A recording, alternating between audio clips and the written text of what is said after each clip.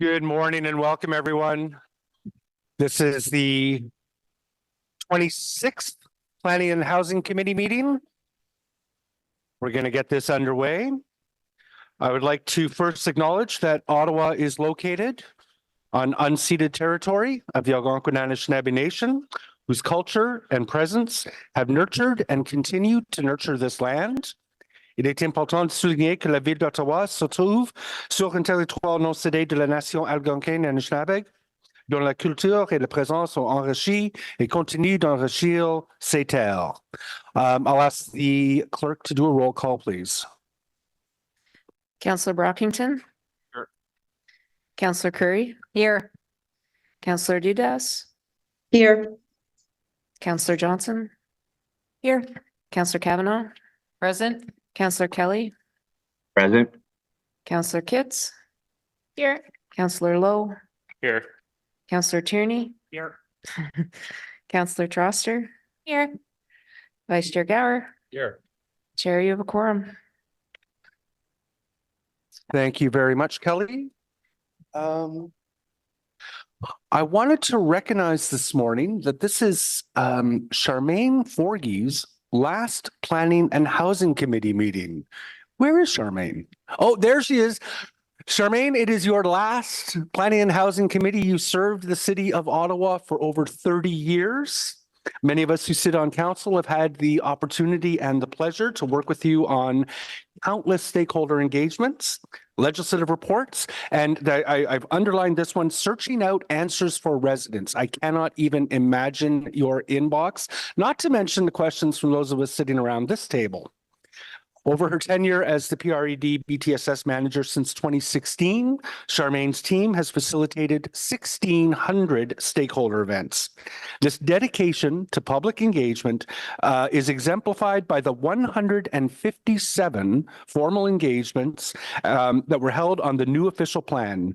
Charmaine committed to reaching 11 traditionally underrepresented equity and inclusion groups in the consultation process, which resulted in, get this, 142,296 engagement interactions with residents, a massive feat. Just over 2,500 planning, real estate, and economic development led reports have flowed through Charmaine's team since 2016, many of which obviously have been tabled here at PHC. Other major projects that Charmaine has led supported were Lansdowne 2.0, Bill 109, the community benefits charges, new zoning bylaw, creation for employee engagement survey, the TMP Part 1, the DC bylaw update, Indigenous relations and engagement, and the Rural Summit.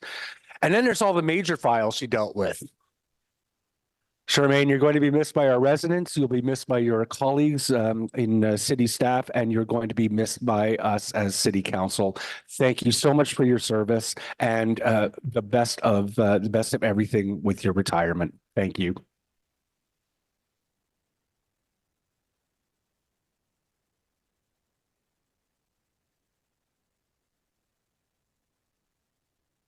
So this is a public meeting to consider the proposed comprehensive official plan and zoning bylaw amendments listed as items 5.1 to 5.5 and 5.8 on today's agenda. For the items just mentioned, only those who make oral submissions today or written submissions before the amendments are adopted may appeal the matter to the Ontario Land Tribunal. In addition, the applicant may appeal the matter to the Ontario Land Tribunal if council does not adopt an amendment within 90 days of receipt of the application for a zoning bylaw amendment and 120 days for an official plan amendment. To submit written comments on these amendments prior to their consideration by City Council on April the 3rd, 2024, please email or call the committee or councillor coordinator. Are there any declarations of interest today? No one were filed. Nope. Are the minutes of our meeting 23, Wednesday, February 28th, 24, sorry? Oh, I'm sorry. There is a declaration of interest. Councillor Johnson. I, Councillor Lane Johnson, declare a potential deemed indirect pecuniary interest on the following items on the Planning and Housing Committee agenda of March 27th, 2024. 5.3 zoning bylaw amendment 112 and 134 Nelson Street, as my spouse has a financial relationship with the owners of the properties.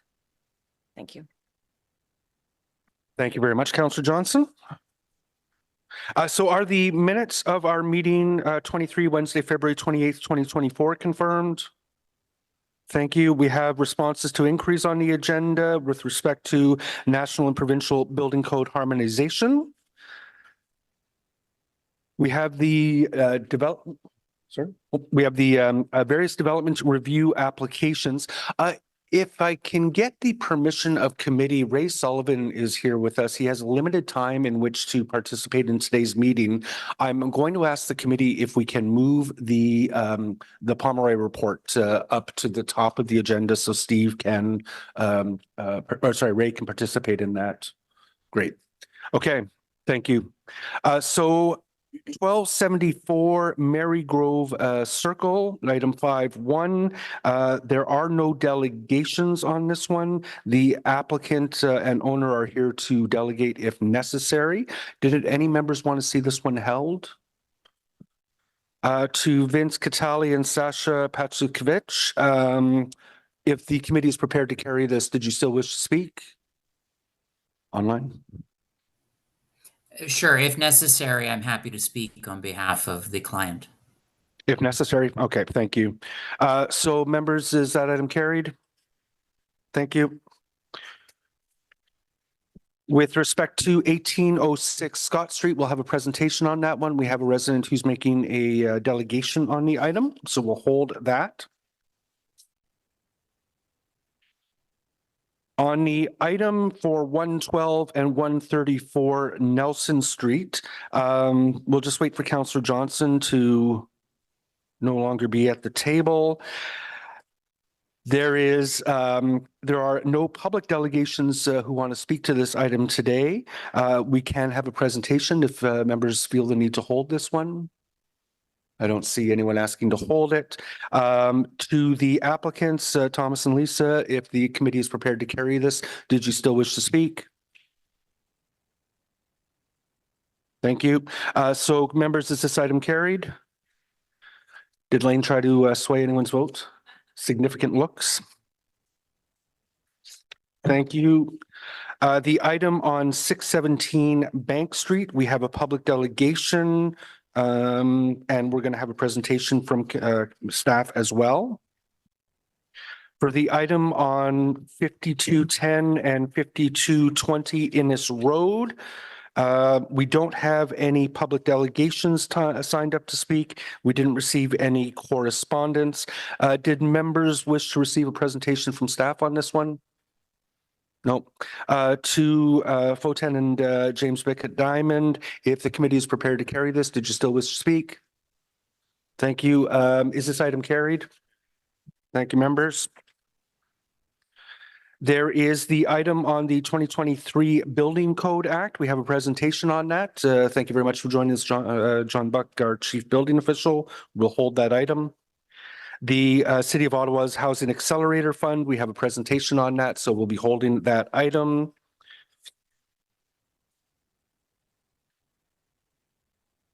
On the Development Review Legacy File Official Plan Amendments, we're going to hold that one. A couple of the items, there are delegations, I believe, who wish to speak to one of the items that's within that sort of omnibus. And there is, I believe, a presentation that we'll be getting from staff, so we'll hold that one.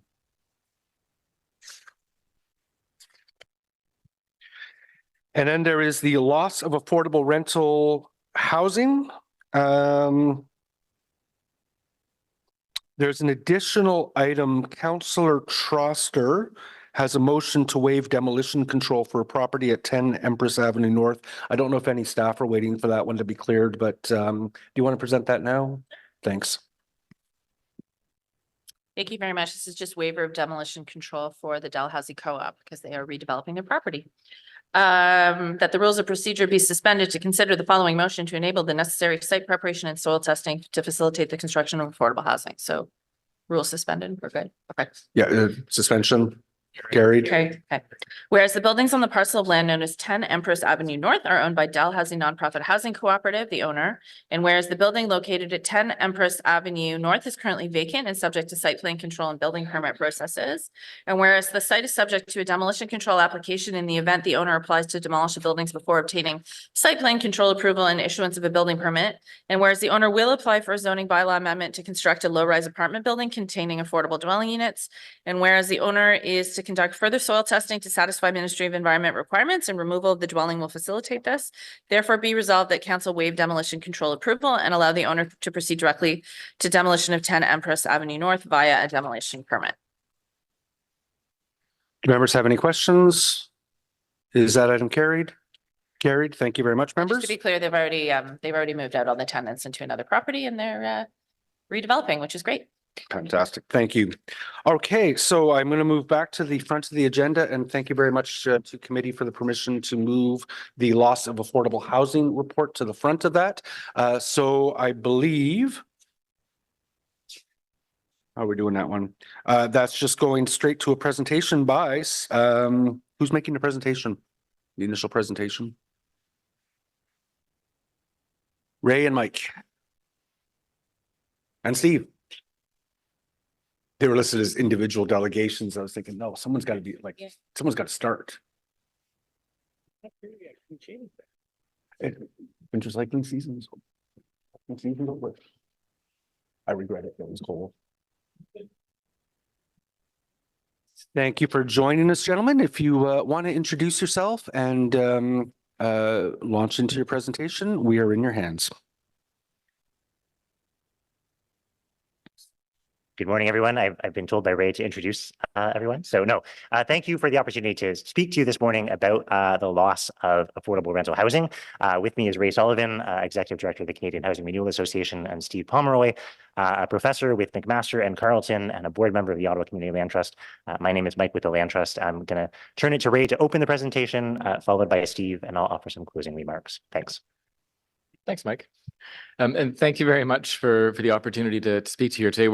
We're here to present some research related to housing and to focus on the dynamic of the loss of affordable rental housing, particularly in the private market, but also one of the solutions that helps us protect that stock, but also increase the supply of community housing. So I'm Ray Sullivan. If we can go to the next slide, please. I'm Ray Sullivan. I am the lucky person who gets to be the Executive Director of the Canadian Housing and Renewal Association. We are the national association that represents community housing, and the core of our members are public, nonprofit, and co-op housing providers, but also municipalities, including the City of Ottawa. And I'm very proud to say that the City of Ottawa shows its continued leadership by being a member and being plugged in. And I love talking to municipal governments about housing, sometimes different from federal and provincial governments, because municipal governments get it. You know, you are the level of government where the rubber hits the road, and you see the impact that it's having in our communities. So some of the context, as you well know, there has been a building housing crisis for 30 to 40 years. You know, decisions by past and current governments that have contributed to this, and it is a structural issue that is causing great harm in our communities. You might have also seen, as I did, the headline in the newspaper this morning that a senior official at the Bank of Canada was saying it is time to pull the alarm on productivity in Canada. So Canada's economic productivity has been lagging our peer countries and continuing to decline year after year. And that's important because productivity, per capita GDP, speaks directly to our standard of living and our quality of life as Canadians. Next slide, please. There is a growing consensus that one of the solutions to these problems is to double the supply of community housing across the country and in all of our communities. And, you know, it's not just CHRA saying this. You know, the Scotiabank came out with a report just over a year ago saying exactly the same thing. The National Housing Accord.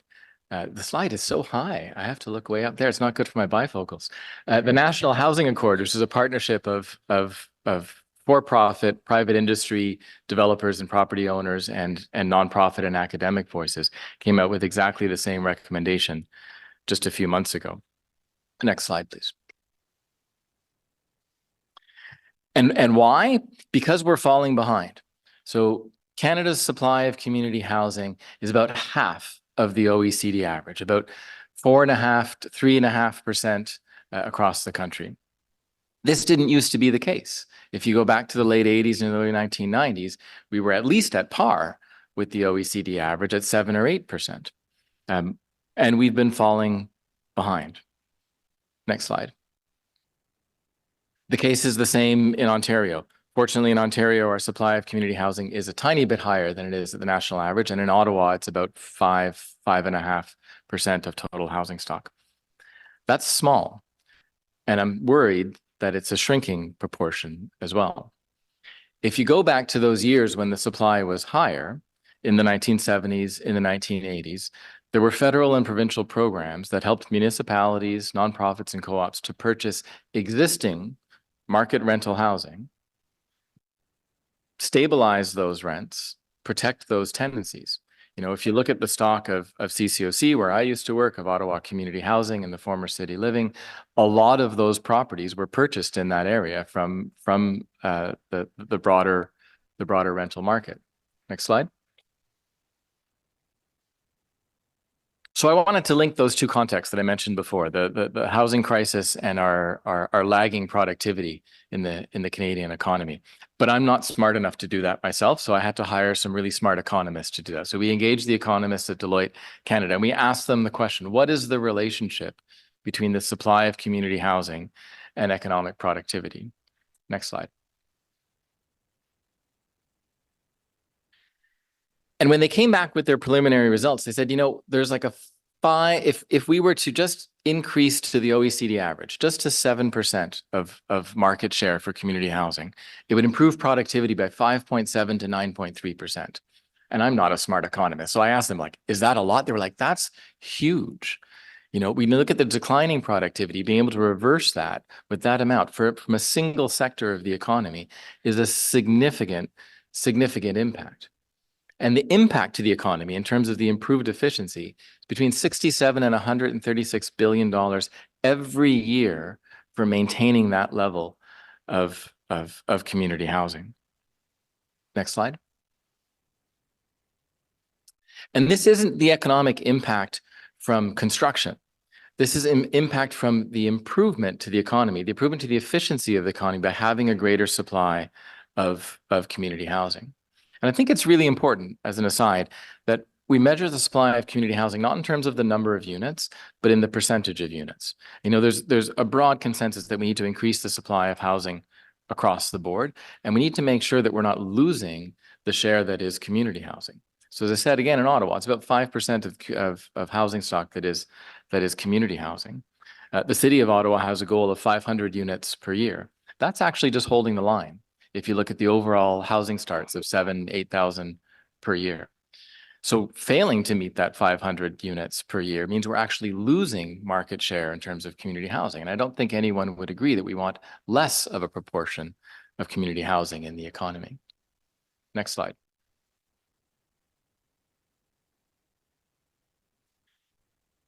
So one of the ways that we do this certainly is by new construction, and we need to increase the new supply of community housing. But the other way that we can do it is through the acquisition of existing housing, the way that it's been done in past ways to accelerate that market share.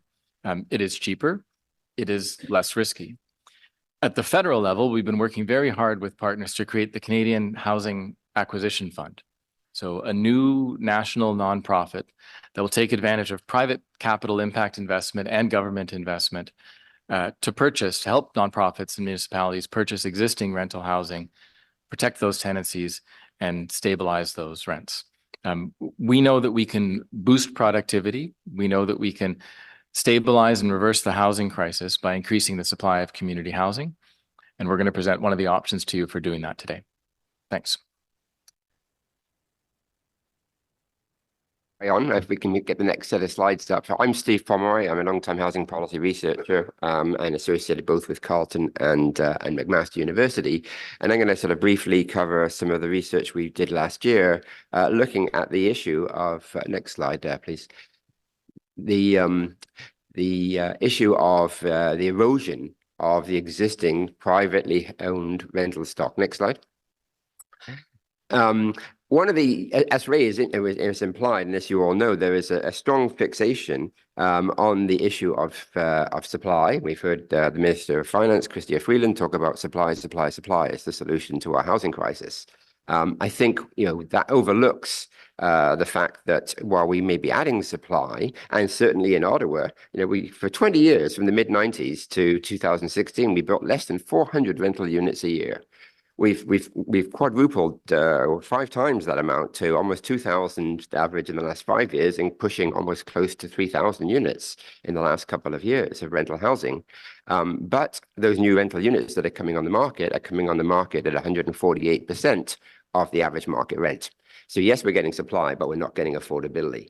The affordable stock is the stuff we built in the 60s, the 70s, the older stuff. And so it's much more cost effective if we can figure out how to preserve that existing stock. Next slide.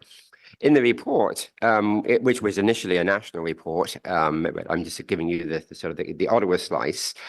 We basically took census data from 2011, 16, 21. How many units were there that were under 750? How many were under 1,000? And I did move to the 1,000 one because when I had done this initially in 2000, using 2016 data, we focused on under 750. When I looked at 2016 to 2021, things got much better. We weren't losing as much.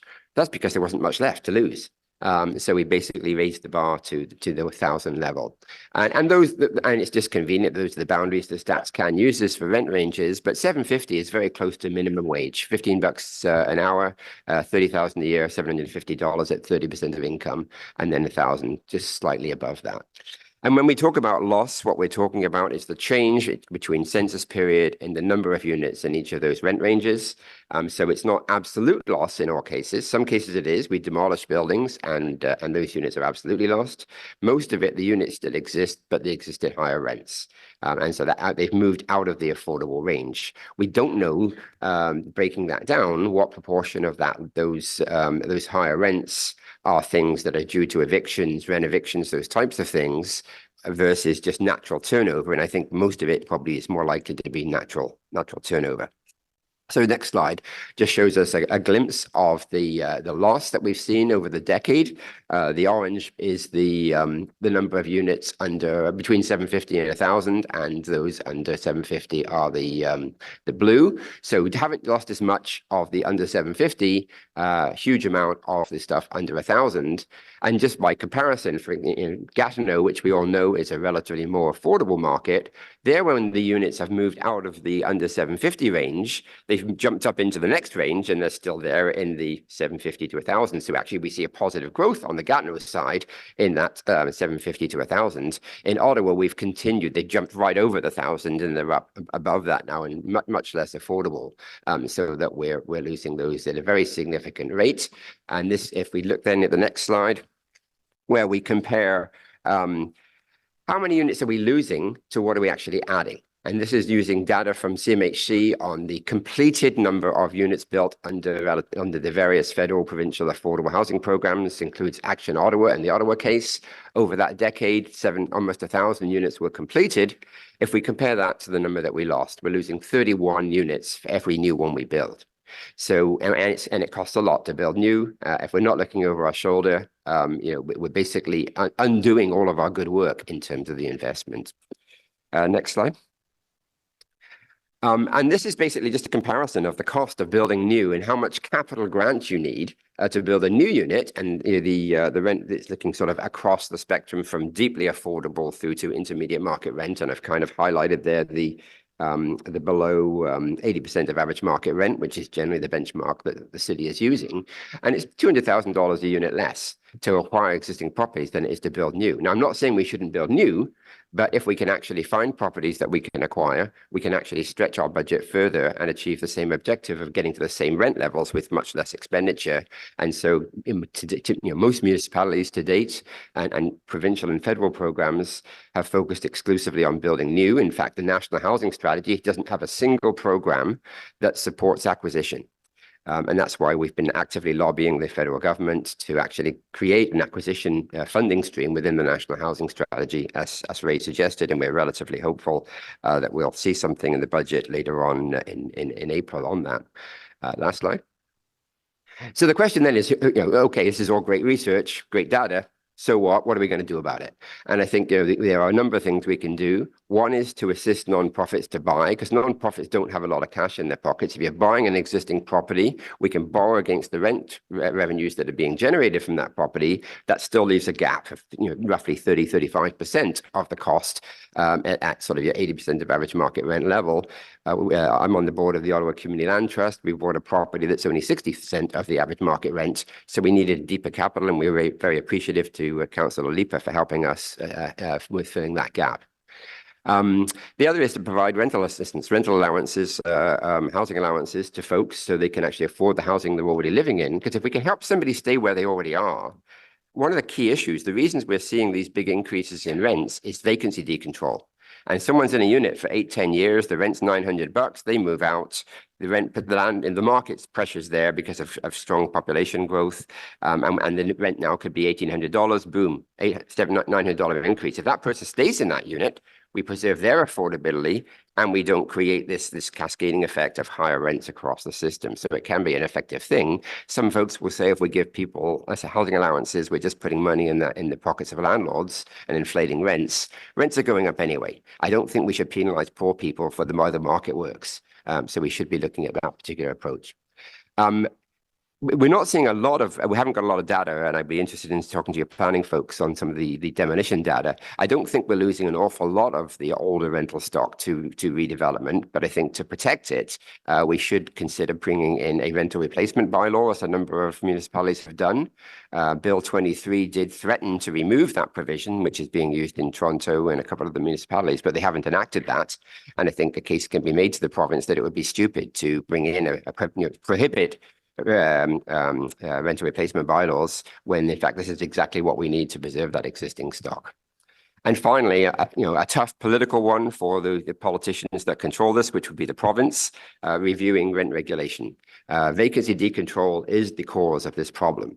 And if we've got financialization, purchases of assets, all facilitated by massive growth in rents. Rents go up massively because vacancy decontrol lets them. I'm not saying we should not have any increases, but we should, in the same way that we provide a cap on how much rents can go up for sitting tenants, maybe there should be a limit on how much rents can go up on vacancies, because we're seeing 14, 16, 18% increases on turnover. And that's just untenable for new tenants trying to find that particular unit. It's a tough job advocating to the province to do that. I don't think you'll have very many sympathetic ears. But at the end of the day, renters are a third of the population. That's a big constituency to mount a campaign to actually get rent change in this country. So I'll leave it there. Thank you very much. Thanks, Steve. And just a few last thoughts. I think specifically focusing around this idea of preservation and acquisition. I think this council in particular has already moved the dial by launching a number of new initiatives and programs in the time that you've been in council. And I think, one really big remaining piece to kind of address is that trend that Steve and Ray have spoken about, and that is the loss of rental housing. And really one of the concrete ways to step in to intervene in that is to provide funding to help preserve and acquire some of these so that they can be retained under community hands as affordable in perpetuity. And I think we've heard about some of the benefits of doing that. We know it's a cost-effective approach to growing the stock of community housing, which we heard has an economic value. It's fast. I think by preserving affordable housing, including housing that is tenanted, we are minimizing the fear of displacement. And I think sometimes the comment that we hear is, but we're not adding new units because those folks already have housing.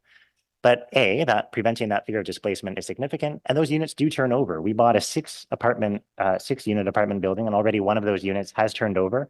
We've drawn somebody from the centralized wait list to fill that. So we are adding new stock in that sense as well. We know that we're retaining neighborhoods for everyone with a mix of housing options. I think there is this spillover effect, nonprofits and co-ops that can acquire and build these assets into their balance sheet, have greater flexibility for renewal and the development of new supply. Predictability, I think, is really key. When a seller has an interest in selling to an organization like a land trust or a nonprofit or co-op, if they know that the municipal government or other governments are a partner, I think that assures them that a sale can close, and that's really valuable. I just want to return for a moment to this notion of preservation as a cost-effective approach also for governments. I don't think that, folks are necessarily looking for funds for an entire acquisition price. We know that a combination of debt and equity are required to acquire properties while maintaining affordable rents and keeping the buildings in good repair. Now, in some cases where the rents are high enough, impact investment, private impact investment can be enough to bridge the equity gap, right? If you're only paying interest on a loan, we can make that work. But in many cases, because of lower rents, and that's really what we're talking about, the property's cash flow is insufficient to cover the interest associated with that. And that's where grants are required.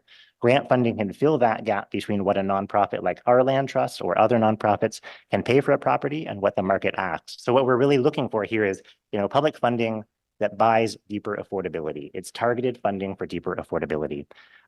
We have lots that we can learn from the City of Toronto's MIRA program, the province of BC's Rental Protection Fund. For sure, it's a different scale, 500 million buying 2,000 units, but they worked out a process that I think we can learn from.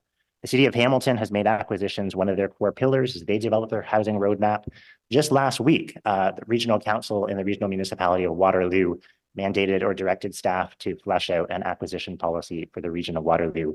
We know there's lots of tools that we can draw from, and I think it's time, it's part of our 10-year plan to add this into our housing policy and program toolkit in Ottawa.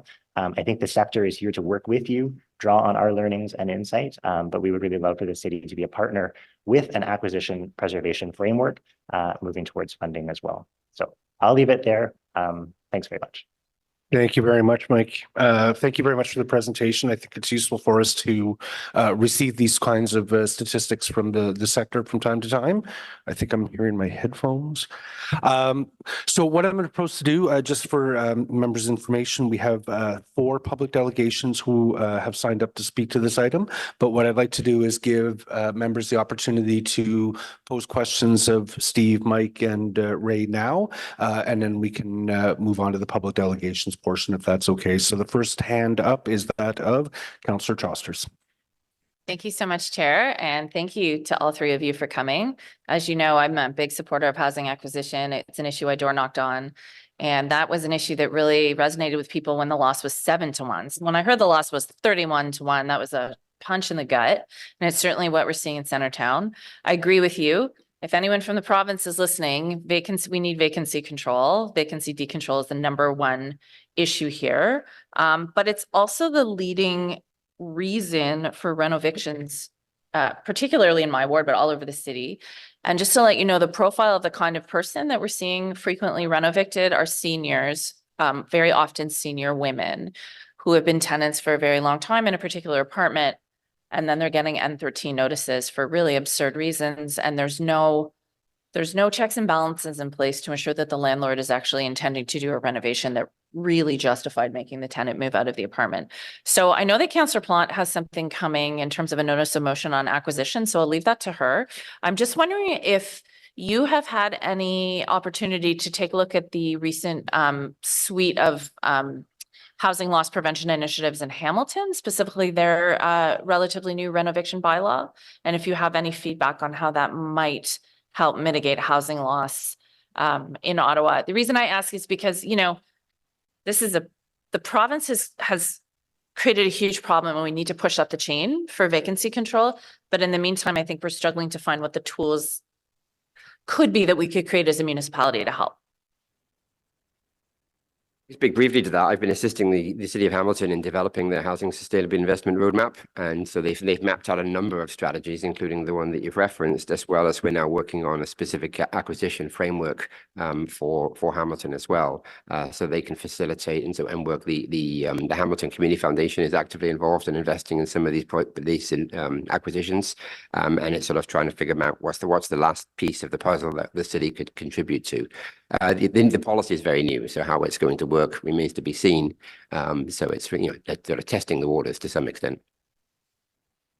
And just so folks know, the basis of the Hamilton renovation bylaw is that landlords who want to renovict a tenant have to apply first for a permit that they have to pay for, that proves that the extent of the renovations that they're doing would actually justify removing the tenant from that home. So just so folks know, I am working on a notice of motion to bring it next planning because there's so many city departments involved with this process. But I think we've landed on a place where staff are happy to ask the city to take a close look at what Hamilton was able to do and see how we might be able to replicate something similar here. So thank you so much. So I'm also really happy to hear that you're working on a national acquisition fund. When I worked at Federation of Canadian Municipalities, I mean, had been pushing for years for funding for national acquisition fund. So do you have any good news about partnership with the feds on this? Like, do you have any insight into what we might see in the next budget? I imagine you don't. I think there is a good chance that there will be an announcement in the next couple of weeks from the federal government. I'm optimistic that this is the case, which means that this is a good opportunity for other orders of government to stack on top of those kinds of investments. And we're going to see, and Mike mentioned the MURA program in the City of Toronto and the Rental Protection Fund in British Columbia. In a national context, those jurisdictions that have those funds in place will be able to take greater advantage of any kind of federal investment. So this is a good time for the City of Ottawa to consider how it can contribute, and you'll get, 3 times as much out of your investment if there's other orders of government kicking in as well. Thank you so much. And I'll just say that as someone who's done a lot of work with newcomers, some of the original the way that CCOC housing got started was through acquisitions. And I was able to help place a newcomer family in a beautiful triplex in downtown Ottawa that they're paying only $1,600 a month for a 3.5-bedroom apartment. And this is 2 newcomers who are both working full time, and they're able to live and work in walking distance from their home. And in terms of economic prosperity, I mean, it's been of enormous benefit to them and to our community. And so I keep saying that, housing acquisition can help preserve that middle stock. So it's not a subsidized $300 apartment, but it's also not a $3,000 apartment. It's that middle level that I look at rental listings all the time, and I'm not seeing anything lower than $2,000 anymore. So anyway, thank you very much. I really appreciate your work. It's 31 to 1 is such a shocking number, and we have to stop the bleeding somehow. So thank you. Thank you, Councillor Troster. Councillor Plante. Oui, merci beaucoup. So when we talk a lot about this 31 to 1, can you actually break that down for me? What does that mean, 31 to 1? And what is the pricing that entails? So that refers to the slide I had there, where we over that decade, we actually created 978 new affordable units under the various affordable housing programs. And we compare that to the number, almost 30,000, 31,000 units that were lost, divide 1,000 into 31,000. It's easier math, and you get 31. And so it's the reduction in the number of units under 1,000 compared to the number that we've added. You guys are about to launch the community bond program and raising some capital for the Ottawa Community Land Trust. Can you describe this program and the objectives behind it? Yeah, sure. So I think, as I mentioned, I think there's multiple forms of capital that can contribute to the preservation or acquisition of affordable housing. We know that impact investors want to participate in this space. I think, there are a lot of folks who are looking for a small return, but I think in addition to that kind of economic return, would be content to know that they're contributing to some kind of a community benefit. So we're launching a community bond program called Housing Forever Bonds, inviting folks in the community to make investments over a particular term. It's much like a GIC, between 3 and 7 years, earning up to 4.5%, but allowing us to kind of begin to capitalize a fund that we would have available so that we can respond quickly if a particular opportunity arises. We have that capital, and that capital for us would be not only low interest, but likely interest only. And so as I mentioned, for some properties, servicing a debt simply with interest may be sufficient for us to make the financing work. In others, I think we need to layer on other pieces. So what we're trying to do, I think, is build a toolkit, and the community bond is a part of that. And the community bond, I think, also represents, the community coming together.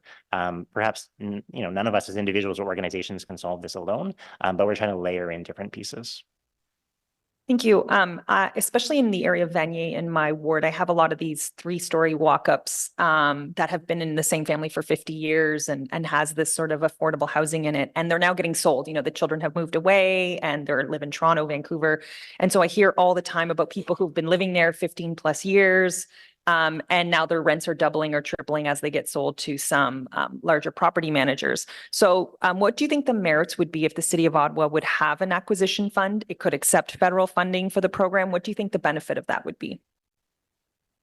I mean, one of the interesting things with the property we actually bought on Kirkwood was being sold by a family interest, and it just turned out that many of the tenants were actually relatives of the family, and they were very, very happy to see the land trust come along and make an offer, because they felt that their friends and relatives would be protected. And so I think if we can educate the sector about the land trust and what we're trying to do, and encourage existing property owners, rather than listing it with a realtor, to basically do a private sale to the foundation, the land trust, and that would sort of bypass that piece and make sure we get to it in a sort of a less competitive way, if they're inclined to want to sort of they've been mom and pop landlords, they've known those tenants for years, and they do have a sympathy for protecting them. So I think there's an opportunity there for us to do that. So having the fund in place will allow us to do that. Thank you. I just wanted to add that, every time a rental property changes hands in the private market, those tenancies are at risk. It's 1 month after the property is sold that suddenly a letter appears saying, oh, my daughter wants to move into that apartment, so you need to vacate. And then 2 months later, it's listed at double the rent, on Kijiji or wherever. I was meeting earlier this week with a large national real estate company that specializes in multifamily commercial properties. The acquisition price per unit was about 50 to 60% of what it would take to build those apartments new. And all of the listings included a little note on the upside. So the upside means how much you can increase your rental revenue by turning those apartments over. And there are some socially responsible property owners and landlords who might buy those properties, but there are some others, who might be looking to rapidly increase the value of their asset by quickly evicting grandma, who's lived there for 25 years, so that they can double the rent on turnover. So every time a property changes hands, those tenancies are at risk. And that's the security that we need to provide by changing those properties over to nonprofit and co-op ownership. And that's why the vacancy decontrol piece is so important, because what's happening is that the vendors of those properties are valuing the property based on the potential rent if you did that 80% uplift. And then that makes it very difficult for us to buy it, because they've massively overpriced the property. If we were able to suppress the asking price by not having the vacancy decontrol piece in there, it would be much more affordable for us to acquire those properties. Yeah, and my final question, and this may seem obvious, but I would like to hear you articulate it, is why is it important in this context to have these kind of mixed developments where we have renters and owners, and some are affordable, some are maybe new and more expensive? Why is that important to a community, to have that sort of makeup in a community? Well, I think, if we look at the existing stock, when you buy a property, the people that are in it are the people that are in it. And they are from all walks of life, of all incomes. So there is a natural mix that occurs. And so we're not trying to force income mix. We just acquire an income mixed property. And some of the rents are high. I mean, the property we bought, one of the rents is 1,400, one of the rents is 600. And so there's a real mix in this. So I think it does help to preserve that mix that's already in the community. I'll just add one point, and that is, I think even when we talk about renting units at 1,000 or less, I think in this market, some folks are like 1,000 is just completely unrealistic. But if we look at folks who are, even working full time but earning minimum wage salaries, and we hold to this idea that we shouldn't spend more than 30% of our revenue on our housing, that is all you can afford. And so I think what we're talking about is just ensuring neighborhoods that have housing for the folks that are working at our stores, that are teaching at our schools. It's really ensuring a mix that represents the people that are part of our everyday life. Yeah. Merci beaucoup. Councillor Kavanaugh? Thank you very much, and appreciate all the information you're giving us today. In terms of what we can do as a city, how can we encourage acquisitions? Is there things that we should be doing? You probably are aware that Ottawa Community Housing was able to do one on their own, 311 units purchased from Minto. So it's preserving those units, and it's worked out well for everyone. We'd like to do more, but is there something that the city should be doing to encourage those kind of acquisitions, small or large?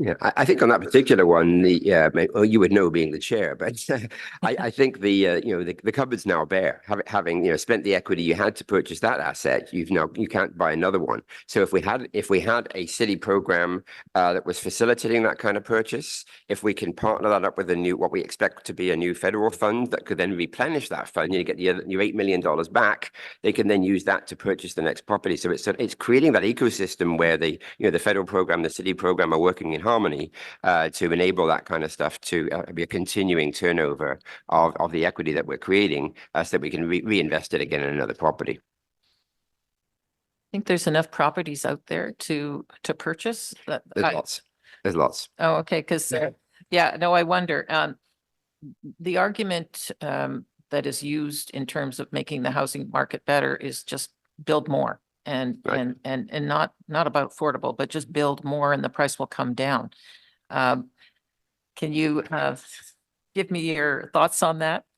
Well, yeah, absolutely. I mean, any supply of rental housing will contribute to increasing the vacancy rate, and high vacancy rates reduce the potential for landlords to raise rents a lot. So in the long run, if you build a lot, I mean, I think certainly CMHC's ambition of 5.8 million homes over the next 10 years, I mean, that's massively, massively overbuilding the housing system. And it's a theoretical analysis that says if they built 5.8 million, they will certainly drive prices very low. The reality is the market doesn't work that way. If they can't absorb, sell the properties, if they can't get tenants for them, they won't build them. So I think there's a fallacy in that particular expectation. Having said that, I think there's a unique opportunity here, and the Minto one is a great example because the REITs used to just buy existing assets because it was less risky. They already had cash flows coming in. In the last few years, they started pivoting to building new supply. Mainly because new supply comes at higher rents, they don't have rent controls, and there's some beneficial things for them in their investment point of view. In order to build new supply, they need money. The best way for them to get money is to sell their existing assets. So they are a natural partner, and certainly the work that's being done on the National Acquisition Fund has involved conversations with the REITs across the country, and they've basically said they have as many as 40,000 units they could flip into a non-profit fund within a couple of years. So I think it is a unique opportunity. We get the best of both worlds. They build the new units, admittedly at high rents, but we get the leftovers, as it were, but we can preserve those low rents. There was an interesting statistic lately about investment properties and the percentage of properties that are actually been purchased for investment, i.e. they're renting them out. Yes.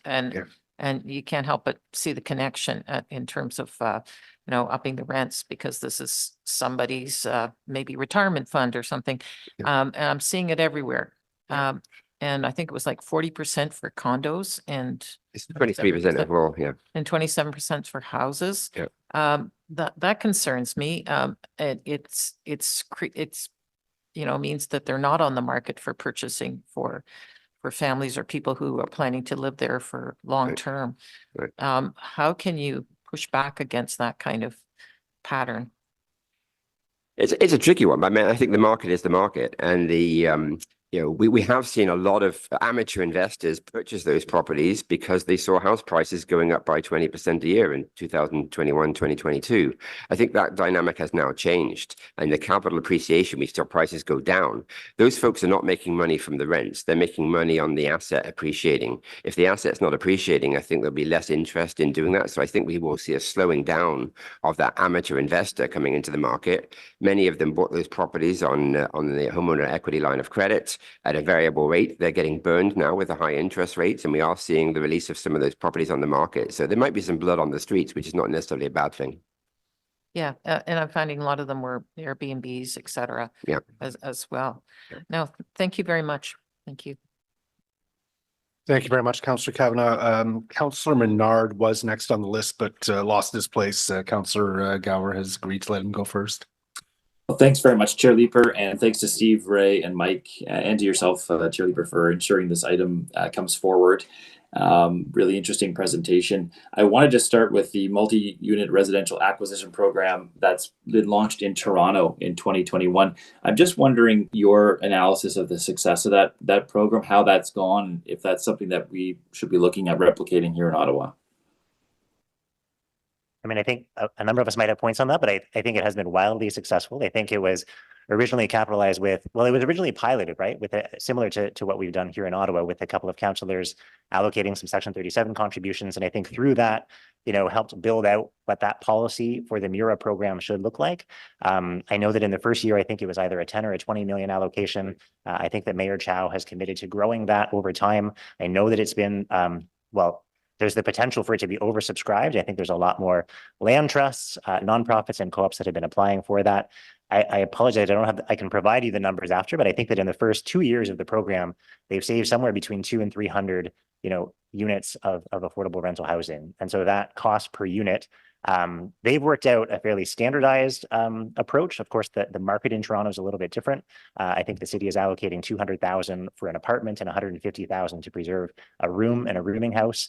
But I think the final point is, they've fleshed out a process that allows for organizations to pre-qualify, because I do think the funds need to be held by organizations that have the capacity to demonstrate the ability to purchase.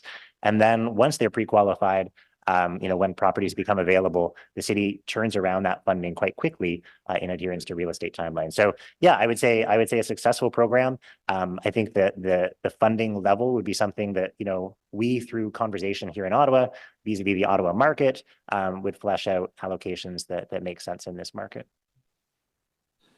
Thank you very much. That's very helpful to hear. I'm wondering about the new funding that we added to our capital budget for affordable housing. Obviously, an improvement to see that funding come forward. I'm wondering in the future, that was kind of a one-time fund, but we're hoping, I think, to make that more permanent going forward and increase it. But is there other, is that the best way to spend those funds, I suppose? Or should we be moving as part of some of those maybe new funds that come online to have an acquisition fund? Just to say that those funds that we added, the 15 million last term, and then doubling that this term last year, that's for new builds, capital builds. But maybe is there some recommendations you'd have of how to kind of spend that money overall, if an acquisition fund might make sense as part of that spending? I think on that one, Sean, you do want to have both. I think it would be nice if there was a carve up, maybe 20% of the total capital budget towards acquisitions. But also, as in developing an acquisition policy, there are other ways to do it rather than just giving cash. Certainly, providing a revenue guarantee in the form of a rent supplement contract on the properties gives us a higher revenue that we can then leverage a bigger loan, and therefore we need less grant. And also potentially a exemption from property tax, which also would free up net operating income to increase borrowing as well. So you don't just need to be on the capital side. You could actually facilitate this with a comprehensive program that had a bit of grant and a bit of this other kind of assistance as well. Okay, that's very helpful practical information as well. My last question is around kind of that hole at the bottom of the bucket. And that if we don't plug that hole, then the money that we're investing in affordable housing doesn't make a big impact. And we hear it a lot because the rhetoric is really around market supply all the time. And this committee has done a great job of approving almost everything that comes in front of it. And market supply, we've been increasing it here in Ottawa over and over again. It also puts pressure because often developers will come and say that they want to expand the urban boundary in the name of supply. It also is harder, I guess, reduces some of our ability to get some quality of life improvements for new and existing residents or tenants in the future. Because there's just such a push to just say, approve what's in front of you and don't dilly-dally. We're seeing a lot of those approvals sit on the sidelines. They're not getting built, but they've got approvals for their site plan is in, they've got approvals in the zoning, but they're not building. And so I'm just wondering on the supply market side, what do we need to do to make sure that what we're investing in isn't just throwing money away, that we're investing in affordable housing that's going to make a difference? How do you do that when you've got this supply argument there that's just about building market supply and doesn't really focus on, I think, where we're seeing these huge holes, which is on the not-for-profit social housing and supportive housing sides of things that we're falling behind on. Thank you, Councillor, and connecting your comments to Councillor Kavanaugh's earlier. I don't believe in the trickle-down theory of housing affordability. I think telling lowest income people in our communities that they have to wait 10 years for that new supply to have an impact on affordability is unconscionable and irresponsible. The private market is never going to oversupply the housing market. And it's not because they're bad people, they're good people, but that's against their economic interest to do so. So it won't happen. That means that resources have to be focused on where the need is greatest. And the need is greatest in protecting low-income renters. And that's where combining investments in new construction for community housing with acquisitions does the best targeting. Thank you, Chair. Thank you, Councillor Menard. Vice Chair Gower? Thanks, Chair. I think most of my questions were answered, but you bring some solid numbers, and I think there's a good case for acquisitions. And my colleague mentioned OCH's recent acquisition of several hundred homes from Minto. So there is a strong business case for doing this. I guess I don't feel that strong, compelling push from the provincial or federal government to municipalities on acquisitions. Another stat, I guess we have our pipeline report on this agenda, and we only had 358 building permits issued for not-for-profit homes in Ottawa. So we're really not making much of a dent. I think the federal Housing Accelerator Fund will help with that. But if you look at our 10 action items, none of them involve acquisition. The federal government is focused on supply. The provincial government as well. The budget yesterday didn't really touch on affordable housing in a meaningful way for low or moderate income. It was about supply. The federal opposition party doesn't seem focused at all on truly affordable housing. So that's where my concern is that we're being incentivized by the other levels of government to build more, not to acquire, even though there may be a business case. So it's going to be an interesting debate and discussion amongst councillors here as to where we might commit our funds if so that we're not pulling funds away that might help us meet our provincial and federal targets that are tied to significant infrastructure and funding investments to Ottawa. So that'll be the challenge. I hope that National Acquisition Fund comes through in the federal budget next month. That would be certainly a signal from the federal government. Maybe I'll ask this. Are there other barriers? Like, does CMHC have favorable financing for nonprofits to pursue acquisitions? I think I've heard something about a possible tax credit for private owners who are selling. Like, are there other structural things that you're looking at that should happen in Canada to support this? So as Steve highlighted before, all of the programs in the National Housing Strategy specifically exclude acquisitions. So if you were a nonprofit who wanted to purchase a 10-unit building and redevelop it into 100 units, they would only fund 90 because that's the new supply that's there. So it's a big gap, and it's been a bit of a blind spot in not paying attention to the loss of housing. So what we're working on and what we've been advocating for is access to below market loans to supplement that, along with grants, as Mike outlined. That's an important piece of the puzzle for nonprofits and co-ops, but also such measures as a potential partial exemption on capital gains for an owner who wants to sell to a nonprofit to create a little bit of an incentive to do that. When you look at the Rental Protection Fund in BC, that was a $500 million contribution from the provincial government. It is so strongly oversubscribed. It was supposed to be like a 2-year program. They're probably going to be fully committed with the entirety of the funds by the time the summer rolls around. Both on the seller side and on the purchaser side, the demand was much higher than they anticipated. So I think there is an untapped demand here as well. It's a question of accessing those federal loans at low interest rates, and then finding what other kinds of grants we can put together to close the gap. Okay. Thanks, Chair. Thank you. Thank you very much, Vice Chair Gower and Councillor Johnson. Thank you very much, Mr. Chair. So what I really appreciated about the slides today was actually the strike through of the word supply with the replacement of the word construction. And I think that's actually what we should be adopting around council and committee when we're talking about housing needs. Supply is used often interchangeably with construction, when in fact it does mean something completely different. It means the number of affordable or available homes. But we use it to mean construction. And I think that we can lay bare that distinction a little bit better when we're talking about planning and housing, so that we might be able to invite in some of the language around acquisition that perhaps has been hidden by some of the ways that we use the word supply. So I really appreciated that. And I think from, from the FCM perspective, the other sort of expense that is facing municipalities when we're looking at construction as the solution for our housing crisis is the infrastructure component. So we recently released a report that stated that for every new unit of construction, we have to find $106,000 to fund the infrastructure to support that.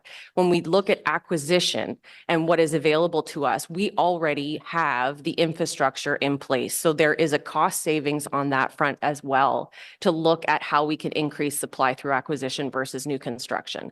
So I think those pieces are really important. Coming up with the new federal budget, I think we also, should be concerned as a municipality about how the federal government is looking at the existing community benefit fund, the gas tax, and how they are also thinking of refocusing some of those dollars to new construction versus other ways that we currently use those available funds for the municipality for maintenance, repair.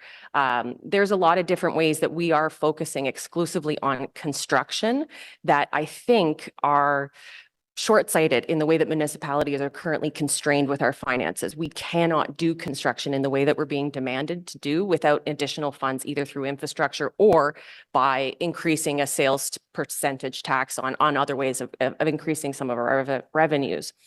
With perhaps the gas tax. So I think there's a lot of moving parts between now and April, and I would encourage my council colleagues to consider speaking to your own MPs about what they're seeing for the federal budget with these other aspects of how we're creating housing.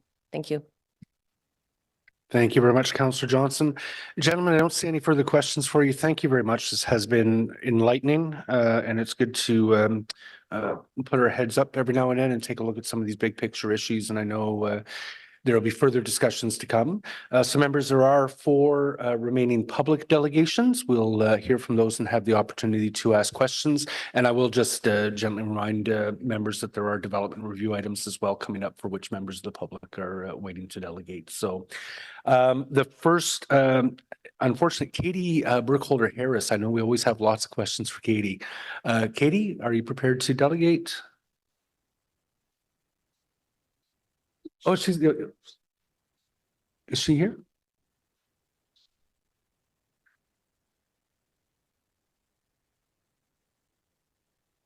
She's just joining us now.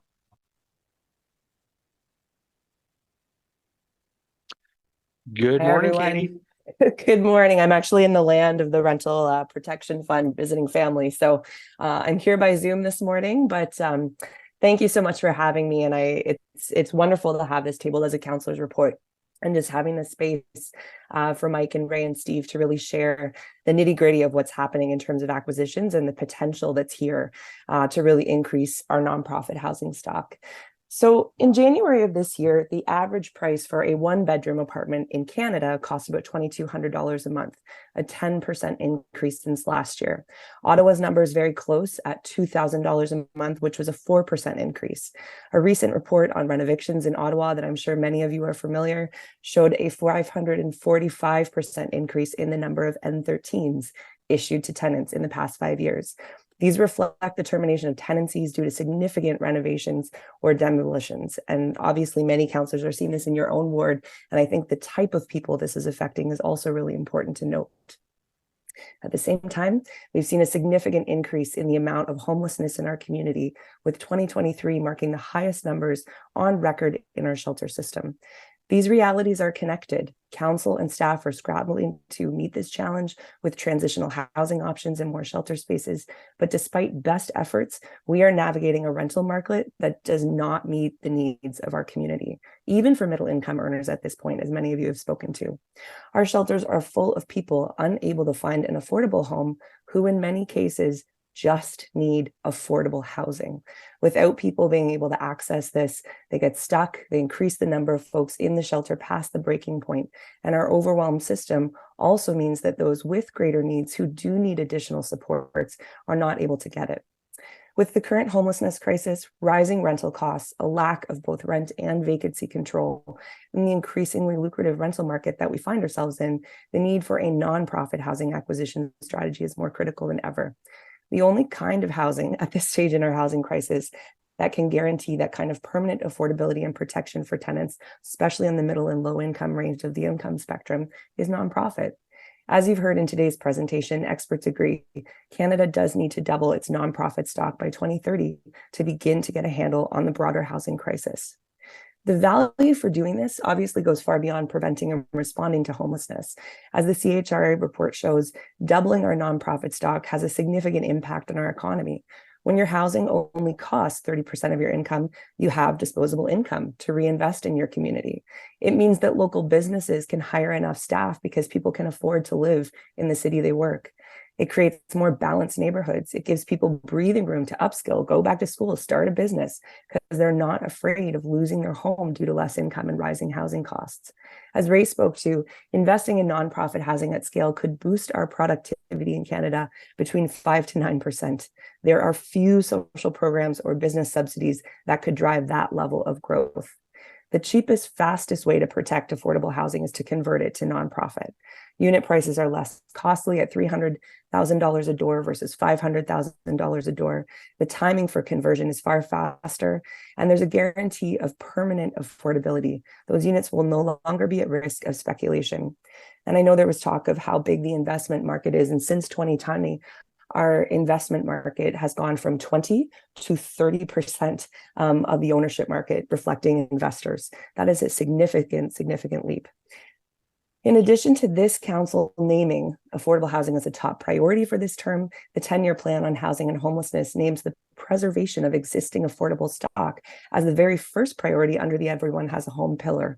Developing a solid acquisition strategy that enables funding to flow towards acquisitions for nonprofits in a timely manner is critical to meeting our 10-year plan goals. There are already great examples of those, of many of you have spoken to this morning, happening in Ottawa.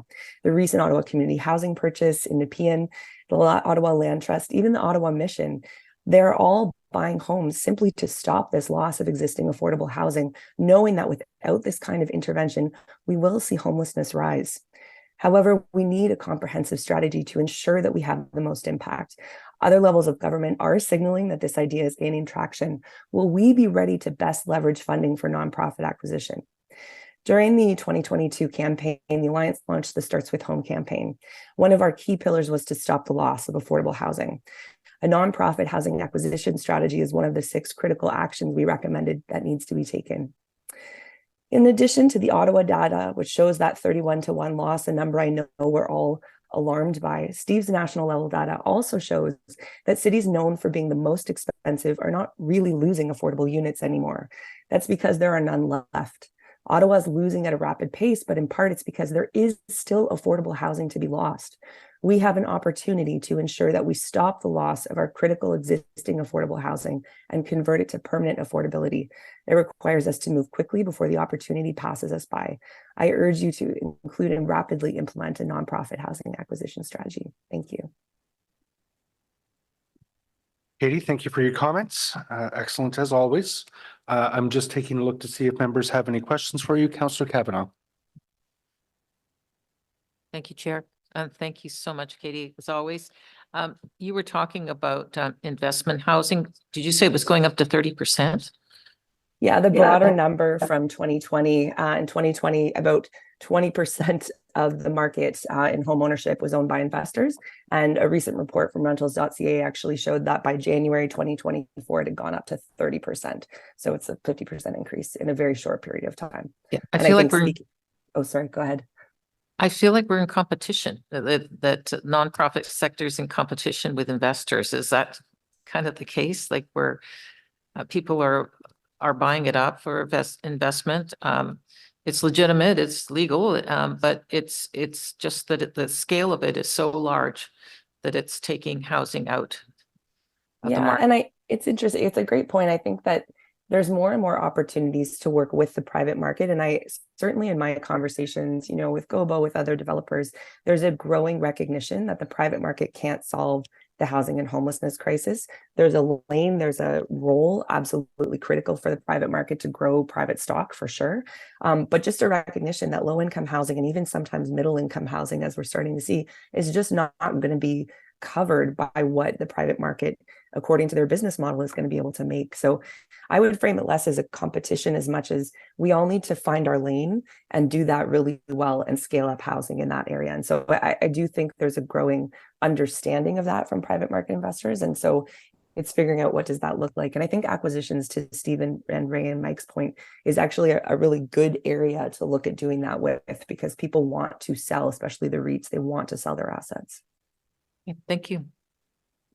Thank you very much, Councillor Plant. I just had a quick question. So when we talk about an acquisition strategy, I remember reading somewhere that Montreal had like a right of first refusal as well on certain properties. Can you describe what that is? And then how would we put that into action if that is something we want to have in our acquisition strategy? Thank you. Did you read my edited version? Because I took it out because it was too long, but it was exactly that. So yeah, Montreal, as you said, the right of first refusal, and actually Gatineau is also exploring this idea. But basically that any property that would be sold that's a residential property that's appropriate, multi-unit obviously, would go to the city first to determine if they wanted to purchase it. And then from there, if they didn't want to purchase it, fine, back on the private market. But otherwise the city would have the opportunity. And what it does is buy time. So the city could, own the property, put up the initial financing. It allows, nonprofits to actually get their financing in order to be able to then buy it from the city. So it's one strategy. The devil is in the details. Like, I think there's got to be a lot of protections around how is that price determined in the first place, land value assessment, all those things need to be incorporated. But it is one mechanism that could absolutely be used. And I should point to as well, the city of New York actually has a list.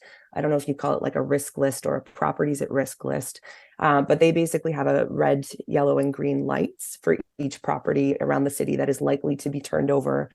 That's low cost housing right now in the private market, but will likely be turned over to higher rents if it's sold. So they're sort of on that in terms of just knowing, okay, we need to pay attention and then look at intervening and potentially purchasing in order to preserve the stock as affordable. And just a quick follow-up on that. What's the legal framework around that? Do we have to ask the province for permission to do that, or is it just something we can do ourselves? Do you know? I don't know. And especially because it's Quebec, I wouldn't be able to have good insight on that one. Sorry. Merci beaucoup. Katie, thank you very much for your comments today. As always, I hope you enjoyed the rest of your time spent with family. We'll move to the next public delegation, which is Douglas Kwan with the Alliance Centre for Tenants Ontario. The Advocacy Centre for Tenants Ontario. Thank you. Thank you, Chair Lieber. Hello, and thank you. Hello and bonjour tout le monde. I'm so pleased to follow Katie, Ray, Mike, and Steve with this conversation about affordable housing. We've all heard in the media about how the landlord and tenant board is dysfunctional. And when it's dysfunctional, we have landlords or investors who are removing their units from the market and turning them into Airbnbs. We have tenants who can't assert their rights and prevent illegal evictions from happening, and also preserve their affordable housing. So a functioning LTB is crucial in this conversation. Next slide, please. So we've heard the problems that are happening now, but I can tell you it hasn't always been that way. In the past, the Landlord Tenant Board was a very functional board. It heard 80,000 applications for hearings every year. There are 44 regional sites spread across the entire province with 8 regional centers, including one in Ottawa. Those locations offered mediation, tenant duty counsel. They scheduled matters in the regions in which they were held, which meant adjudicators were familiar with the housing context in those particular regions, and they could offer immediate service. As well, next slide, please. As well, some of those locations offered rent bank service as well for tenants who had hearings on that day. The regional centers, like the one that existed on Albert Street, heard matters 4 times a week and provide bilingual services for Ottawa residents. They also offered counter service for people who would walk in and have questions about their forms and the process, and didn't leave until, and which was tremendously successful at the time. Next slide, please. However, all that changed. We had the pandemic, all in-person services were taken away. In the fall, in November 2020, Tribunals Ontario determined that they're going to proceed with the remote service model only, even after the pandemic would be finished. And the Ombudsman started its investigation with the delays that were happening at the board and released a report in May 2023. Next slide, please. So I'm going to talk about the current challenges and highlight it very briefly because I think it's well documented in the media and you've heard from your constituents. Next slide. The first challenge has been access to justice. Tenants have had a tremendous difficulty accessing digital hearings, and that's because they lack the broadband capacity to participate. They don't have 2 monitors available to them or a camera in front of them to participate. Their English isn't their first language, nor is French. People with literacy issues, with disabilities have had challenges participating and even logging on to the Zoom format. And a recent study from Deloitte found that the majority of Ontario's renters barely had enough broadband to meet the CRTC minimum standard. Next slide, please. And so what we saw at the LTB every day was the majority of tenants participating by phone and the majority of landlords participating by video. And if you were trying to influence a neutral adjudicator, you're far more likely to be successful when they can see your face instead of a blank screen. As well, for tenants who are trying to participate, they couldn't tell if they were talking to an adjudicator, a mediator, and in some instances, they thought they were talking to a mediator when they were in fact talking to their landlord, and thereby disclosing a lot of their personal information at the time. So it's in effect creating a courthouse where one party is with the judge and the other party is participating in a separate room altogether. Next slide. It also, and what happened was the hearings, because you can only participate virtually, only one person can speak. But you can imagine in issues regarding landlord and tenant matters, it's highly contentious. And so both parties are trying to get their word in because they waited months and sometimes for tenants years to have their hearing. The Ombudsman found that those hearings were chaotic, that people were dropped out of their hearings because they didn't have enough minutes. Next slide, please. Let's see, you have about 1 minute left. Okay, so I'm just going to speed up to the next chart. Thank you. And so as you can see from this chart, when it was in person in 2017 to 2019, the LTB was handling a tremendous number of cases, resolving the majority of cases with about 46 to 47 adjudicators. Fast forward to 2023, they haven't met their typical caseload. They're falling behind on the backlog, and they've tripled the number of adjudicators. And this demonstrates how virtual has been unsuccessful for them. Next slide, please. I'm just going to move to the solutions.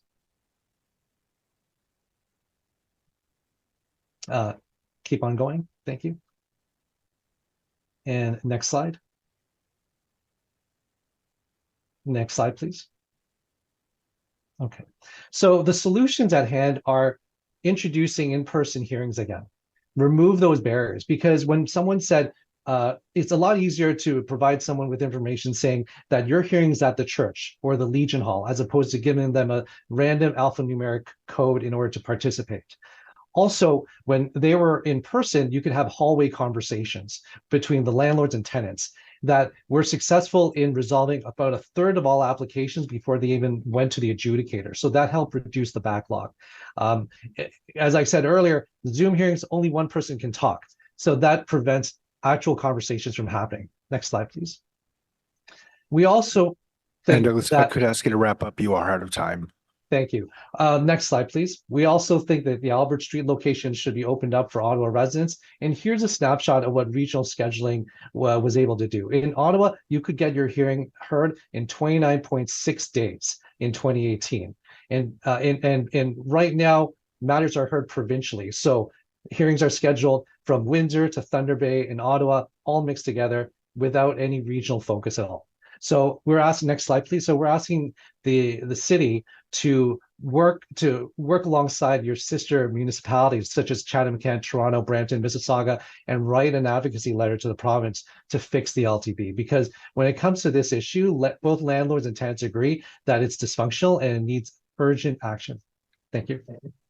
Thank you, Douglas. I know Councillor Plante has a question for you.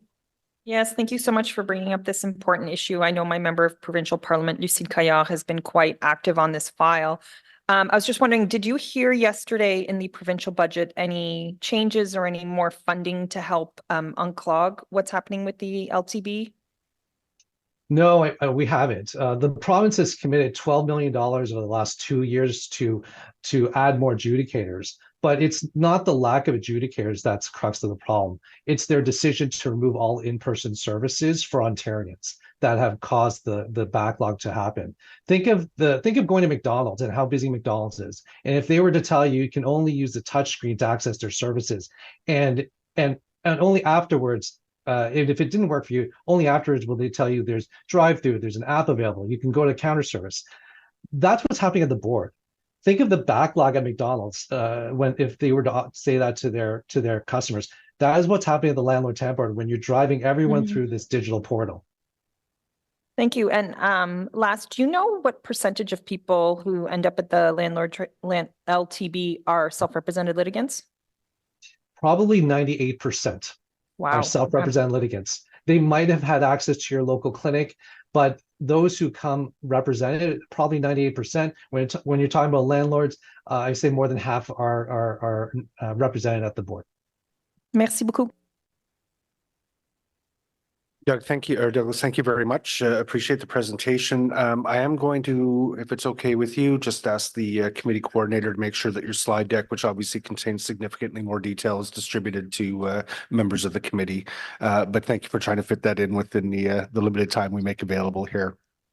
Thank you. Thank you for your time. We have an additional public delegation from Preeti Prabhu.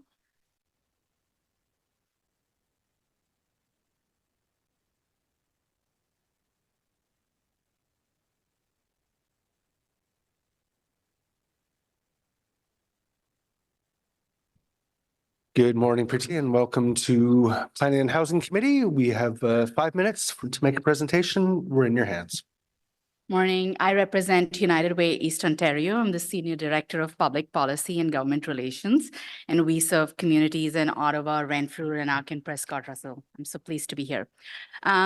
So United Way Centra network across Canada identified housing and homelessness as the top priority in our communities. Why? Because without a roof over your head, it's nearly impossible to take care of your mental health, stay focused at work, or plan for the future.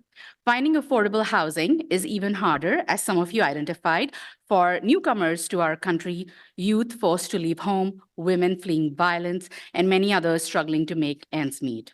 But for many in our city right now, a place to call home is a faraway dream. Ensuring accessible and deeply affordable housing options for residents on low income today is critical in preventing more people from being at the risk of homelessness tomorrow. Preserving the existing affordable rental units is crucial to ensuring supply of affordable and deeply affordable housing.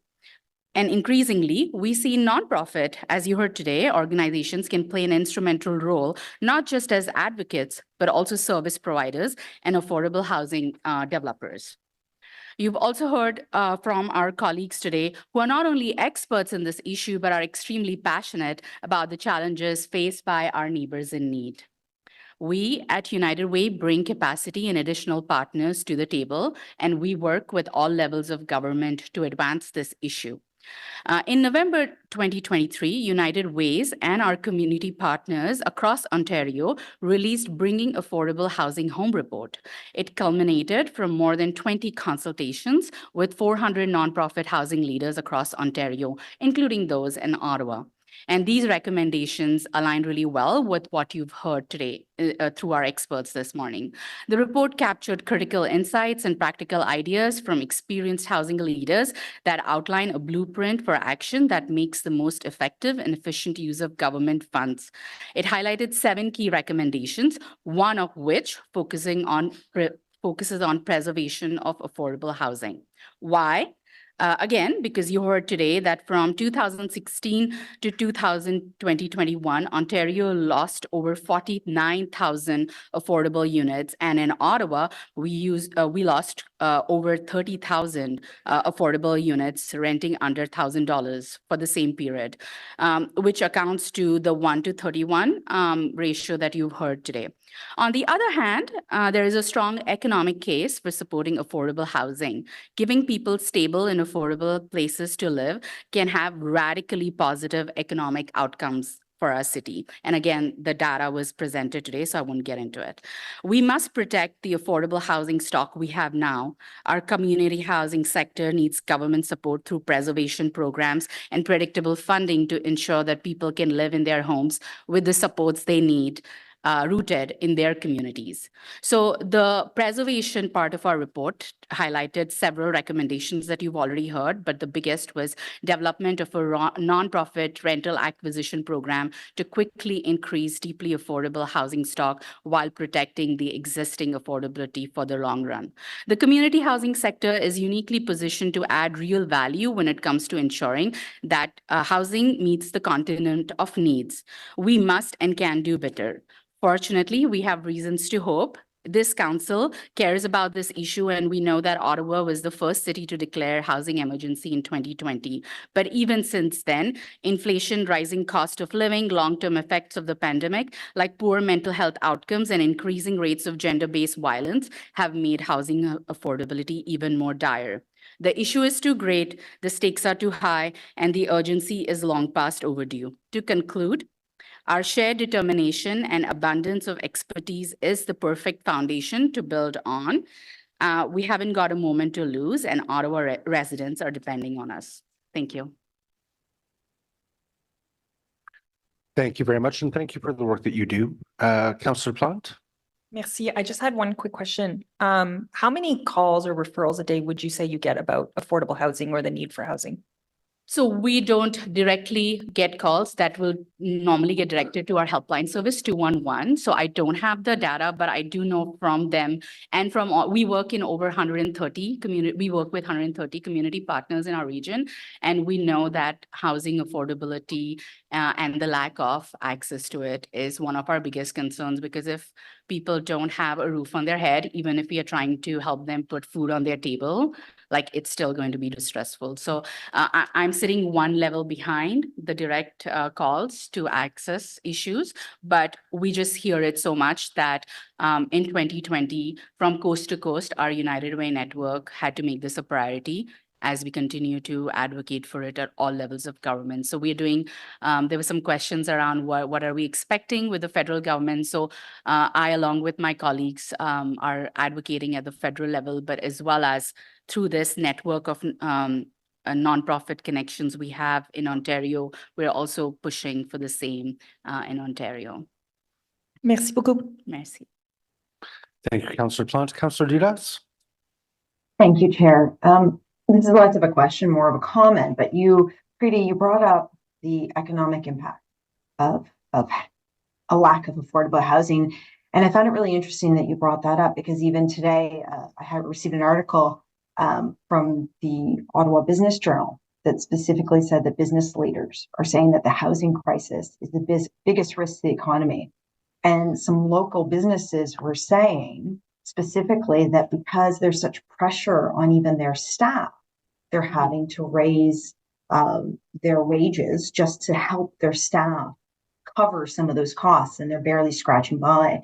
And those individuals were local business owners, small business owners, and they're feeling pressure. So, and that's just one aspect of the economic impacts that this has. So, you know, I know we're talking about adding or considering acquisition strategies, you know, allocating funds toward acquisitions of existing rental properties. We already have various build programs in place. We're working with developers. We've got all these tools in our toolbox, but I think we can't lose sight as a council, as a city, and as all of our stakeholders that this is more than just putting a roof over a person's head. It is truly a ripple effect of economic prosperity. It has impacts on health and mental well-being. It has public health implications, as I just said. It is huge. This is a huge issue for folks. And I just wanted to thank you for bringing up that piece about it, because I think we need to consider this one of these various tools in this particular report in front of us today as a overarching look at how we address the housing issue facing our city. So I just wanted to thank you for that. Less of a question, more of a comment, but I did appreciate it. Thank you, Councillor. Thank you very much, Councillor Dudas. I don't see any other questions or comments from members. Thank you very much for the presentation today. And I'm sorry, I lost my page. I believe it's Amanda Teskey. There we have I'm not sure how this one is being handled. I have Amanda Teskey from Acorn with a written submission. So I don't know if that means someone's going to be reading. Yes, I will be reading. Hi, I'm Amanda. Nice to Oh, meet you there we today. are. Amanda, I'm you have virtual, 5 so minutes. thank you kindly. Welcome. Well, firstly, good morning, councillors, everyone joining. Pleasure to meet you all today. I'm Amanda. I am a board member of Ottawa Acorn, which is a community tenant union of low and moderate income people fighting for social justice. I'm speaking to you all today in support of Acorn's campaign for an anti-renovation bylaw. So as we've all heard a couple of times, in Ottawa here, we lose 31 affordable units on the private market for every affordable housing unit built. 2 major contributing factors that are renovictions and demovictions. Building alone will not get our way out of the housing crisis. Ottawa tenants need the city to do everything within its powers to protect existing affordable housing and ensure that we aren't being priced out of our neighborhoods and forced to pay hundreds of dollars extra, or even in a lot of cases, double the original rent. So Acorn's new renovictions report analyzed N13 eviction notices obtained from the Landlord Tenant Board through Freedom of Information requests. N13s are the eviction notices that landlords give tenants should they want them to leave for major renovations or because they want to demolish the property. In that study, we found that in Ottawa, there was a 545% increase in N13 renoviction notices filed at the Landlord Tenant Board between 2017 and 2022. That is a 5-year gap and a 545% increase. Ottawa was ranked 3 in the province for the most N13s during this same time period, only behind Toronto and Hamilton. However, as we've also heard, Hamilton has been able to pass Ontario's first anti-renovation bylaw based on successful policy of New Westminster, BC. The recent changes in Hamilton come after a 5-year-long campaign by Acorn members living in the city. Other cities are now starting to take steps forward, such as Toronto, London, St. Catharines, Sudbury, and the Waterloo region. So this is why Acorn members are calling on the City of Ottawa to strengthen tenant protections. This means passing an anti-renovation bylaw similar to Hamilton, which would include requiring a landlord to apply for a city renovation license within 7 days of issuing the N13 eviction notice to a tenant, only approving the license application if the landlord has already secured all building permits and provides an engineer's report confirming the vacancy is actually necessary. The landlord provides temporary accommodations that are similar to the current unit or a rental top-up unit until the tenant can return after renovations at that same rent. And then the landlord must allow the tenant to return to their unit at the same rent they were paying before the work was done. Tenants are also to be provided with information on their rights and entitlements during this process, and failure to comply at that point, the city would have a chance to issue daily fines for non-compliance. Secondly, passing a rental replacement bylaw during the redevelopment of affordable housing. This means requiring at least 1-for-1 replacement of lost affordable housing in the new development, needing to be at the exact same rent and offered back to existing tenants. B, current tenants to be provided with temporary accommodations and rental top-ups until construction is complete. In June 2022, the previous City Council directed city staff to report back to committee on feasibility and scope of a rental replacement bylaw in Ottawa. However, no such report has come back. During this time, the province passed Bill 23, which gives the housing minister power to regulate rental replacement bylaws, but there is nothing prohibiting municipalities from passing these bylaws in the legislation.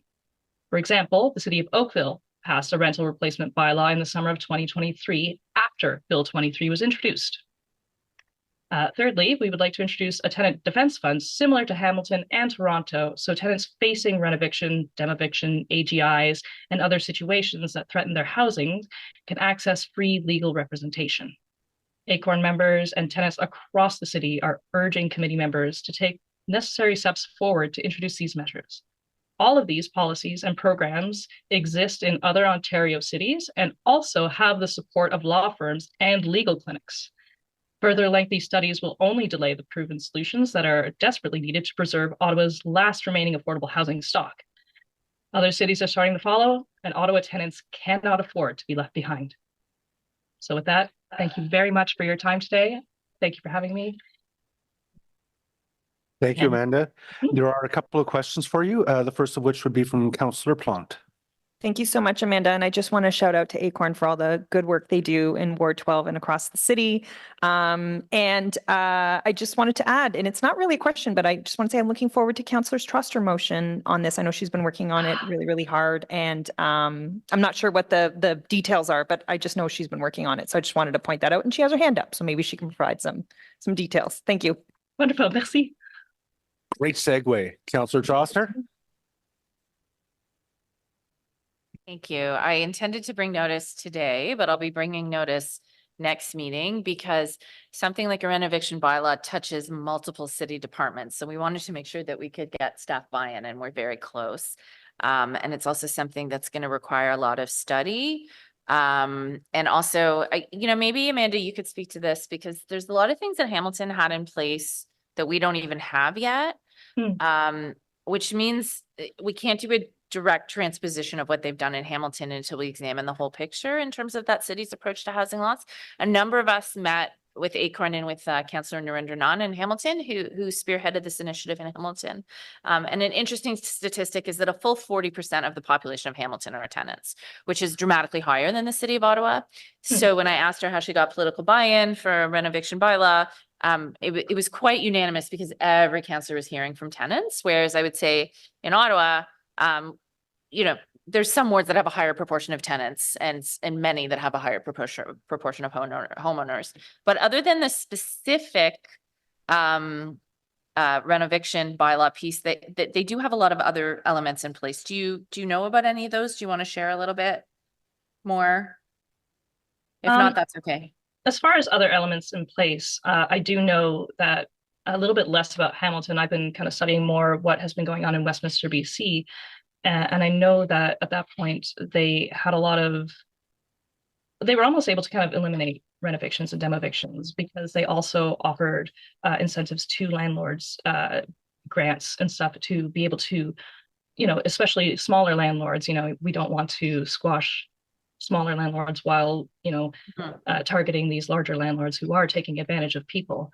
And so, it's kind of a stick and carrot situation where the carrot was giving grants to landlords. As far as getting more political involvement in that, we do have a large amount of homeowners in Ontario, and that does make it difficult. However,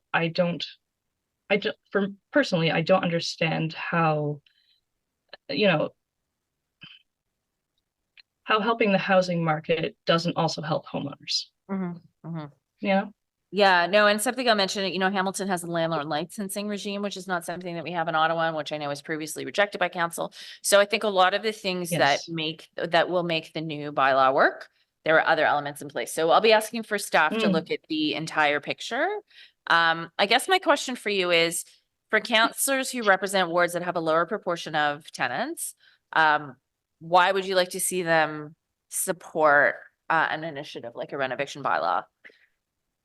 Because I think it's an easy sell for some of us in wards with really high percentages of renters because we're hearing from our residents about it all the time. But what would you say to councillors who maybe aren't hearing about this as much?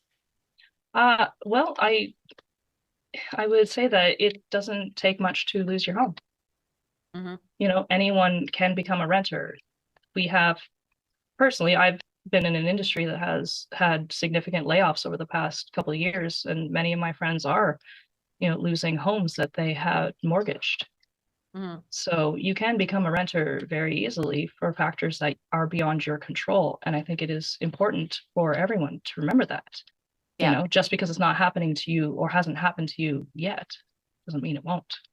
For sure. And I'll keep seeing it till the cows come home. The number one group of people we're seeing being rent-evicted are seniors, specifically senior women.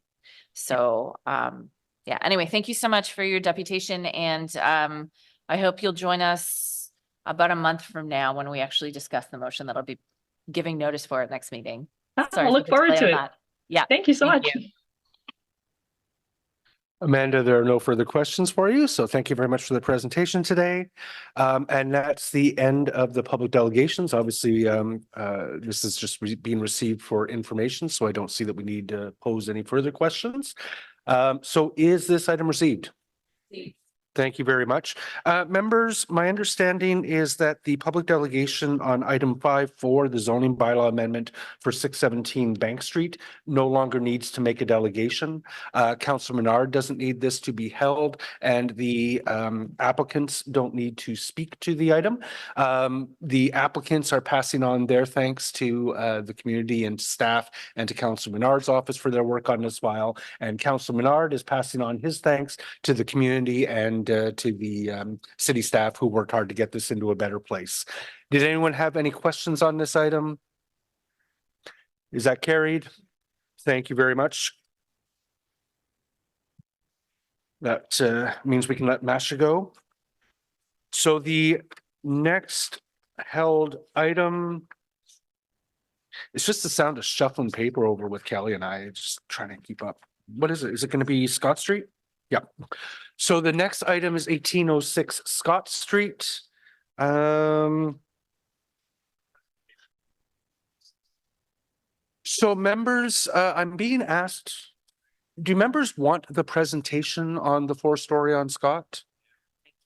Okay, so I'm hearing that we don't need the presentation. Thank you. Do members want to go direct? And I know members have read the staff report. Do members just want to go directly to the public delegation?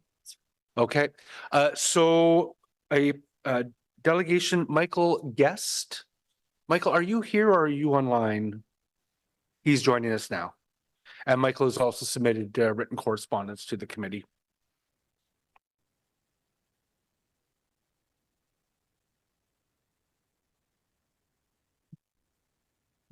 I wouldn't go that. Hi. Michael, thank you very much for joining us this morning, or getting close to this afternoon. We're still this morning. Michael, you have 5 minutes to make a presentation to the committee, and we're in your hands. Sure. I would like to thank you for having me. I'd like to first mention that my name is Mike Guest. I'm the property owner directly to the south that shares the property line with 1806 Scott Street. I'd like to mention that I'm fully in support of responsible intensification. I love the city of Ottawa. I can see why other people want to move to the city of Ottawa. But I would like to make a statement and ask the Planning and Housing Committee to please postpone or withdraw the decision on this zoning bylaw amendment until the following issues, which I'll speak to, are addressed. The first issue is, number one, that the Scott Street secondary plan limits building heights to 3 stories along Scott Street, east of Island Park and west of Holland Avenue. This proposal is for a 4-story apartment building. No 4-story buildings exist in this residential area. The property line to the west of 1806 Scott Street is separated by 3 meters and is a single-story bungalow.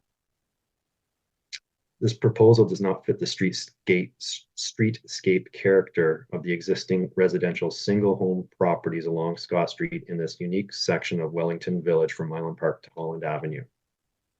Maybe I'll pause there. Is there maybe you can reply to that, or I don't know how this works. So yeah, the meeting format doesn't allow for for public delegations to ask questions. But certainly on your behalf, if members want to pursue that further, they can ask questions of public. Well, I guess after the fact, city yeah. staff. Okay, well So, then please that's point proceed. one. Yep. Sorry, that's point one. The Scott Street secondary plan limits building heights to 3 stories. This is a 4-story low-rise apartment building request. Point number 2 is the recently approved urban design guidelines for low-rise infill housing state that in section 2.28 transition, avoid using a flat roof, which this proposal has.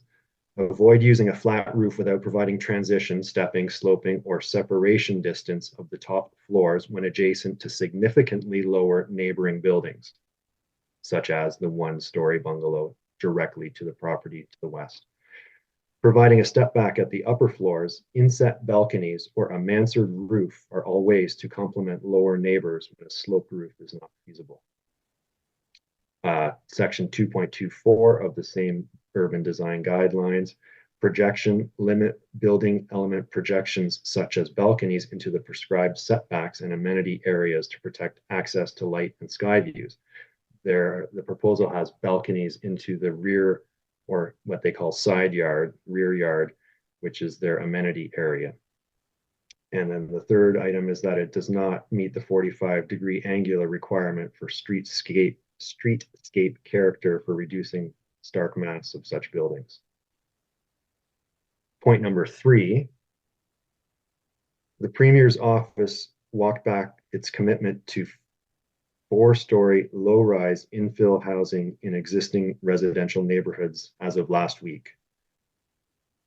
They realized that this push, or their previous statements of 4-story low-rise infill housing in any residential area in the province of Ontario was not necessarily the correct decision to be made. And that's all I have. I'm happy to take questions or have some explanation provided. Thank you very much, Michael. I don't see any questions for you from members, but we'll open the floor up to members to pose questions of staff. I'll give my colleagues the opportunity to go first, of course. Okay, I don't see any questions from staff. I would ask staff to respond to certainly the assertions around the secondary plan not allowing a building of this sort. And then I want to give staff a moment to think about it.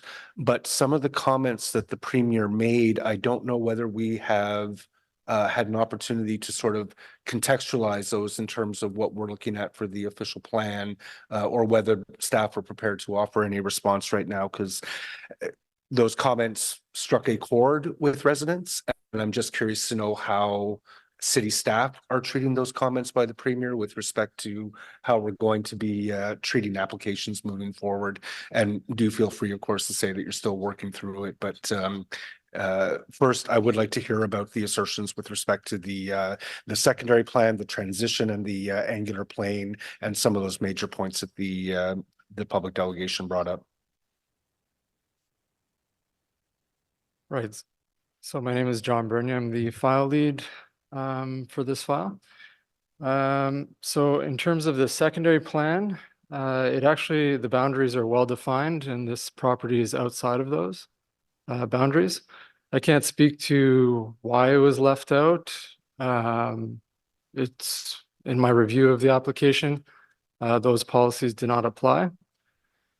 In terms of the urban design guideline for infill housing, while Mr. Guest was speaking, I did look into the design guidelines to see the sections that he was referencing, and I'm not sure exactly where that was pulled from, but the approved design guidelines don't have a section 2.28 that he was referencing.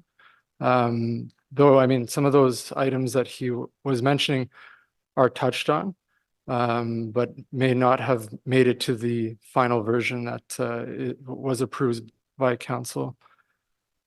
But I will say that I specifically reference the provisions within the OP that advise these guidelines, and in an effort to sort of capture the intent of that document.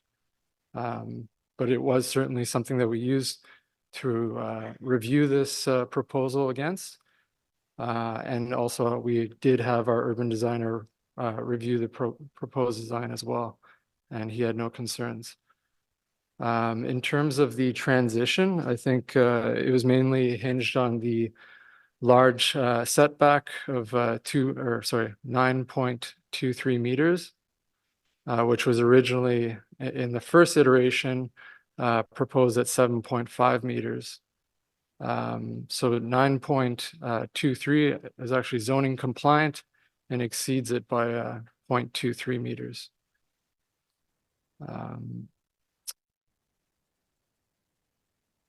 In terms of the alternatives to the balconies, we did ask the applicant team to explore Juliet style or rooftop amenity as an alternative. And they came back that they felt it was necessary for their residents or their tenants to have some of their own private amenity space in the rear yard. Just responding to the issue of privacy, I think, this is typically something that we focus on protecting in amenity spaces, and within an urban context, it's not unusual for there to be a matching of windows or balconies that are oriented towards, in this case, a side yard condition. A zoning compliant building may have the same sort of impact or worse on adjacent properties, depending on where these windows are located. But the one that we're looking at today is largely zoning compliant. And there were special measures that we've taken acknowledging Mr. Guest's concerns. And we had asked the applicant to consider other buffering from this development. So they've included a large privacy fence, which is 2.13 meters in size, along the entire perimeter of the property. They're also retaining 2 existing mature trees in the rear yard, as well as complementing these with a row of pyramidal, it's difficult to say, English oaks.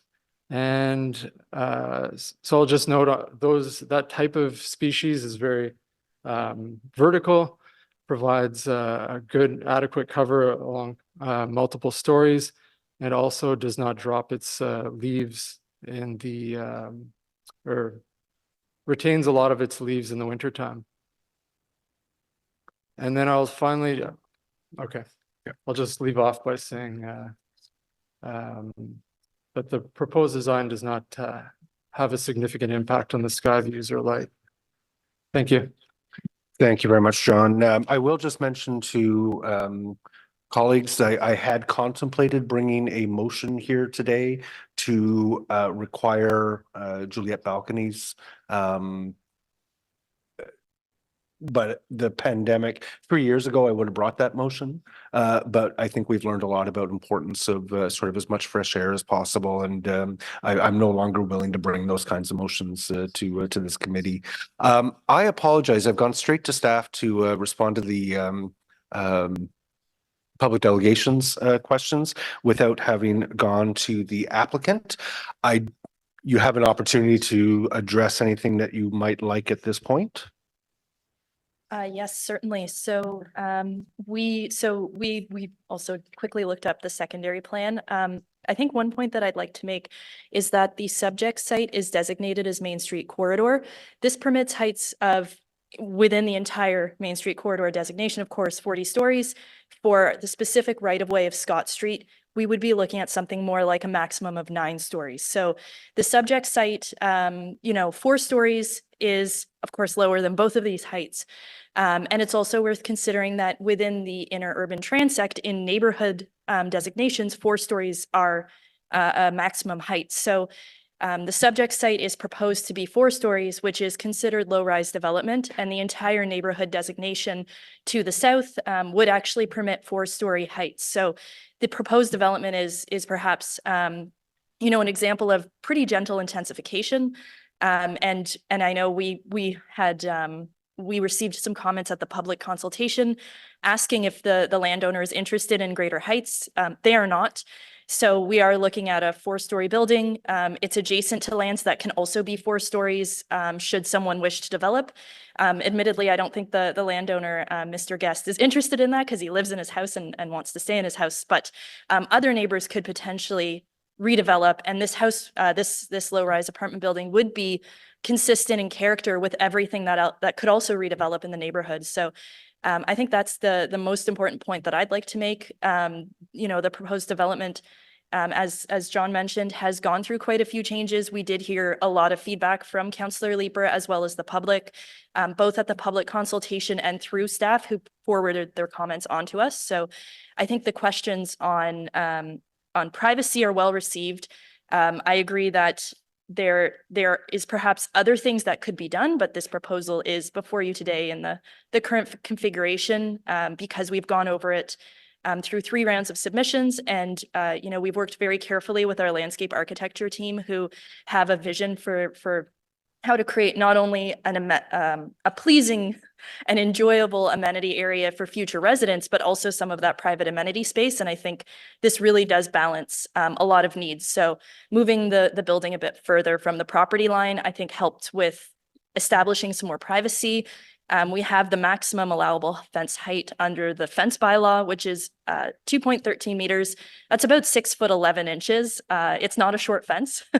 So we really tried to make sure we're not overdoing it in one area and potentially impacting the existing property owners by you know, building a fence that's too tall or, you know, failing to incorporate trees and landscaping. So I think those were all comments that we took back and reflected on a lot. And I think the current design is perhaps the best iteration that we have. And I like the work that's gone into it personally. Thank you very much for those comments. I think Councillor Lowe has a question for you. Thanks. Hi, Tamara. It's been a while. We went to school together. So the house that the public delegation mentioned, the 1-story house, even in the current context, that is quite unique in the current context.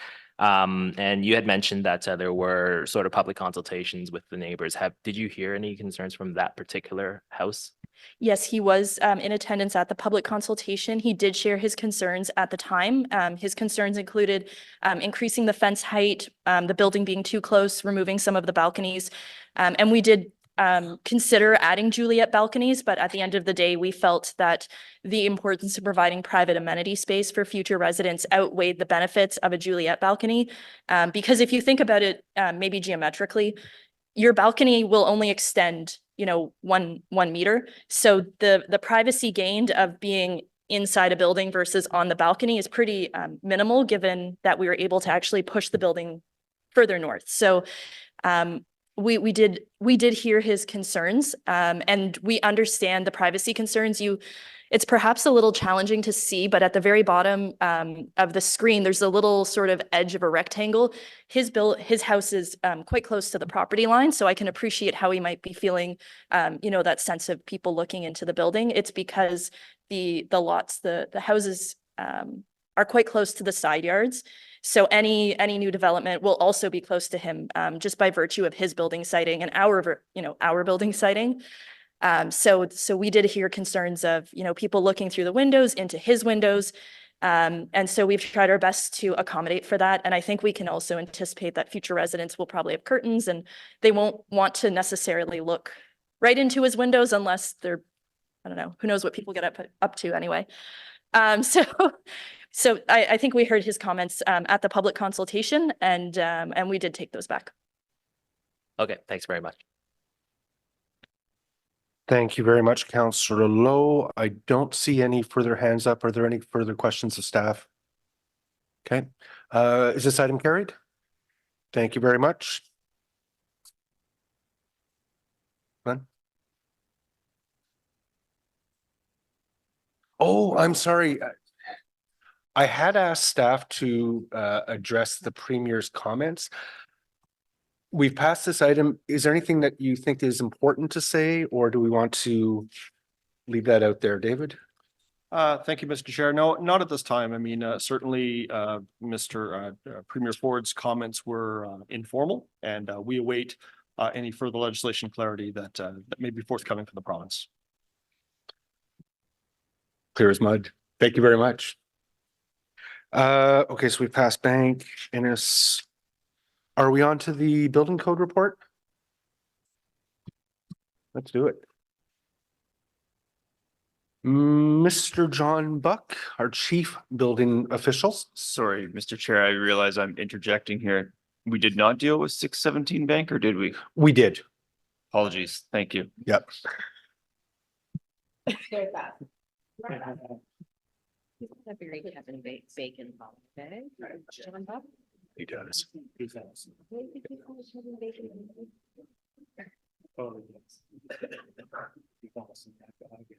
John, what happened in 2023 pursuant to the Building Code Act?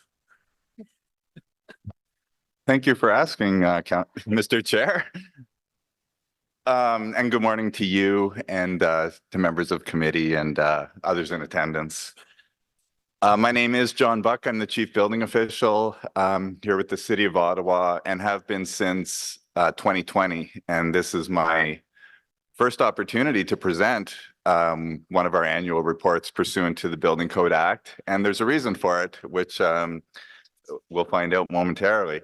For a little bit of background, the Building Code Act requires a report to be prepared every 12 months containing information on building permit fees.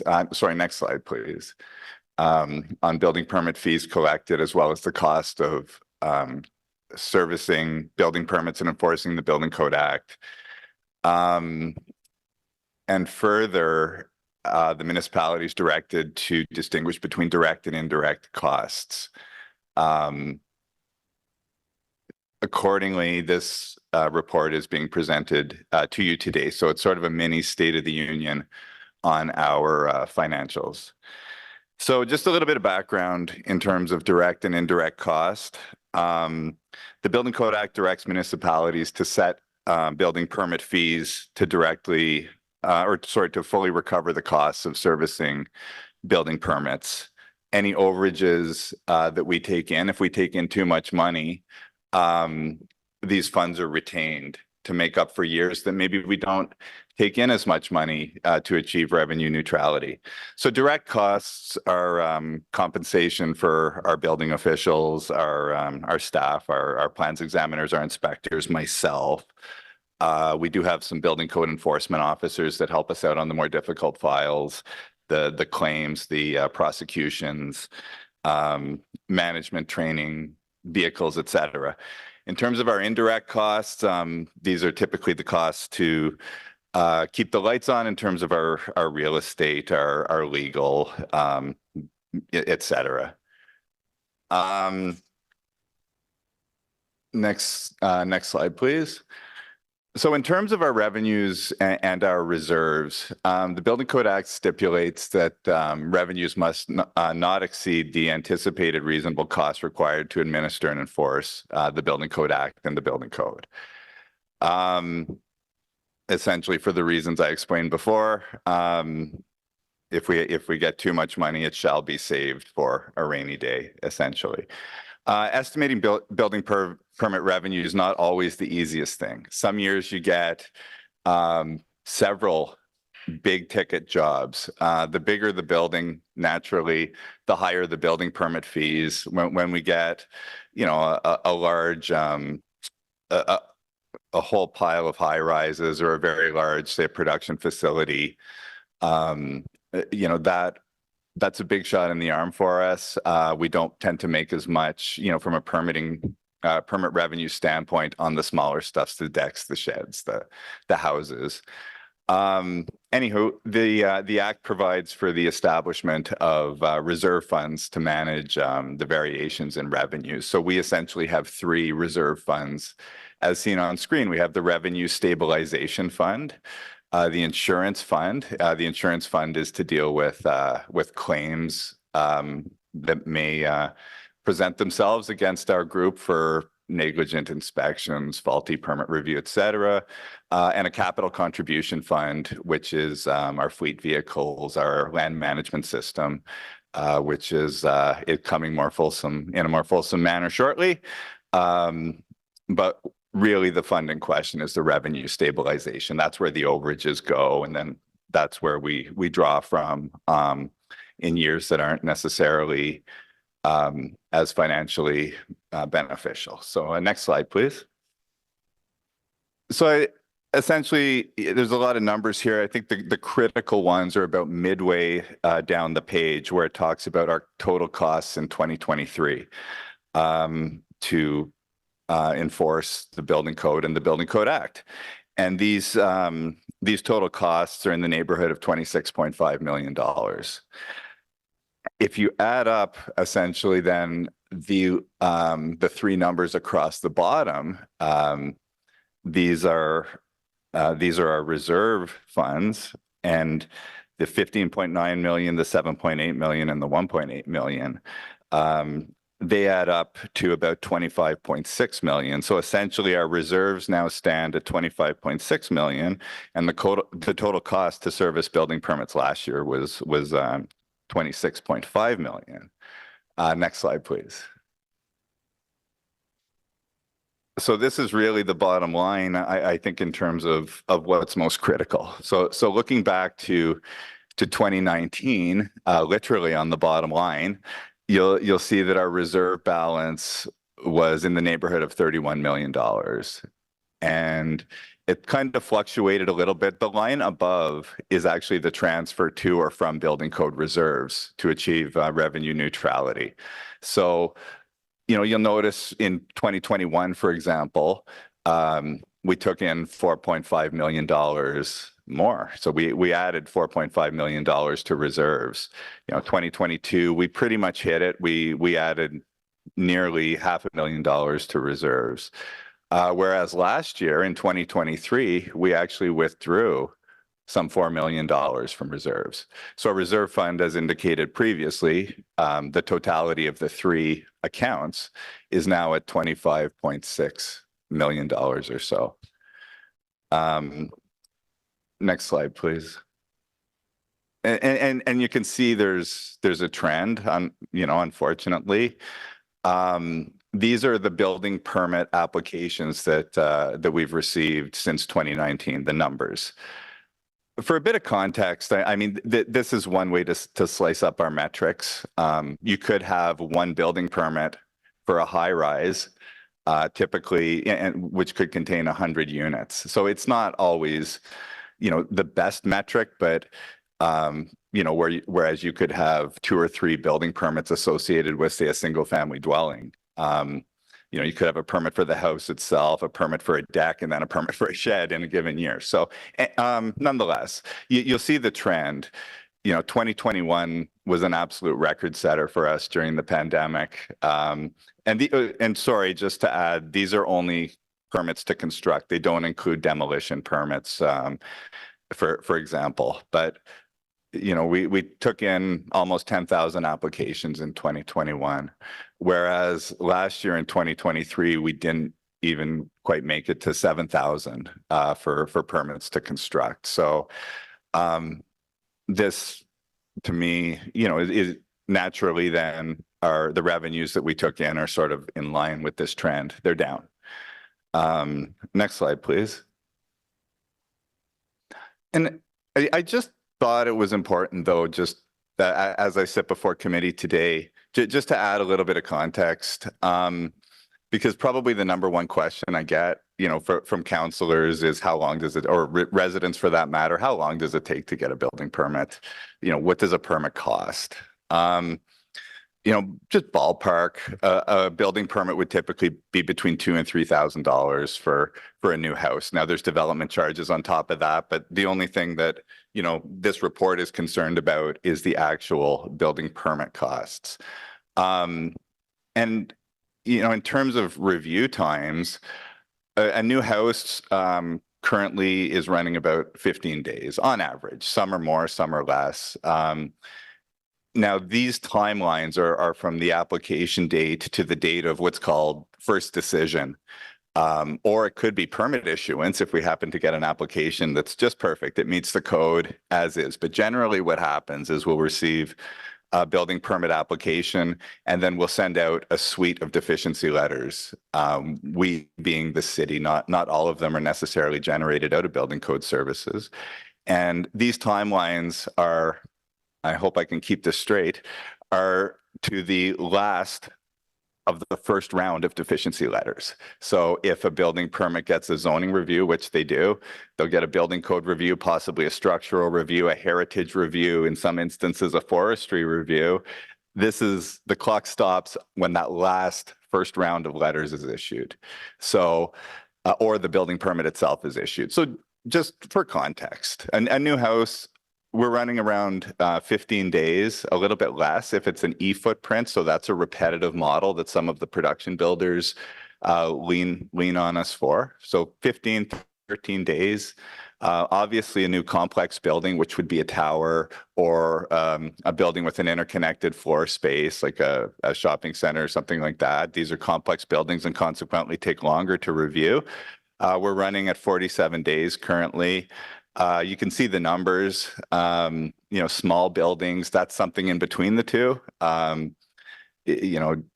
like a 4-story building, something like that, the walk-ups, we're running around 22 days, 18 days, whether it's a large or a small building to first decision. It's never quick enough, right? I mean, there's a quality aspect that factors in, certainly. There's, completeness of application. There's obviously responses on the client's end. We always strive to do better. These numbers are down since 2021, as one could reasonably expect. That was a record-breaking year. So our timelines are trending down, which is encouraging.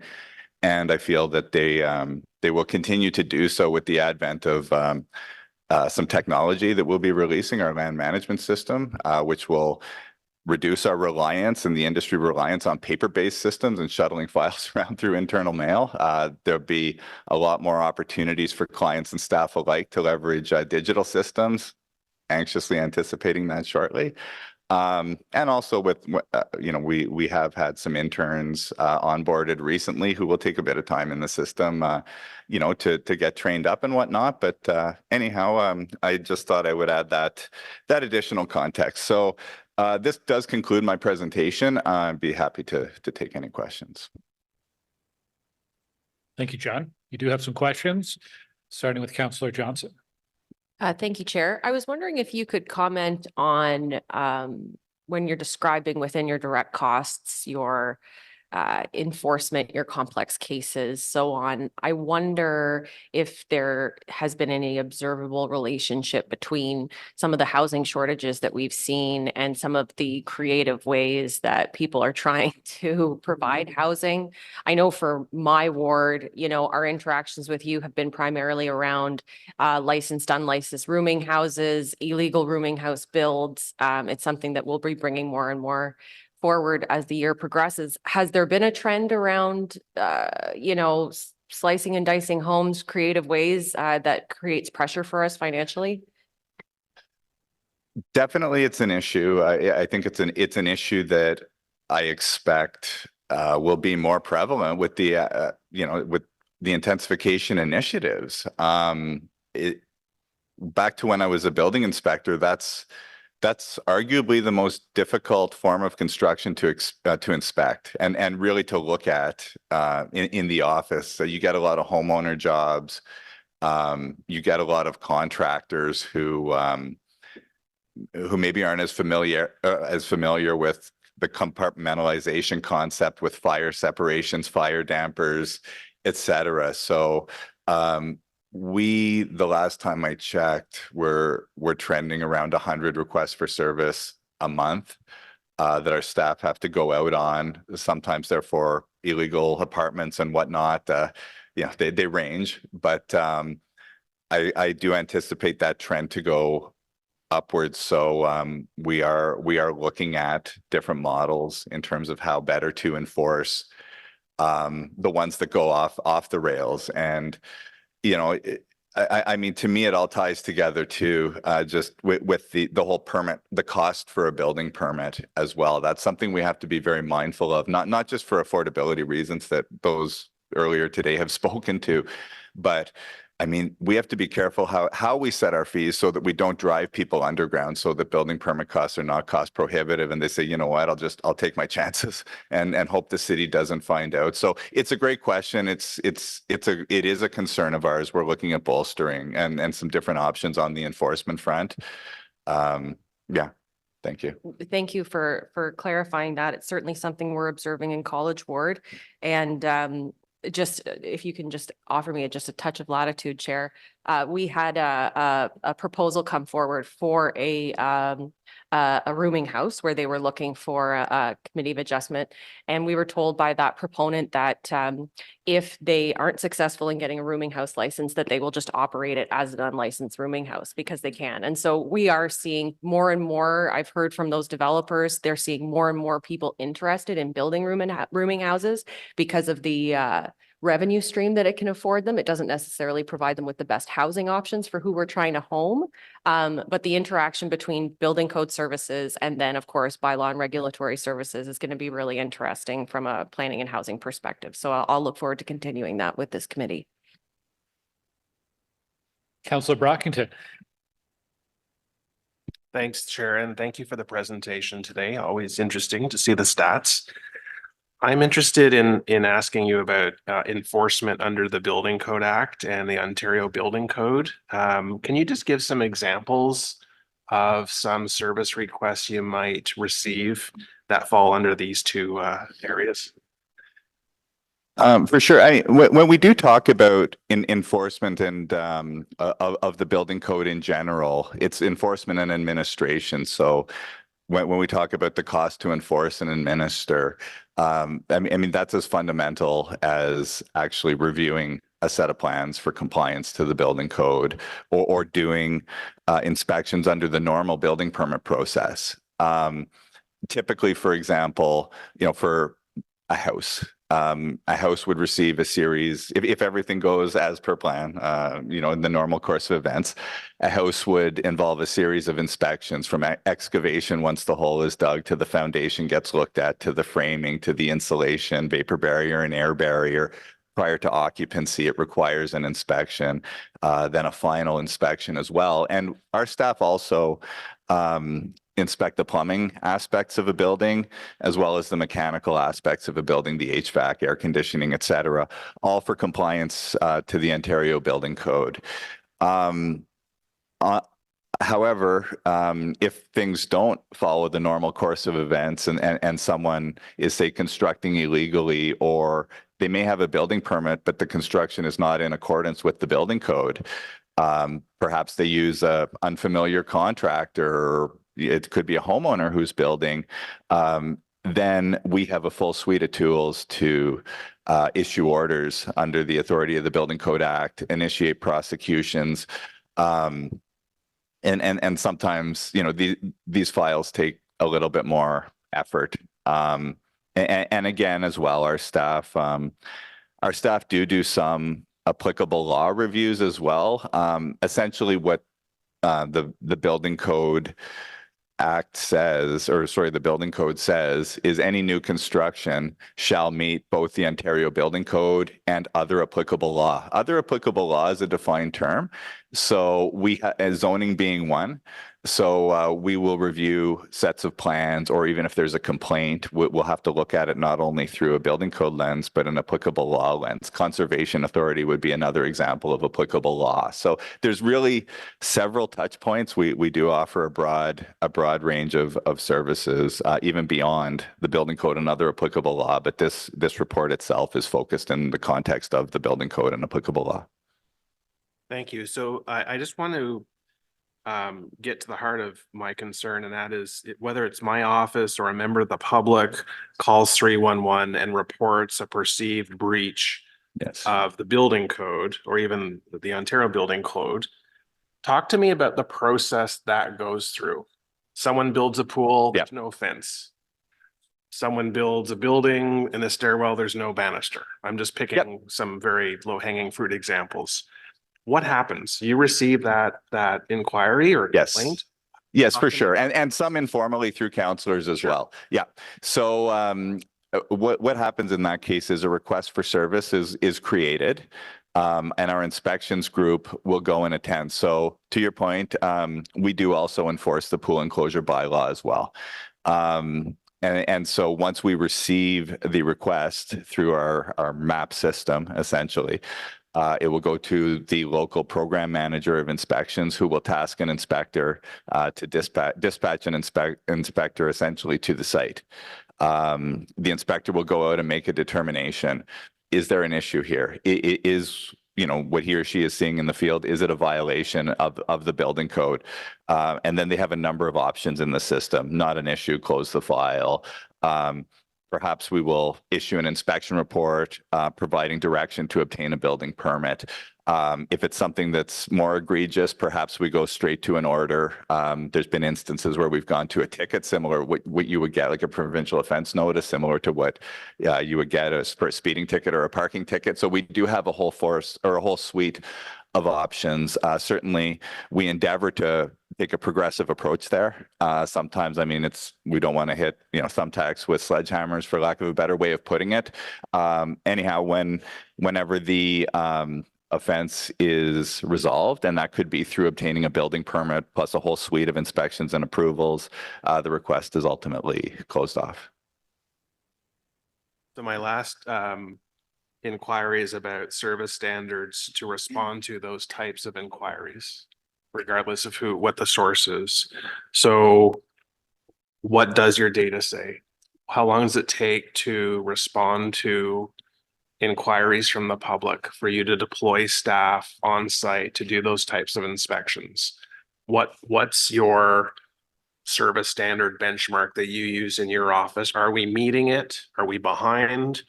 Let this committee know whether or not you're fully resourced to respond adequately or reasonably to those public inquiries. Can you comment on that? I actually don't have those numbers in front of me in terms of how we're doing on that with our request for service for the illegal construction. I could certainly mine those. For those, we do endeavor to get out there that week. I mean, it will within 5 days. It does depend.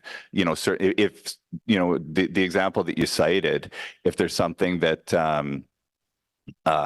is obviously unsafe, to the best of our knowledge, as we read the inquiry as it comes in, we'll go same day. For example, there was a vehicular collision into a building that was fairly well publicized yesterday. Our staff go right away in something like that. We do deal with building failures from time to time. Also at the request of Ottawa Fire Services, for example, we'll go same day on those, immediately drop everything. Let's get out there and help. If it's something a little, we will prioritize based on the urgency. If it's a shed that was built allegedly 5 years ago, those are treated differently, but we do endeavor to respond within the 5 days. Thank you. If you feel that you have sufficient resources and public inquiries are being responded to in a reasonable time frame, then that's fine. I think for the future, just as a side note, I would appreciate just seeing some data in that regard, just sheer volume. How many inquiries are you receiving? And the types of inquiries and the average response time to them. I think that would be great data for this committee. I'll gladly provide that. And just to add one more thing too, we also do have general lines. In addition to going through the 311 call center, we do have our own building code services general lines and inboxes. And so not every one of those inquiries one-to-one will actually necessitate a site visit. And those are numbers that we do track. I just unfortunately don't have them available today, but I'll provide them moving forward. Thank you. Councillor Lowe. Thanks very much. I guess I'll start by, I'm sure we told you this already, but a quick thank you for you and your staff last year after the tornado for your very proactive and quick response for Barrhaven. My question is, as we sort of look towards intensifying a little more across the city, going back on your earlier point that, one detached home can generate, or one freehold home can generate multiple building permits for multiple things, whereas a high rise typically generates just one. Do you foresee an imbalance potentially starting to happen one day, as lower density developments sort of maybe reduce? I don't know what's in the pipeline, honestly, but let's say it does, and then we go towards more high rises. Do you foresee an imbalance in the revenue that you're going to get in the future? That's a really good question. It's hard to say. I mean, for sure, as I said before, the big ones are sort of our money makers. But yeah, if it's more the low rise permits that are really the volume, and they eventually start to outweigh, the larger buildings, then that may be something that we have to be a bit more strategic about when we set our fees. It is something that we monitor. Certainly I'm tuning into this committee, although I don't sit before you at every one of them. It's something that we really monitor to say, what's in the pipeline here? We're looking at some of the bigger projects, the Lansdowne 2.0s of the world, or the Ottawa hospitals of the world. And, those ones certainly do generate, the bigger ticket ones in terms of permit revenue. But you're right. I mean, as the world changes and as the housing stock changes, I do think that that's something that we'll have to be more strategic about when we do our permit budgeting exercise. It's something smaller municipalities struggle with, because the majority of their permits would be decks, they'd be sheds, they'd be single dwellings and farm buildings, whatnot. And it's very hard to justify, charging them $1,000 for a deck permit or something like that to actually attain revenue neutrality. So it's a great question. It's something that we'll have to continue to monitor, sort of the scopes of permits that we're seeing, and continue to be strategic about structuring our fees. And is that but a short follow-up, is that contributory at all to the downward trend, or is that just something completely different? I haven't really dove into it, to that level. That's something that we do look at, for budget time. Sort of what are the bulk of our permits? Where do the bulk of our permits lie? Certainly this was a broader presentation. We do track that through dashboards and whatnot that we monitor. I do anticipate, I do speculate that's a trend, with to Councillor Johnson's point. Homeowners chopping up their homes in multiple different ways and stuff. If not now, I do suspect it will be moving forward, and that's something that we can track and certainly pay mind to for the permit for the budget cycle, and how specifically we attribute cost to each individual permit type. Okay, thanks very much. Thank you. Thank you, Councillor Lowe. Councillor Kavanaugh. Thank you, Chair. And thank you for the update. My questions are kind of a nice segue from Councillor Lowe, and the fact that we need to be more proactive in communication, knowing that there could be a surge in people changing their homes because of the, as of right. putting more units on their properties and sort of being there ready to advise them. Like, I don't know what the communication plans are, and I apologize, I haven't seen anything, but do we do that? Like, you know, maybe we should have been at the home show last week. I didn't go myself, but something like that where people are going because they're planning to do some work, and, you know, we're getting ahead of the curve and advising them. Chair, and through you, thank you for your question. I don't disagree. I don't know if I should even go here, but we're anticipating seeing the what will be the new building code as early as tomorrow. Well, it was actually in the response to the inquiry. So that's very exciting for us, and we do have a suite of documents that we're working on and that we've sort of hit pause on, because specifically for the secondary dwelling units or additional dwelling units, which we expect to see more and more of, first we need to know what the fundamental ground rules will be with the building code. So we have had several meetings internally on this exact issue. Often it's Mr. Wise, you know, through his group, as well, you know, who are generating the suite of documents. So yes, there is some documentation in draft format, some, you know, user guides, some how do I install an SDU or a secondary dwelling unit, additional dwelling unit, et cetera. Right now, we're doing a bit of a wait and see, as is likely everybody here in the construction industry, to know what the 2B situation will be. So we're really hoping to see that sooner than later, hopefully as early as tomorrow. Oh, good to know. And just a reminder to send out communications for councillors' newsletters, because we'll get messages out fast as well. So, well, we'll see. Thank you. Thank you. Thank you very much, John. Sorry, my window. I don't see any further questions for you from members. So members, is this item received? Received. Thank you very much. Thank you. So we have the half funding still to go, as well as the OP amendments, one of which will engender some discussion with about 7 delegations signed up. What I'm going to propose is that we take 15 minutes now so you can get a lunch, if that's okay with the committee, and then we'll get through those final 2 items, but there is some significant time left. So please be back in the room by 12:14.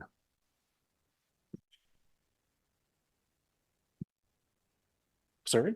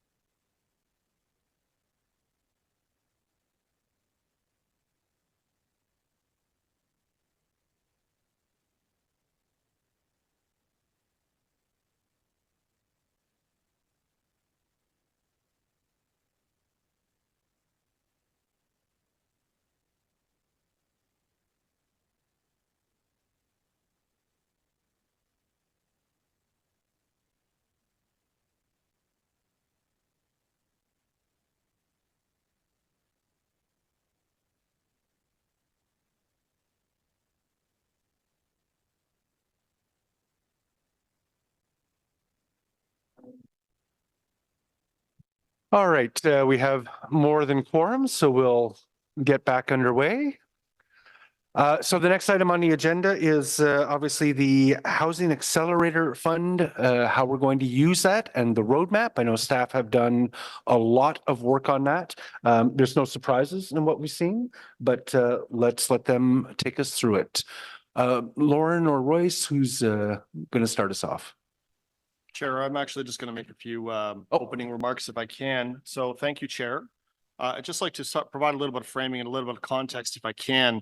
Housing is the most important, pressing, and substantive issue currently affecting our residents. It's the focus of our City Council, of course, and this committee, the focus of multiple pieces of provincial legislation, and the focus of remarkable federal leveraging of its funding power to affect change at a local level. Response to the housing crisis at the municipal level has been significant and involves deep reconsideration of all the ways in which the municipality can influence the delivery of homes. From development and planning to inspections and facilitation of capital projects, the city is focusing on navigating these incredible pressures for the benefit of all of our residents, while also keeping our eye on the long-term health and livability of our city. I'll just provide a little bit of framework here. Back in 2021, this council passed the official plan, which contains sweeping policy moves to build homes within our urban boundary and spread diversity of homes across our neighborhoods, and affirmed our vision for Ottawa to be the most livable mid-sized city in North America. We know the story of the challenges that led up to the approval of the official plan by the province, the final approval of our official plan concurrent with Bill 23, the report from the Provincial Housing Affordability Task Force, the Municipal Housing Pledge, requirement for Ottawa to deliver housing starts on 151,000 homes over the next 10 years. And that was just 2023. The work of this committee and this council has been substantive in meeting these challenges, from providing staff direction to implementing OP policy by embarking on an ambitious rewrite of the zoning bylaw, to supporting the profound restructuring and development review to meet the new provincial timeline requirements. Last October, the committee and this council approved the removal of floor area and other barriers to accessory dwelling units to truly enable and go beyond the Bill 23 intent to allow 3 units per lot, which has brought missing middle opportunities to 60% of lots across this city, a sweeping down payment on the work we need to do. This council has also reaffirmed the intent to allow mid-rise on minor corridors, which will also provide many new opportunities for new homes. These are all big deals. But there is more work to do. The HAF agreement illustrates our commitment to continue making those systemic changes needed to make housing delivery happen, from support to the new zoning bylaw and digital twin to pairing up land and housing providers as efficiently as possible. These investments will all reap dividends, and the funds will flow to our housing providers through the housing pipeline, which will directly result in the most substantive investment in nonprofit housing in Ottawa in decades. This is a Team Ottawa challenge to deliver as many homes as we can using every lever that we have available, but it is also our responsibility to ensure that we are doing it right with well-built, well-designed homes and neighborhoods that give our residents the best foundation possible for long-term success, and in turn ensuring that we are providing the infrastructure, supports, and services needed for livability. So I want to take a moment to thank our colleagues who all contributed to make this happen in PRED, in Housing Services, City Manager in the Mayor's Office, and members of this very committee. This has truly been a Team Ottawa effort. I'd now like to turn it over to Royce and Lauren, who will walk you through our actions. Thank you. Thank you, Dave, for that great context. So by way of introduction, I'm Royce Fu, an acting manager of planning policy. And with me is Lauren Reeves, the manager of housing services, and Paul Levine, the director of housing services. We're pleased to present item 5.7 on your agenda today, being the Housing Accelerator Fund use of funds. Next slide. So just a quick overview to the presentation. Provide a bit of a background to how we got to where we are today, go over the city's growth targets and our contribution agreement with CMHC, a brief description of our action plan, how the city will receive funds and how those funds are tied into our action plan and growth targets, and staff's recommendations for a spending plan. Next slide.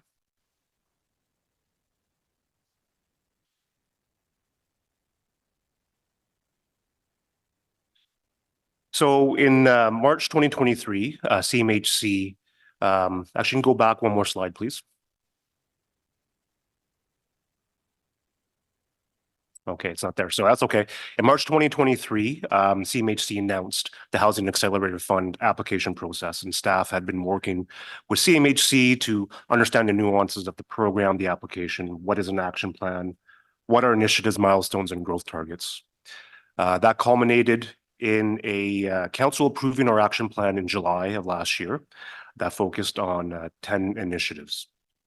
And then in December of 2023, CMHC approved Ottawa's application through a contribution agreement between the City of Ottawa and CMHC that makes the city eligible for up to $176.3 million. Next slide.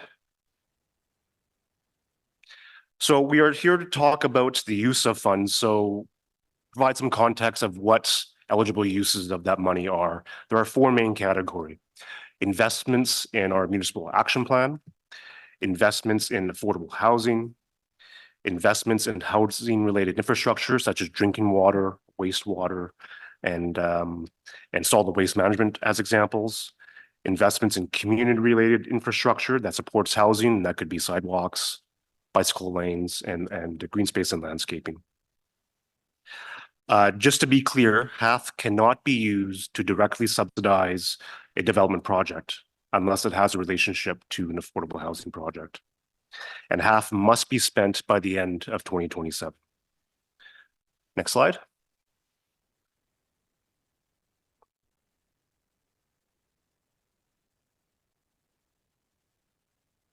I think next slide. It's going back. There we go, growth targets. A brief description of our growth targets. It is from the start of 2024 to the end of 2026, where the city has to issue building permits that will result in 37,500 dwellings. And over that 3-year period, that basically averages out to be about 12,500 a year. We look back in the last 2 years, post-pandemic, we issued about 11,000 building permits for dwellings. The growth targets also have specific dwelling type targets that relates to the type of dwellings. So for example, 2/3 are to be apartments close to transit stations. 12% are to be apartments outside of those transit station areas.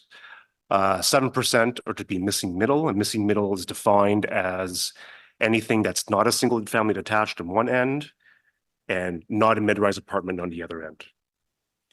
And then the remainder is about 18% is single family detached. The third categories of growth targets relates to affordable housing targets, where we have to issue 2,100 dwellings through building permits for affordable housing. Next slide. So a high-level overview of our action plan. The objectives of our action plan is to really align with CMHC's Housing Accelerator Fund and also the province's municipal housing pledge objectives. And that really boils down to removing systemic barriers to housing supply, increase or expedite our housing supply, and ensure Ottawa is development ready at the end of the day so that we can issue as many building permits as the market can bear. Next slide. And a French can stay, the English, next slide, please. Great. So our action plan does have 10 initiatives. The first initiatives are transit-oriented zoning amendments and inclusionary zoning. And this is really a review of our zoning provisions in hubs, PMTSAs, and along corridors. We want to further accelerate site plan approval and building permit submissions. On the inclusionary zoning side, we will conduct an assessment, report on the feasibility of various inclusionary zoning scenarios, and any required official plan and zoning bylaw amendments. Next slide on the English. Second initiative is increasing zoning permissions. So last fall, council passed a zoning bylaw amendment to allow up to 3 dwellings on a residentially zoned parcel with full municipal water and wastewater services as per Bill 23. So going forward, we will review the remaining challenges for these missing middle typologies, including as-of-right permissions and building permit process.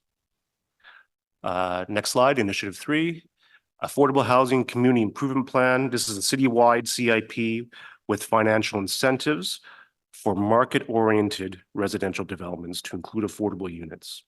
Now, because this is geared more towards our for-profit housing providers and builders, so they would typically provide affordable housing in the upper end of that spectrum. We're currently targeting April for the consideration at Finance and Corporate Services Committee, along with the other CIPs. Next slide. Office to residential conversion pilot. So last fall, council adopted a suite of initiatives to streamline office to residential conversions. Going forward, we will explore with developers and landowners the potential impact that additional financial incentives might have on project feasibility. Next slide. Accelerate disposal and preparation of city-owned lands for housing. This is basically restructuring our own municipal lands disposal process so that housing services will have the first option to transfer lands to a non-profit affordable housing provider. Next slide. Affordable Housing Pipeline Strategies, Initiative 6. There are thousands of affordable dwellings planned by the nonprofit housing providers that are development ready. But they're really waiting within this pipeline, so to speak, for required capital funding to proceed. So going forward, this initiative provides the necessary funding to move these dwellings forward through the pipeline to building permit submission. Next slide. Initiative 7, streamlining planning approvals. This initiative builds on what we have already done for Bill 109. And it will further examine systemic changes to the planning approvals process to expedite approvals for zoning bylaw amendments, site plan control, and related official plan amendments. Next slide. New comprehensive zoning bylaw and digital twin tool. So the new zoning bylaw really is the fundamental component of reducing existing regulatory barriers over a long term. One of the changes of note that CMHC made to our application is for the consideration of 4 dwellings on residentially zoned lands with full municipal water and sanitary services as part of the new zoning bylaw. And this change is consistent with CMHC's approach in approving half applications for other municipalities. As an action plan item, the Housing Accelerator Fund can also offset lost funding that would from development charges that would have normally funded the new zoning bylaw project due to Bill 23. Half can also be used to assist the use of the digital twin tool to visualize the textual elements of the new zoning bylaw. Initiative 9 is the development of the on-site stormwater management tool. So Bill 23 changes remove developments with 10 or less dwellings from site plan control. And that site plan control process really allowed us to look at how we control on-site stormwater management from overloading the off-site stormwater system. So this initiative going forward is to develop a best practice guide to address on-site stormwater management through the building permit process as a replacement from what we would have looked at through site plan control. And next slide's Initiative 10, Housing Needs Assessment. So this would identify the number of households in core and severe core housing need, key areas of housing need across the housing spectrum, and the total number of dwellings needed over the next 5 or more years.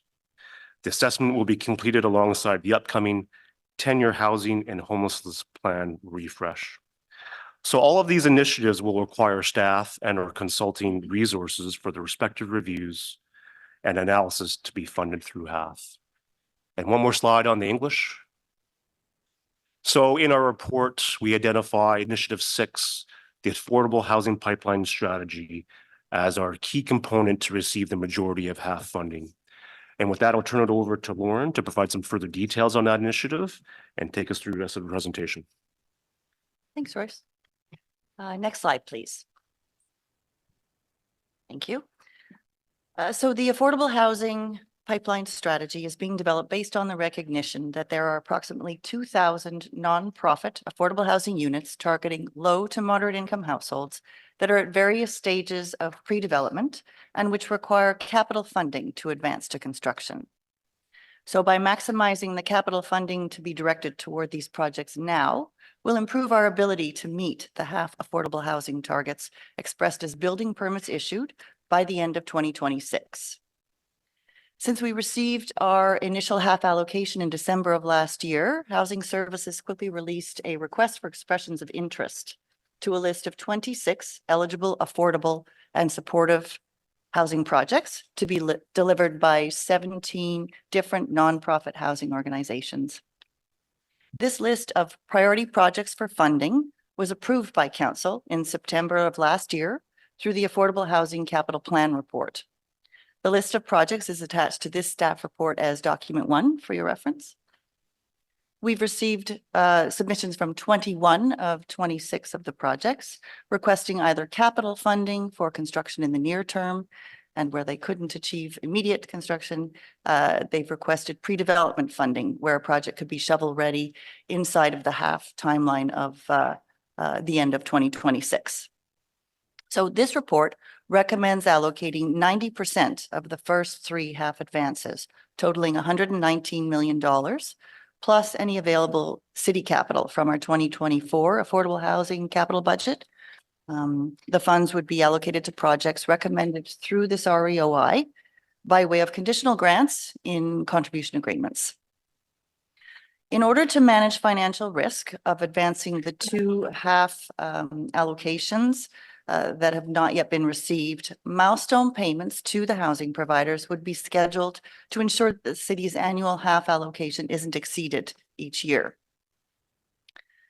Once the amount of the 4th half payment is understood, consideration can be given to issuing another procurement to allocate 90% of that final funding tranche, whatever amount that is.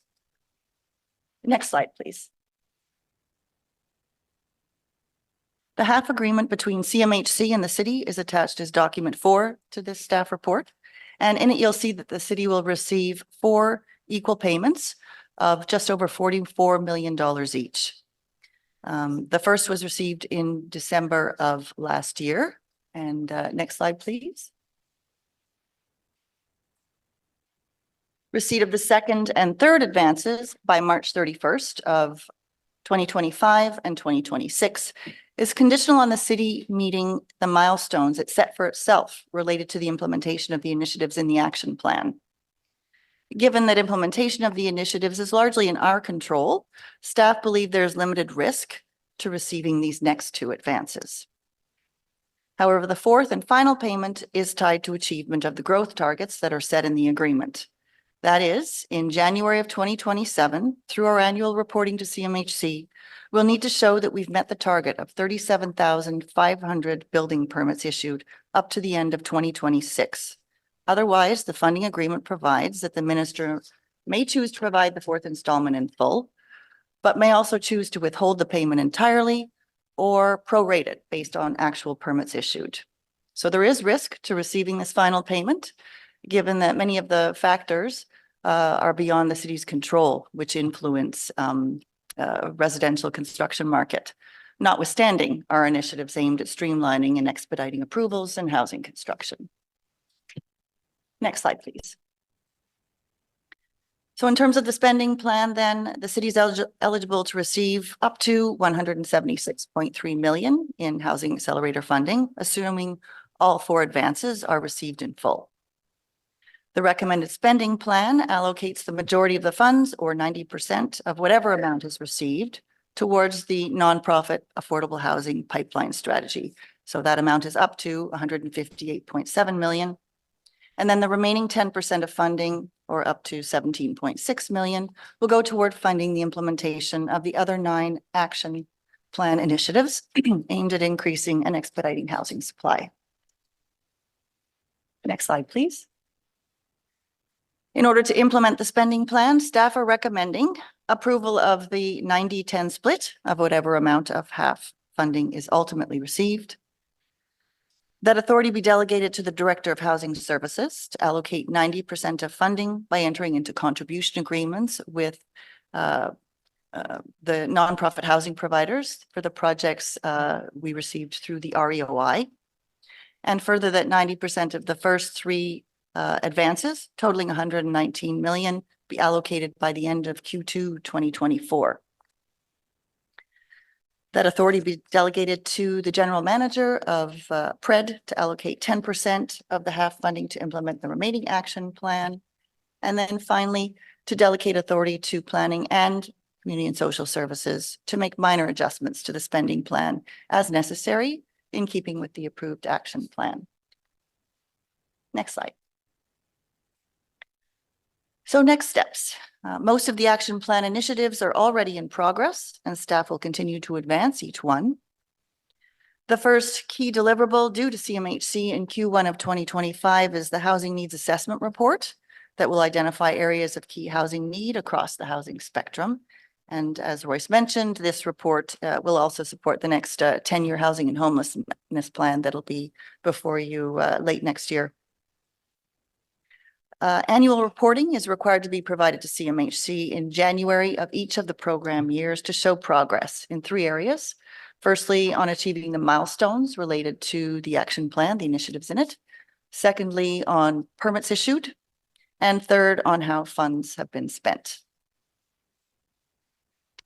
Reporting in January is then followed by the next half allocation. We should receive those by March 31st of each year. And once comments are received from CMHC on our annual reporting in January, we're going to bundle that and submit a full reporting package to committee and council each year for your information. All half funds must be spent by the end of 2027 and reflected in a final use of funds report to CMHC in March of 2028, by which point we will have had to spend all of the funding. Otherwise, we would need to return it to CMHC. And that's it. Thank you.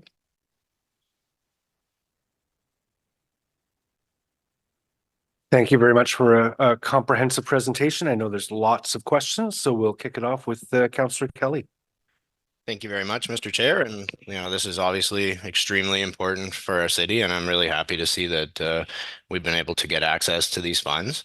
I do have some questions, though, in terms of the delegated authority aspect of this, particularly recommendation number 2, the council delegate authority to the Director of Housing Services to allocate 90% of what the city receives from all 4 advances of the Housing Accelerator Fund. That's not a small amount of money. And with this being so important for a city and for those who need housing, I mean, we just spent, half of this meeting hearing about how important this is. And I just wonder if delegating authority on that much money is reasonable. With council being the authority on budget, stewardship of funds, and with the, the memories of LRT very fresh in the minds of the residents of Ottawa, I do think that this council was sent here to exercise that authority whenever possible and to ensure proper stewardship of the funds. And of course, I'm not no disrespect intended to staff, but this is mostly just about making sure the public is comfortable with managing those funds. And so I would like to understand that a little bit better, the delegated authority part about it. So if you could explain how this might work, particularly the rationale for the delegated authority,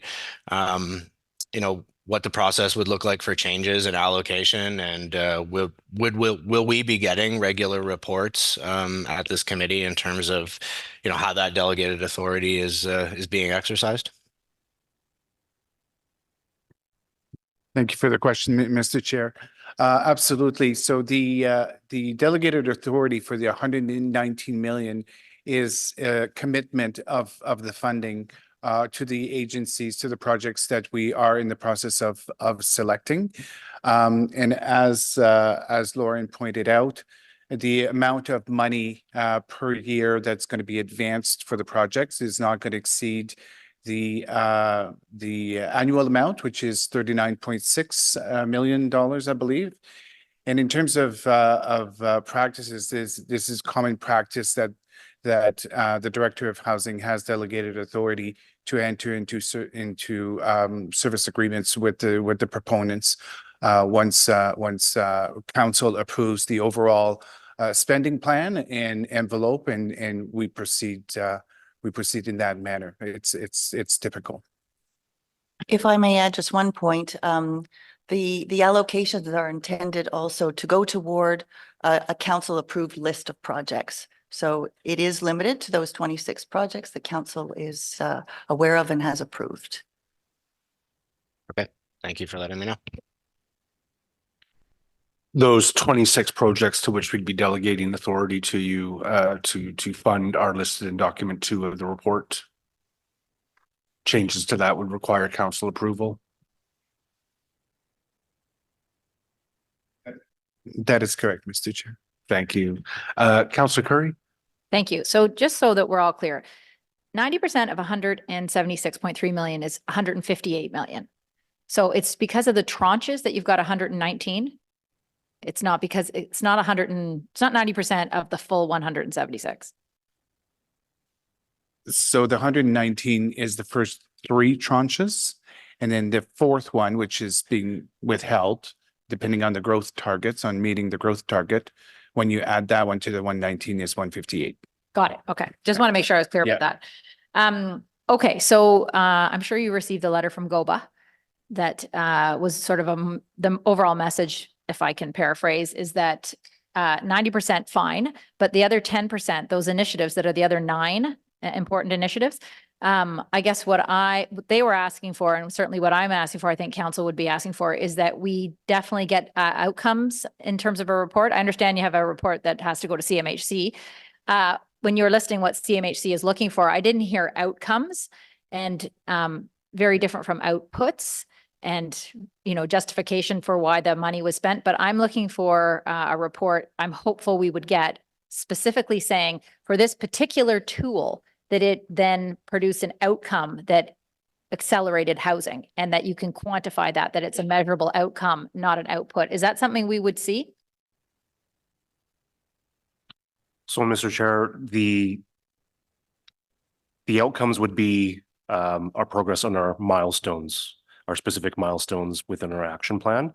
And then the use of half funding would also report of that 10%, what was spent to get to those milestones.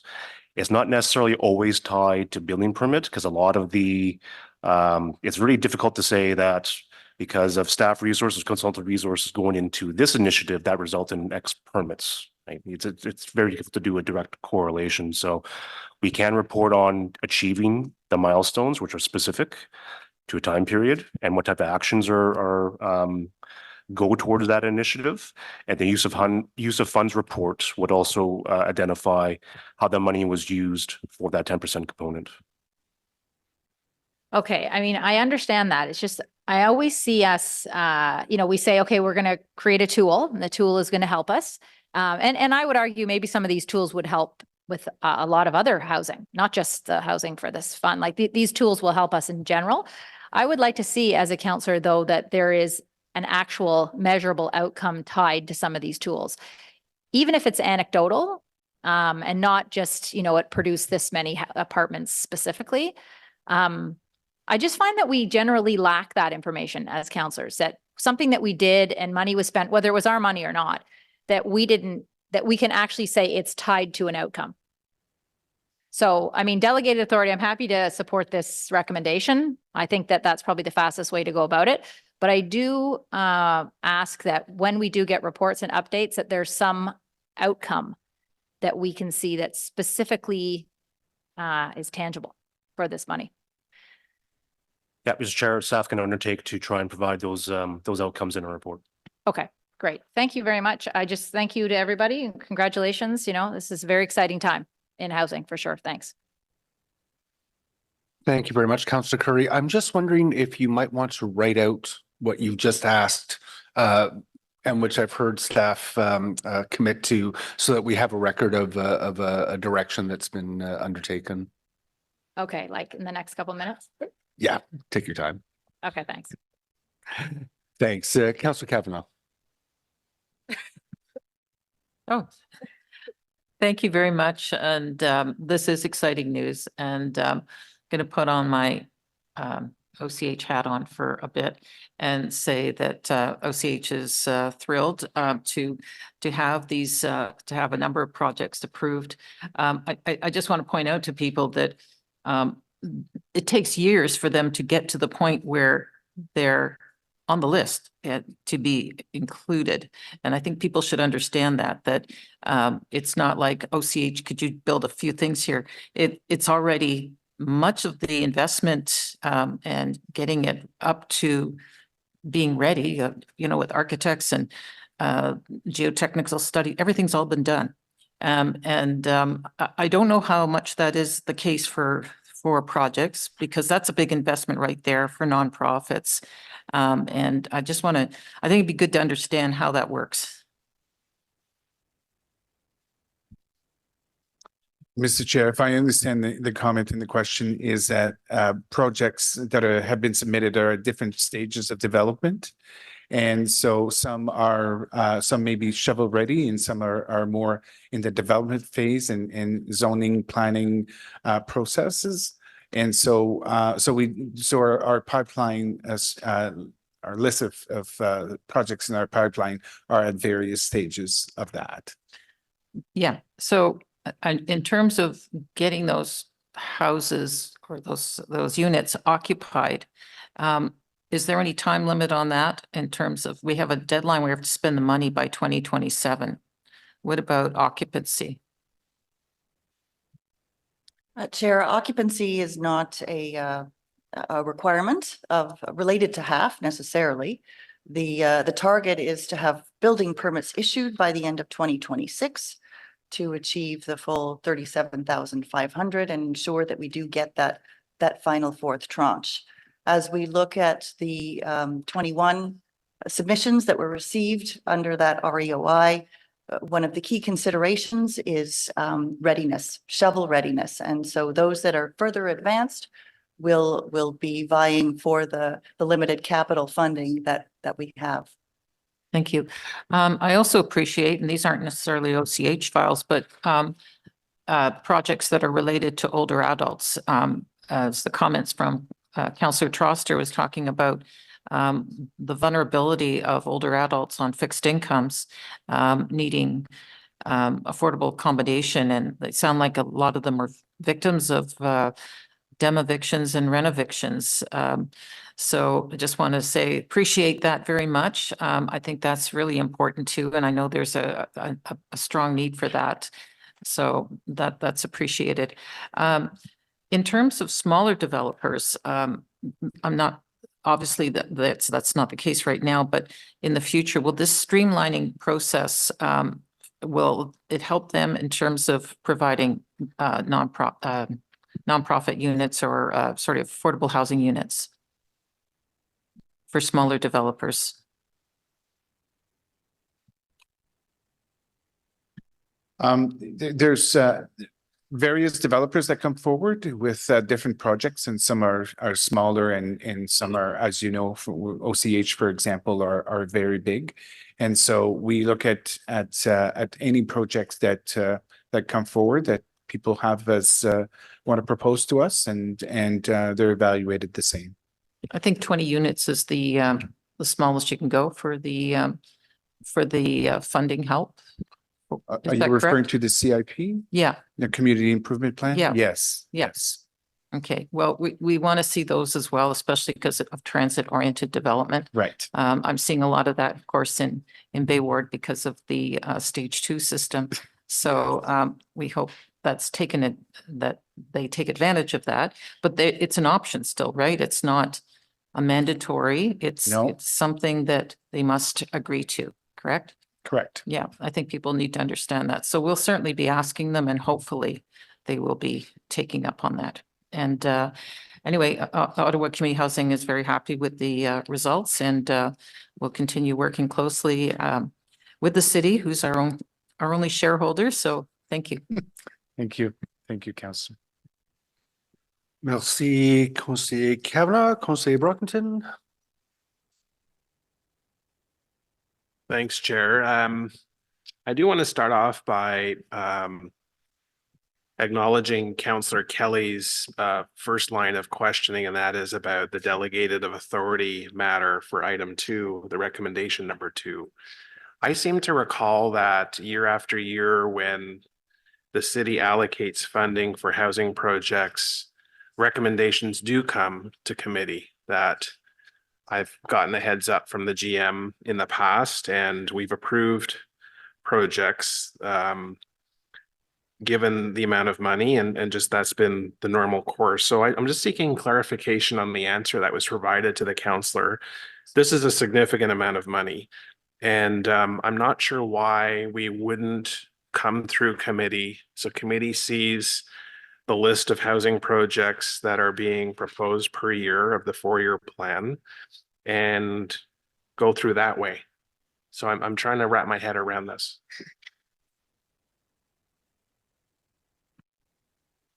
Thank you for the question, Chair. So through the delegated authority bylaw, staff have the delegated authority to manage and expend funds against their authority threshold.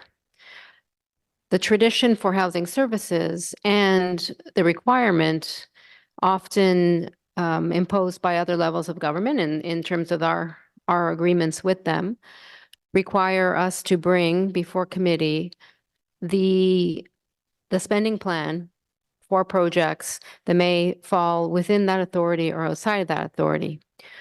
What we choose to do as standard practice is to bring to committee the spending plan and ask for the delegated authority right up front to enable us then to make the flexible and expedited decisions that are required to advance towards the goals the council has set. In this case, it's to advance towards the number of units that are possible to be achieved through the projects that will be approved and for which funding will be expended up to the 119 million.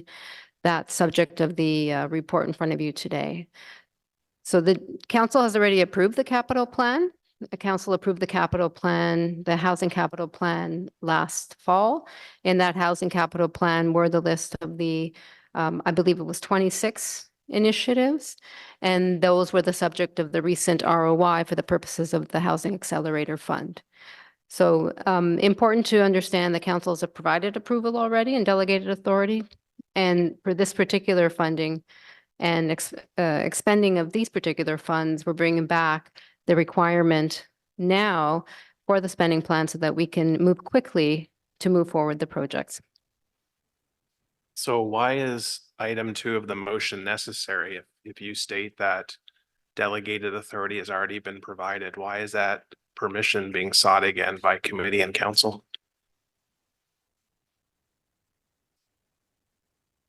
Delegated authority is being sought with regard to the threshold of funding that's being spent and expedited. So to be clear, important for council to allow the Director of Housing Services to enter into funding agreements up to $119 million, which is beyond the delegated authority bylaw. Okay, but I'm saying, why is that considered the best practice? Instead of coming to this committee once a year and say, here's the plan for this year. Here are the projects.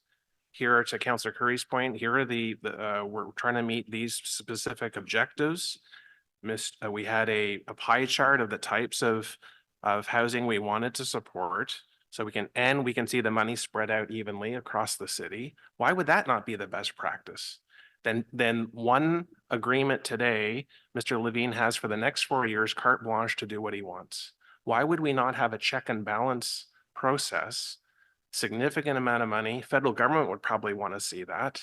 And we engage the public and allow the public the opportunity to come here and delegate and provide comment on that. So why would that not be the best practice for the use of this money?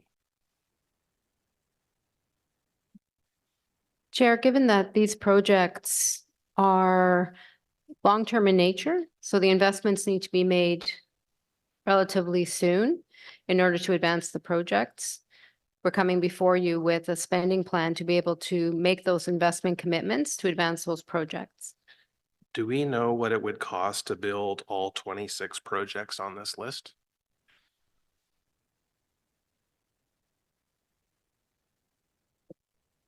I have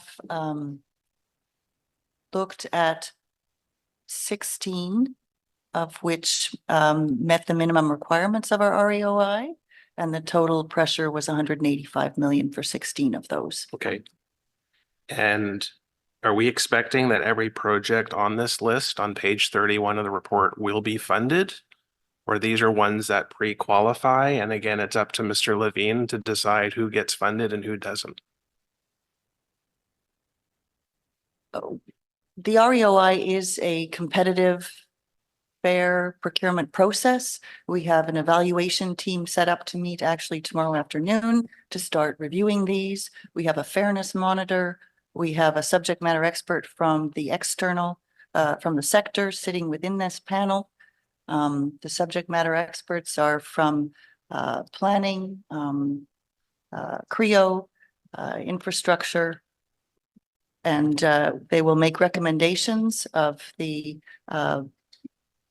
highest rated projects from the list, from the submissions to the director for entering into contribution Okay, agreements. but there's no point here where members of council, or if you're considering a project or projects in a particular ward, would be consulted as part of that process. Is that correct? Chair, apologize, Councillor, I didn't realize you weren't finished. I am. Okay, my apologies. Chair, I think it is important to just reiterate that the projects that are on the list and the projects that are going through the REOI, they are selected because they are shovel ready. These are projects that have gone through the planning process. They are ready to go to building permit. The only thing that is stopping them from being able to move forward to building permit is by and large funding for them to move forward. And so that's why those projects are in particular are being oriented more specifically. The other thing that I think is also important to just to keep in mind, just in terms of the context of this, is that the clock for the permits that we need to count and report back to CMHC started January 1st, 2024. So it is the number of permits that we issue over these next 3 years. That is why the emphasis has been to select projects that can deliver units now, rather than looking at stimulating new projects that might have 3 or 5 year time frame. And that is also why we are looking at really the bulk of the funding going towards those permits for projects that could result in units that residents can get the benefit from as fast as possible, while allocating the other portion of funds towards the longer, more systemic changes that we also need to do to provide that long-term security as well. I hope that provides a bit of clarity. I appreciate that. I recognize on the list 4 projects in my ward.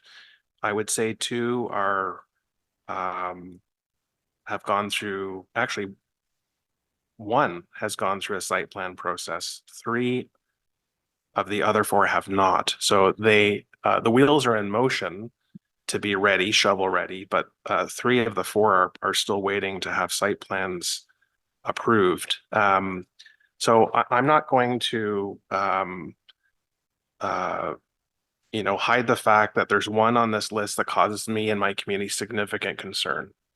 And I would appreciate the opportunity to discuss with staff about what my priorities are in my ward for the projects listed on this list, not to interfere with any other ward, but to share my concerns so that staff are aware of those concerns, so that as staff are making their own prioritized list across the city, they will have at least considered my input within my ward, what I consider to be priorities. You've got in my ward sort of family oriented, you have seniors residents oriented, you have very young adult oriented, and you have people who have significant high acuity that need places to live as well. So I'm at the point today at committee where I'm learning more about how staff prioritize this list.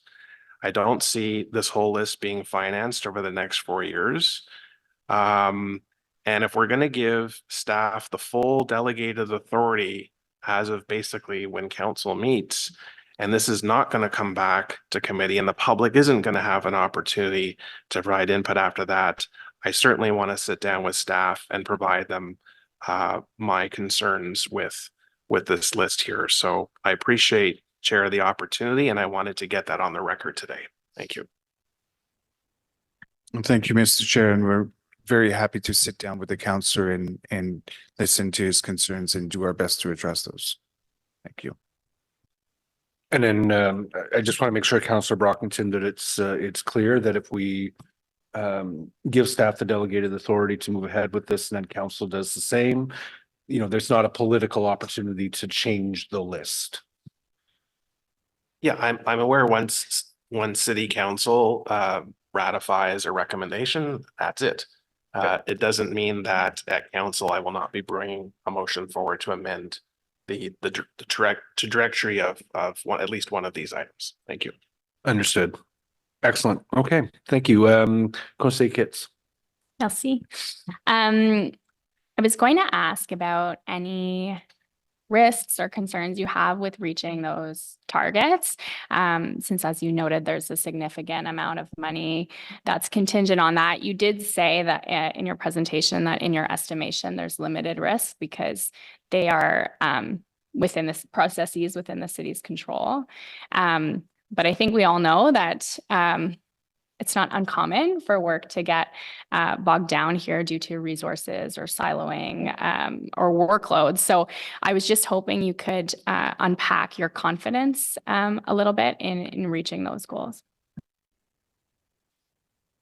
Chair, I think we're speaking of two risks here. The risk that I spoke of in my presentation, it's limited in terms of advancing the next two tranches of funding without them being received yet, because what we would do is phase the milestone payments to the housing providers to the point where we're not exceeding 39.6 million each year of the program. So limited risk financially to the city in that respect. I think Councillor is asking about risk in delivering the number of affordable units that we've committed to. And in that regard, we have the pipeline strategy, but there are also a couple of other initiatives that will help us achieve the targets of for affordable units, the community improvement plan, for example.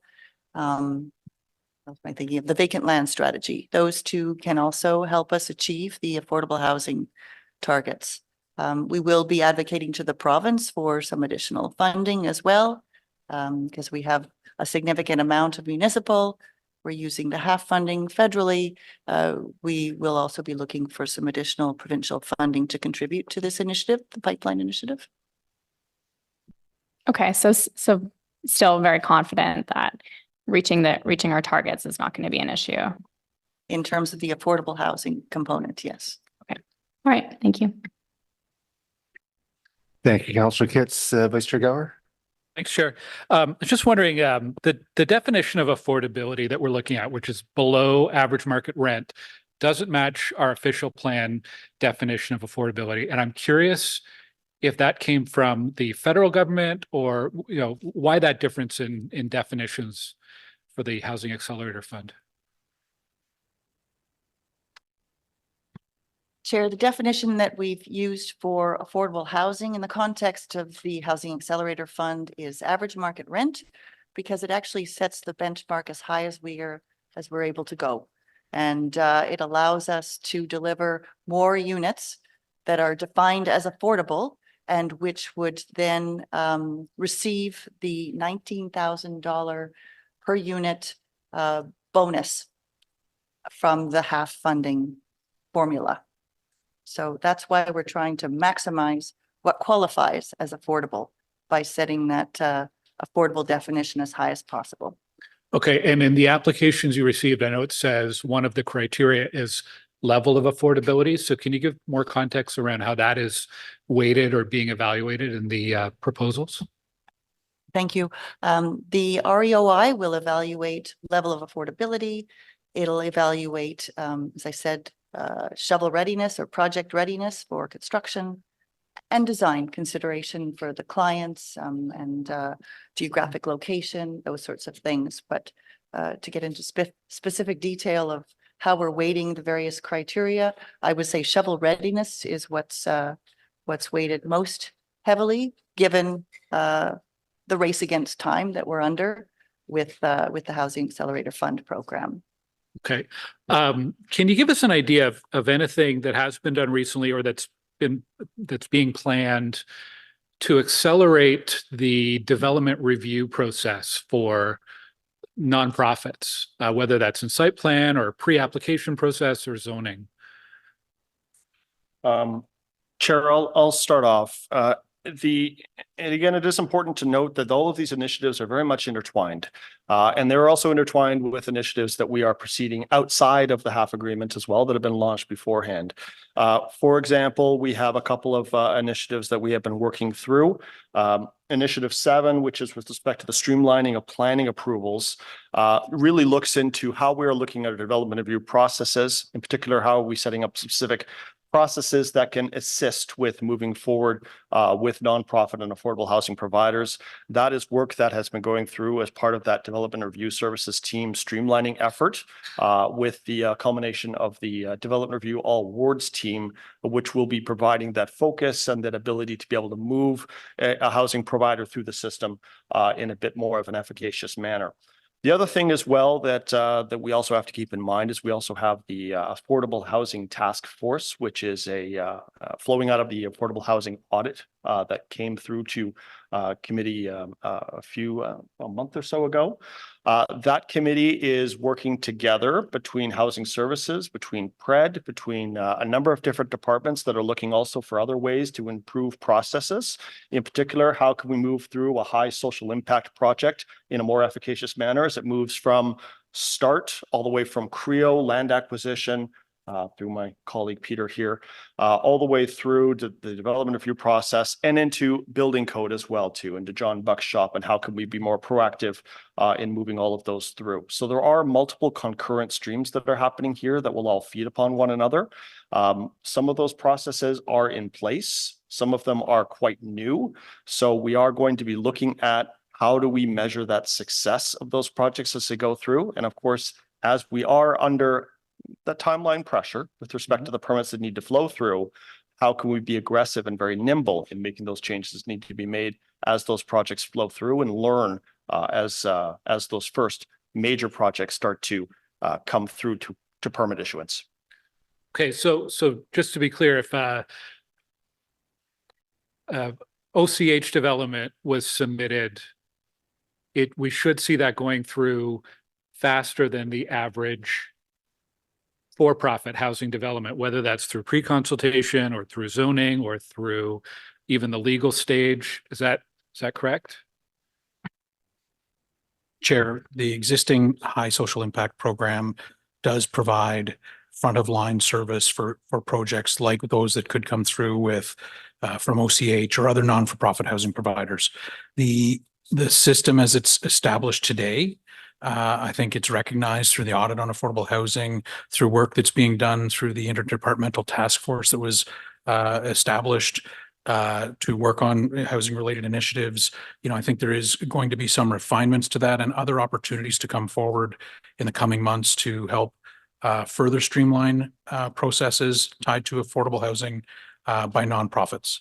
But today, if OCH has an application today, they do get front of line service. Every application has its own, works that come along with it. And sometimes those issues can go through quickly and sometimes they're harder to resolve. But certainly we are looking at opportunities to build on the HSIP program and further streamline opportunities. That's good. I'm just wondering also, my last question on this line, are nonprofits like OCH exempt from any studies that we have for for-profits? For example, urban design review or even traffic studies? The HSIP program as it's established today does not exempt them from studies and plan requirements. That is something that we are looking at and would look forward to coming back to committee and council for further direction in the coming months. Okay, I just raise it, and also in relation to some of the other conversation about delegated authority, appreciating, yes, committee and council need oversight. We are in a housing crisis. We're looking at this funding 2,000 affordable homes. We have a waiting list of 12,000. Any barrier that we can take down that takes time, even another report coming back to council is another at least a month, maybe 6 weeks of delay. And obviously we have an imperative from the agreement with the federal government to move quickly so we don't miss timelines. But if we move quickly, it saves money for the nonprofits as well. So any support that staff would need from committee or council to make changes to that process, I think we are very open to that. Thank you, Chair. Thank you, Vice Chair. Councillor Lowe. Thank you, Chair.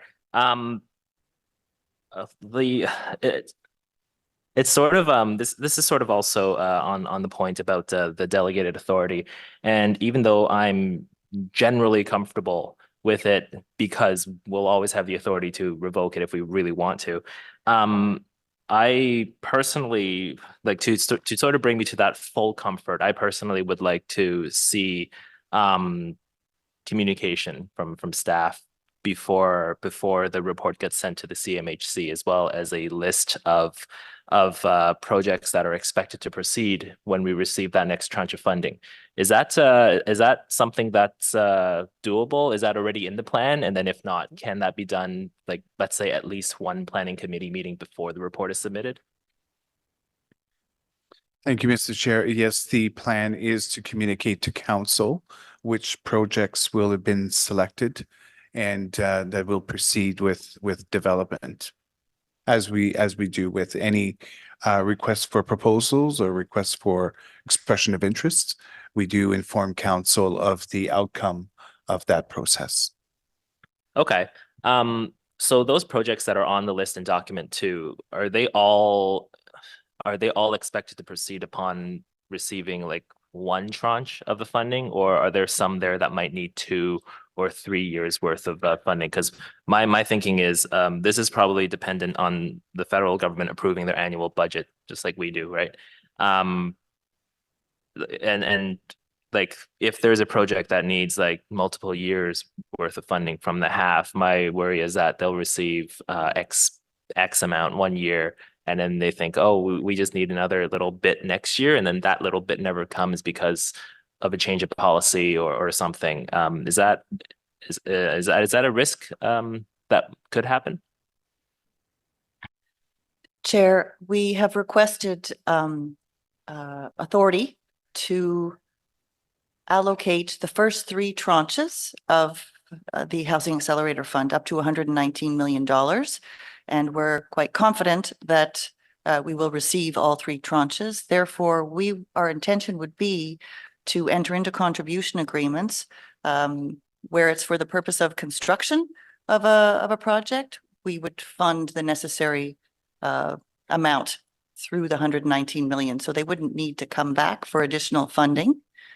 It would be funded in full to the extent necessary. There would also be some projects that would receive some pre-development funding, and that's where it's just getting them through the planning process to a point where they do need some capital funding to construct. Okay, I understand the confidence, but is that still a possibility? Like, are the future tranches subject to the federal government's next budgets? Like, we know, for example, in our e-bus, we approve this whole loan, whole budget authority, but it's still subject to annual approval. Is the half, is each tranche of the half subject to that same approval by the federal government? Chair, that is not, of course, we don't have an idea about the inner workings of the federal government accounting process, so we cannot say that for certainty. The assurances that we've had from the CMHTC team that we've been working for is that they do have an allocation of funds that they are going to be dispersing on annual assessments. The 3rd tranche that they issue will be based upon the CMHC's review of how well we are achieving those milestones. And that is, again, a CMHC department level review. It is the 4th tranche that is subject to minister oversight. So the minister would then look at how well Ottawa has done in achieving its growth targets. So that is, have we achieved the 37,500 permits divided by the categories? In addition to, have we made all reasonable efforts to complete all of the milestones as well? That decision would be made by the minister at the time. That is the information that we have. With respect to whether they may shift tranche 1, tranche 2, tranche 3, again, that's something that we don't have that clarity on. But our discussions with CMHC would indicate to us that it is the first 3 tranches that we have some assurance with. It's that 4th tranche that is the uncertainty. Yeah, understood. No, the 4th tranches, you were very upfront about the risk of it not happening depending on our progress. Sorry, a portion of it. Okay, thanks very much. Thank you very much, Councillor Lowe. Councillor Tierney? Great. Thank you, Mr. Chair. First of all, thanks to Lauren and Mary Dickinson, the whole crew. I know it's been many, I'm forgetting everyone, so you never start announcing people as a politician or you get in this trap. But that being said, you've heard me here time and again. We've been working, I think it's like 6 years on that parcel of city land that we've transferred. Now they're going to, hopefully we're shovel ready for many years. We've done grant applications outside of this in the past. And unfortunately weren't successful, even though it's, 50 units, 6-story building, food cupboard, indigenous factor with wigwamming. It checks every box. And I'm hoping with this new process that there's going to be success, obviously. 2024 is a big year all around, including Nickelback. But aside from that, I wanted to thank you for all the work, because the federal government really at the end of the day is the one that was kind of saying yay or nay. And I'm very hopeful of this round. And to the chair's point, I think you guys do a terrific job. You actually look at the data, you look at the external factors, internal factors, proximity to, for example, I have a food cupboard in mind, a very highly used one. So I prefer to leave everything in the hands of the professionals. I think that's the way we have to go. It avoids queue jumping. They're faster and more nimble where they know those projects are going to go. And I fully support your efforts. I know you have a daunting task ahead, and now that we actually have some money, it's now you can actually go more full speed, which is terrific as well. So it was more of a thank you, and just saying thanks for all the work that they do. Thanks, Mr. Chair. Well said, Councillor Tierney. Thank you. Councillor Curry, do you mind if Councillor Johnson goes first? Does not haven't posed a question yet. Thanks. Thank you very much, Mr. Chair. I was just wondering if you might be able to expand on the Ottawa Community Land Trust within that list, with the respect that it's varied, knowing that they don't necessarily have a mandate to build affordable housing. How do they fit the criteria for that? And what will we be seeing? Thank you, Chair. OCLT was added to the list back in the fall as being a priority for funding with the other projects. In this case, as long as they could submit a proposal that would mean creation of new permits, new units, perhaps they would purchase a different form of building and they could convert them to residential units, they could qualify for affordable housing under this program. I agree. Councillor Curry? Thanks, Mr. Chair. I have this direction written out, but just before I read it as it's actually written, I just want to say, just so we're all clear, the 9, other than number 6, have the potential to really help us, right? And so hence, I'm not asking for outcomes, which I think people will be fine with, so that because I don't believe in them, I want outcomes because I want to be able to show how important it is too. And let me just read out a couple of them. Increase zoning permissions to allow for multi-unit intensification. Like I look at what's happening in the tech park with our community pilot program, CPP, there's too many Ps, but permitting program, right? That should help us a ton, be able to get things done faster. The other one, streamlining planning approvals. Well, that is Nokia, right? That was amazing how quickly that went through and how helpful it was. So just the digital twin tool, how will that actually help us? So that's why I think the outcomes would be very helpful to us to know what else we need to do or what gave us the biggest bang for the buck, which tool helps us the most. So hence my direction was simply that the Planning and Housing Committee directs staff to report back with an outcome report with respect specifically to the 9 initiatives outlined in the Housing Accelerator Fund spending plan that are separate from the pipeline. I think the pipeline is self-explanatory, but the other 9 outcomes would help us. So that was the direction, Mr. Chair. Thanks. And do staff take that direction? Yes, we do, Mr. Chair. Thank you very much. So the minutes will reflect that. Did you have anything further, Councillor Curry? In that case, I'd just like to move over to Councillor Lowe because he wants to ask you if he'll take direction on something else. Thank you. And I know you said that it is your plan to communicate the contents of your submission to the CMHC to us prior to, but I think when it comes to delegated authority, this amount, it probably will give me, at least me, some comfort to put this into writing. So am I supposed to read this, or I'm new to this? Please go ahead. Okay, so yeah, the direction is that staff shall communicate to council through memo or IPD the contents of the forthcoming report to CMHC, at least one planning and housing committee prior to the submission. The report shall also contain a list of projects expected to proceed upon receipt of the next tranche of the HAF. Will staff take that as direction? Yes, Mr. Chair. Just wasn't sure about the language about the last tranche, but I think might be. Oh, Can you repeat that? Yeah, so if you want, I can add for 2025 and 2026. That staff shall communicate to council through memo or IPD the contents of the forthcoming report to CMHC, at least one planning and housing committee prior to the submission. The report shall also contain a list of projects expected to proceed upon receipt of the next tranche of the HAF. If you want, I could add 2025 and 26. I have some questions of staff of my own, so maybe have a sidebar to clarify all that. Sure. Because it sounds like staff may still need a bit of clarification on that. Okay. Thanks. Do any other members have questions of staff? I don't see any, so I'll ask about the 4 units because that's something that's coming across my desk a fair bit.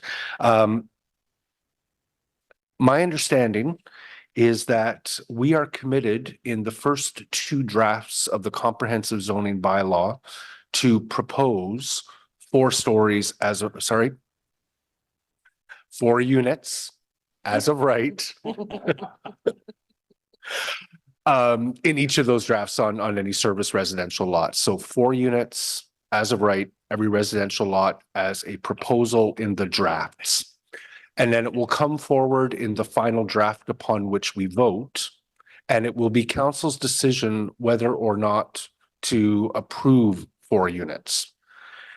If I take a look at the different risk levels, because we know that that 4th tranche is based on a political consideration. There's a lot of discretion at the political level, and it's tied to the growth target. So help me, I want to see if this is accurate. The lowest risk for council in getting the most we can out of the 4th tranche is if we approve 4 units on every lot and we achieve our growth targets. I don't think it'll be a very challenging conversation at that point. There's a medium risk involved if we don't approve the 4 units on every property, but we do achieve our growth targets, right? There's a political discussion. We've achieved our growth targets. The highest risk with respect to receiving the full amount of the 4th tranche would be if we don't achieve our growth targets and we don't approve 4 units as of right on every lot. That's when that political discussion would become a little bit more challenging. Have I understood the risks correctly here? Chair, you have. Just the 4th tranche is contingent on our growth targets. The 3rd tranche is contingent on the action plan, including the new zoning bylaw at the end of 2025.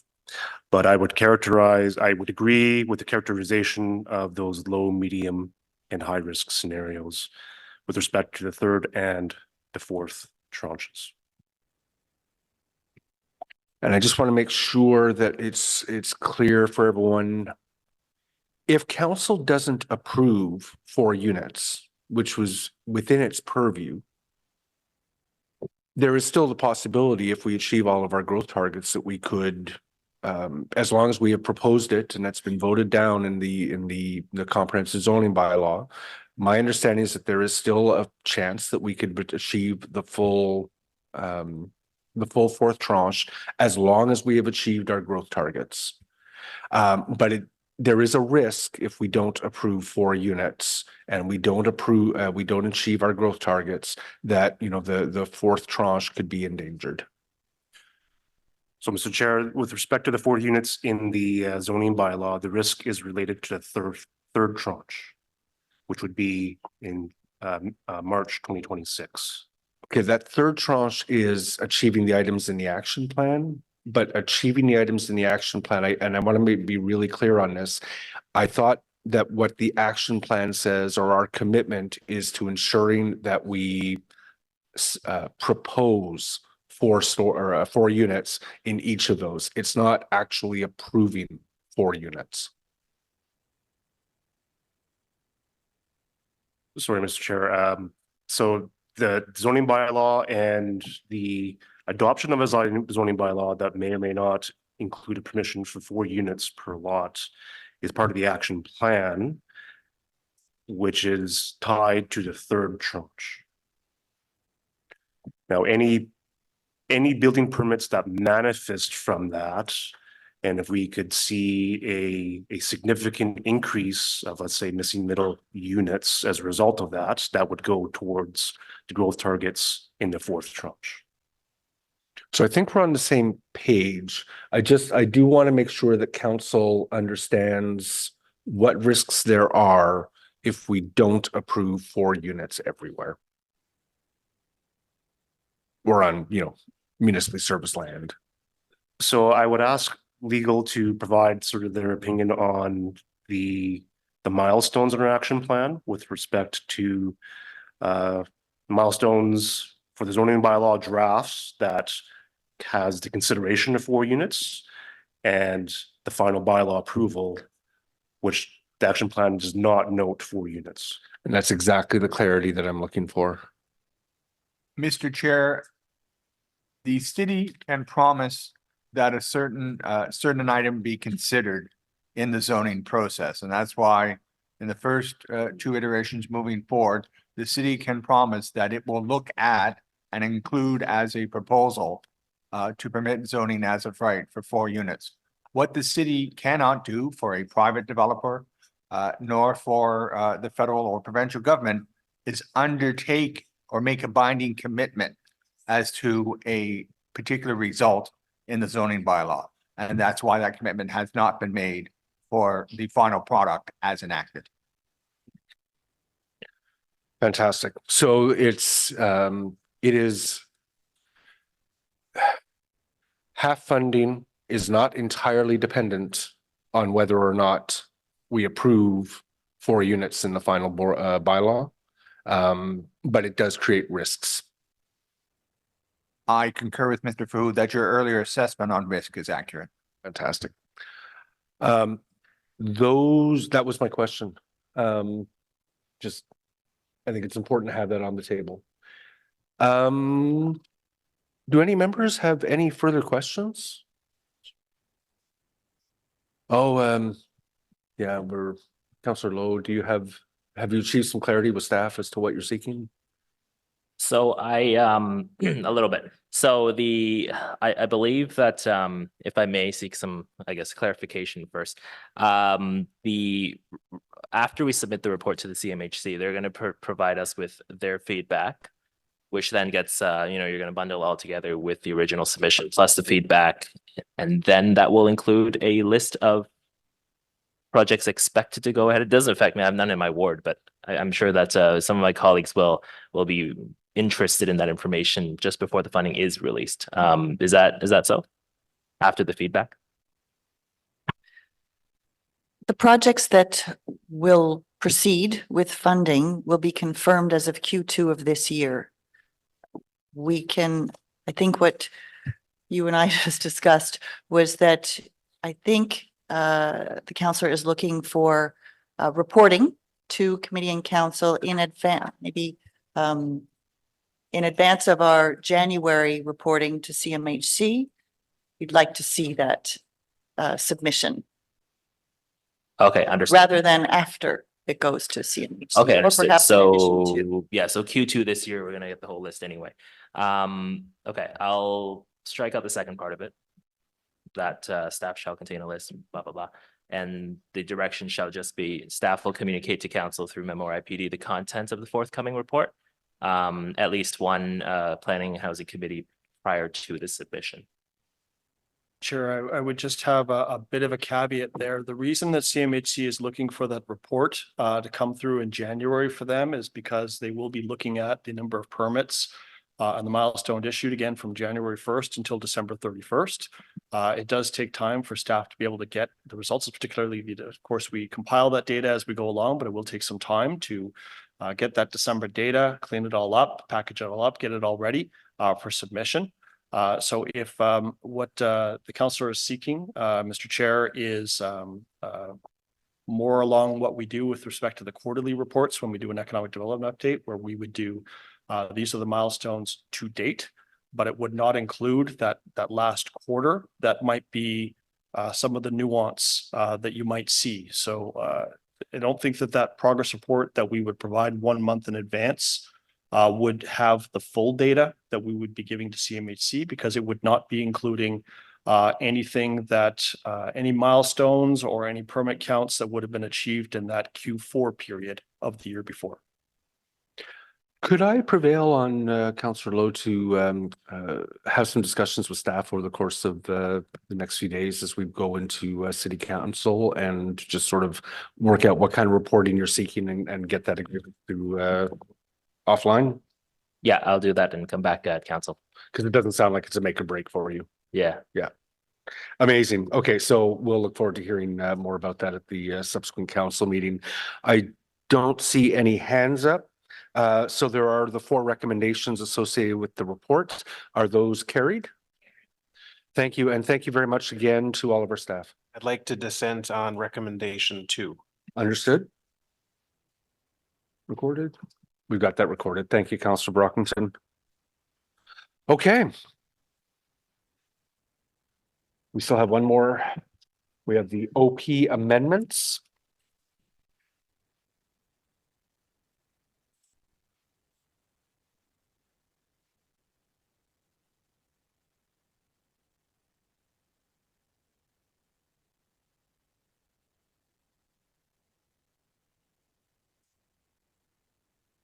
So colleagues, this is the Development Review Legacy File Official Plan Amendments. Contains a number of amendments to the official plan for a bunch of different properties that you've seen in the staff report. We know that it is the La Marche property that is most likely to be contentious. So what I would like to do with the committee's permission is to confine the staff reporting now to that file. And then to hear from the public delegations who have signed up to speak to it. And then we can carve that out or not from the approval of the overall report. There is also a technical amendment, which I'll ask Vice Chair Gower, I assume, to get on the table now. Thank you. Whereas the report recommends amending the West Downtown Core Secondary Plan within Volume 2A of the City of Ottawa's official plan to facilitate the development of 2 high-rise buildings comprising 608 residential dwelling units, including 247 affordable housing units at 625 and 665 Albert Street.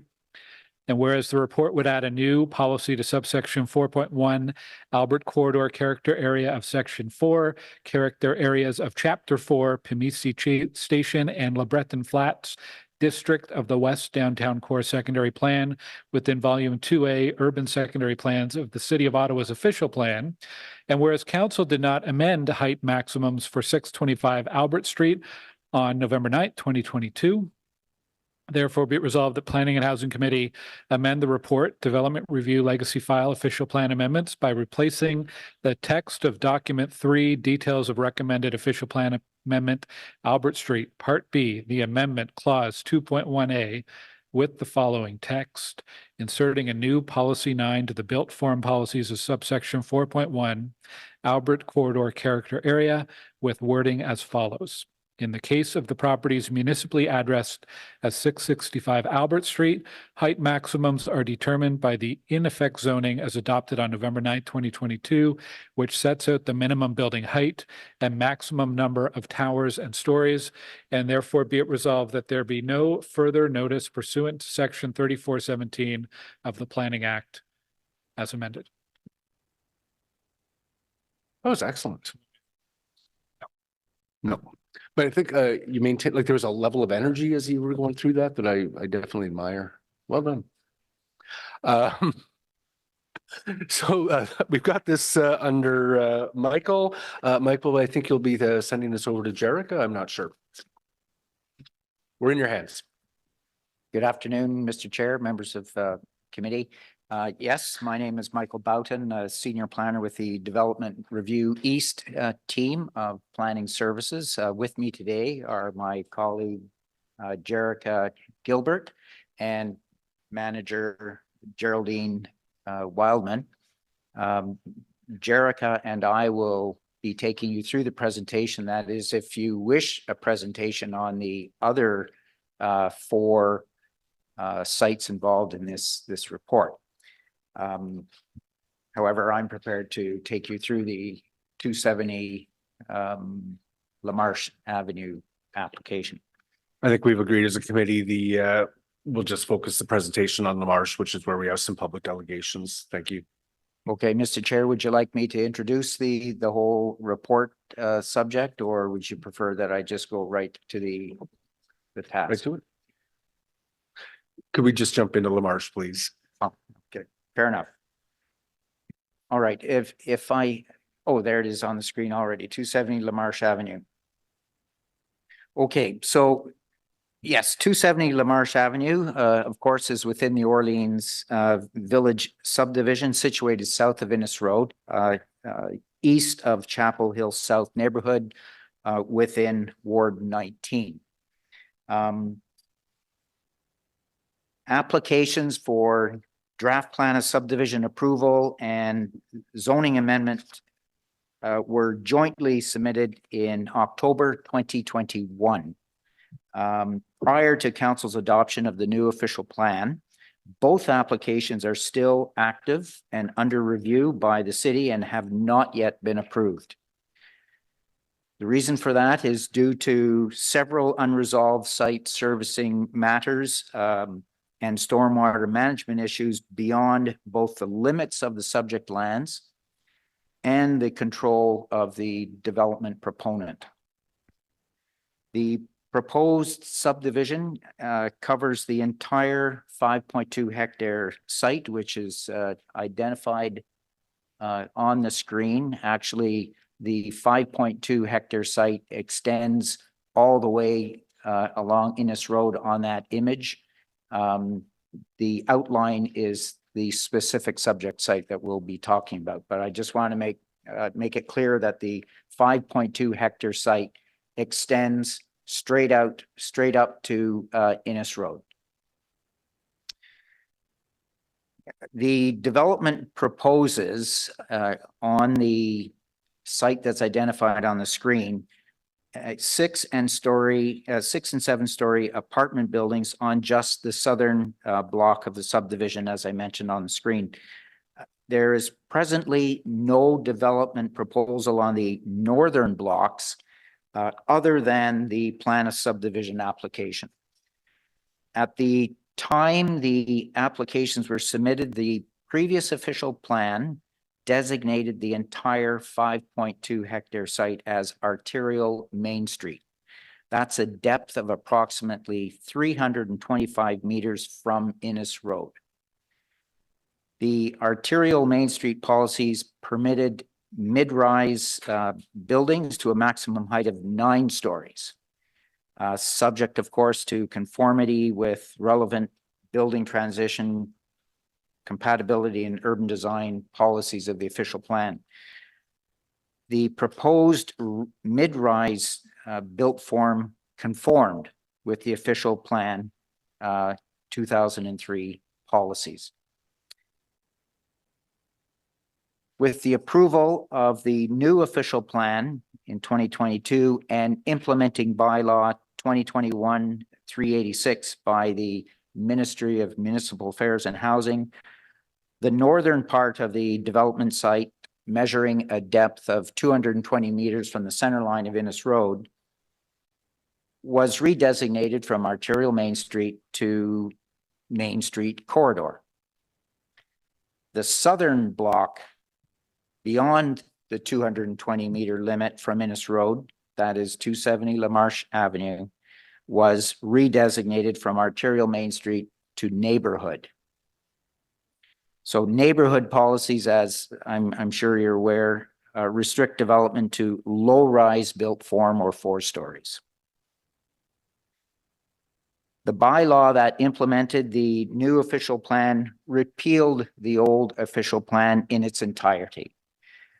So throughout the review of the applications after the adoption of the new OP, both city staff and the applicants understood that the applications would continue to be reviewed under the previous OP policies, relying upon the principle of procedural fairness accepted in planning law. And that principle generally states that land use planning applications should be evaluated against the law and policy documents in place at the time of the application.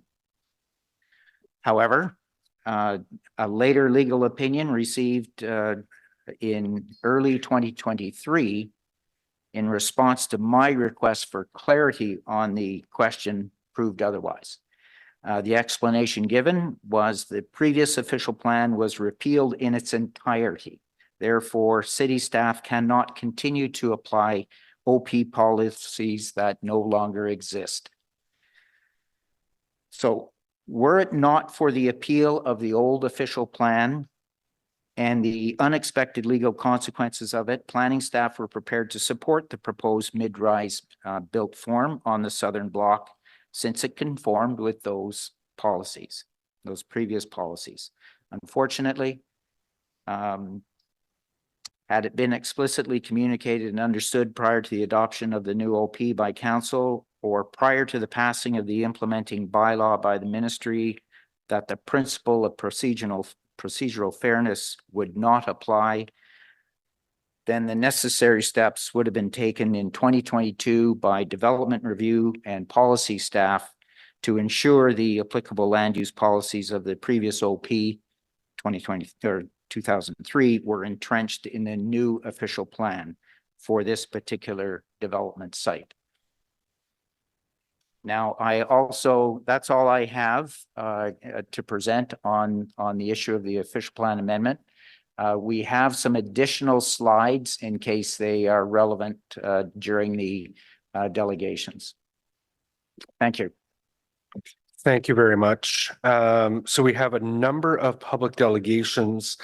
Miguel and Paul, did you want to go at the end? I know in past you've asked to go last so that you can address things. Oh, yeah. Okay. So in that case, we're going to move to Giselle Doyle as our first public delegation. And of course, there'll be an opportunity to ask for questions to staff after the delegations.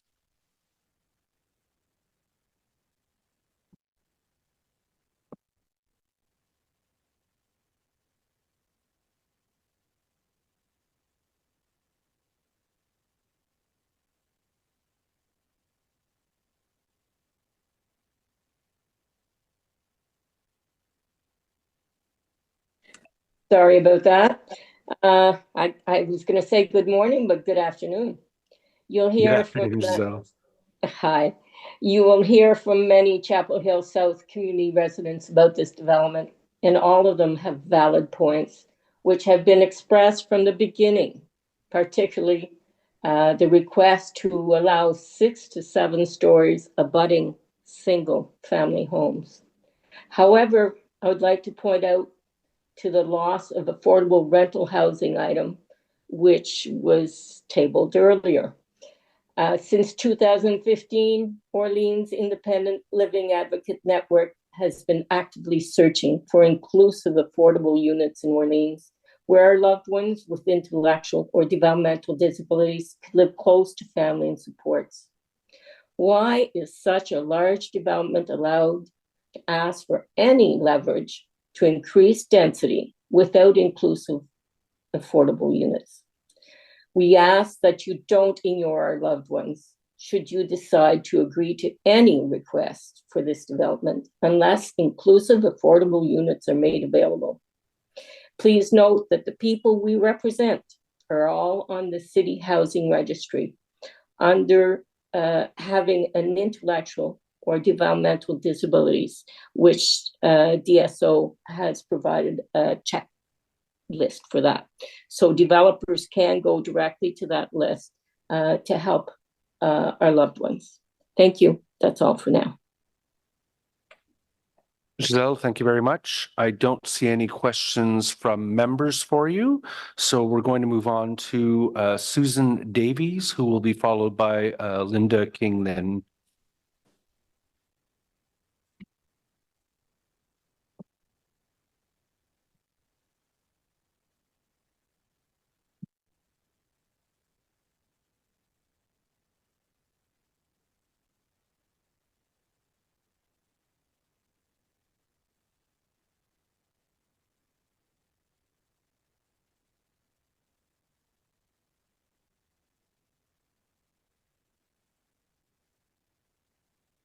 And Susan, I think you are a part of this meeting now. Excuse me. It sounds, Susan, like you may need to unmute your microphone. Hi. Oh, here we are. Yeah. Hi, Susan. Hi, my name is Susan Davies. I'm a resident of Orleans for many, many years. And I'd like to start to say thanking the planning department, particularly Michael Boughton, and my former my counselor, Laura Dudas, and the current counselor, Catherine Kitts, for all the work they've done. First, so I have 5 sections just here. I'm going to actually put what is wanted up front, and that's fine, but these are the 5 sections. I did submit some rather jumbly points, but I'm going to streamline it right now. What is wanted? What we want is suburban intensification that is gradual and evolving and respects the character of neighborhoods. This was a very important point that was raised by community associations during the development of the official plan. We need to respect neighborhoods, which is why it became a policy section in the official plan. The other thing we want is we want to ensure that the relevant policies and sub-policies that reflect this neighborhood continue to exist. We want to reach agreement on what is the building height for 270 Lamarche. We want to, in the main, we want to maintain the neighborhood low-rise 4-story building height policy. Why? Because that provides a transition from the surrounding 2-story neighborhood character and gives a transition element into phase 2 and 3 of the subdivision's main street phases, the phases that go all the way up to the Main Street corridor on Innis. So it's a natural transition from 2 to 4 to higher allowed on Main Street. What we would like to see is applicable zoning that is residential in nature. This is a residential neighborhood. So let's make the zoning residential as opposed to something that's more reflects arterial Main Street or some other. It has 3 apartment buildings. What is known? We recognize that the provincial and federal governments have had a major impact on the official plan as well as development planning. We also recognize that more homes built faster and the Planning Act and other measures have introduced really significant pressures, processes, and also funding opportunities, and new layers of complexities, as well as penalties and clawbacks of funding. Just the prior discussion.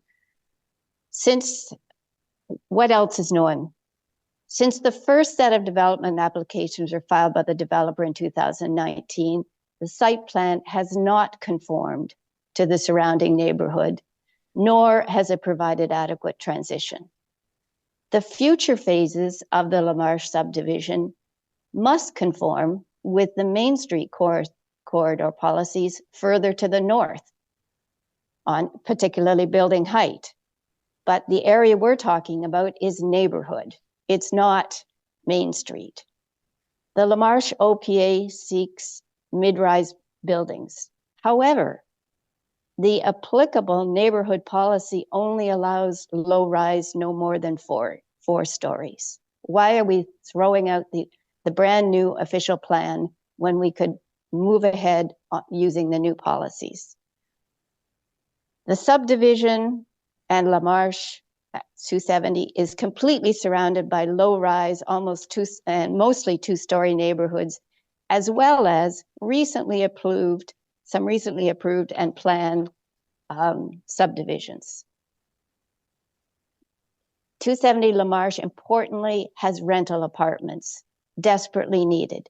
It's also situated on a local street. It's not situated on Innes Road. It's a brand new local street that will be built. Any increase from low-rise to mid-rise, we know has to have a zoning bylaw amendment and also change the DR zone to an applicable residential zone. The other thing, as noted by Michael earlier, was that this OPA was not integrated into the very comprehensive multi-year community and industry-based process of the new official plan policies.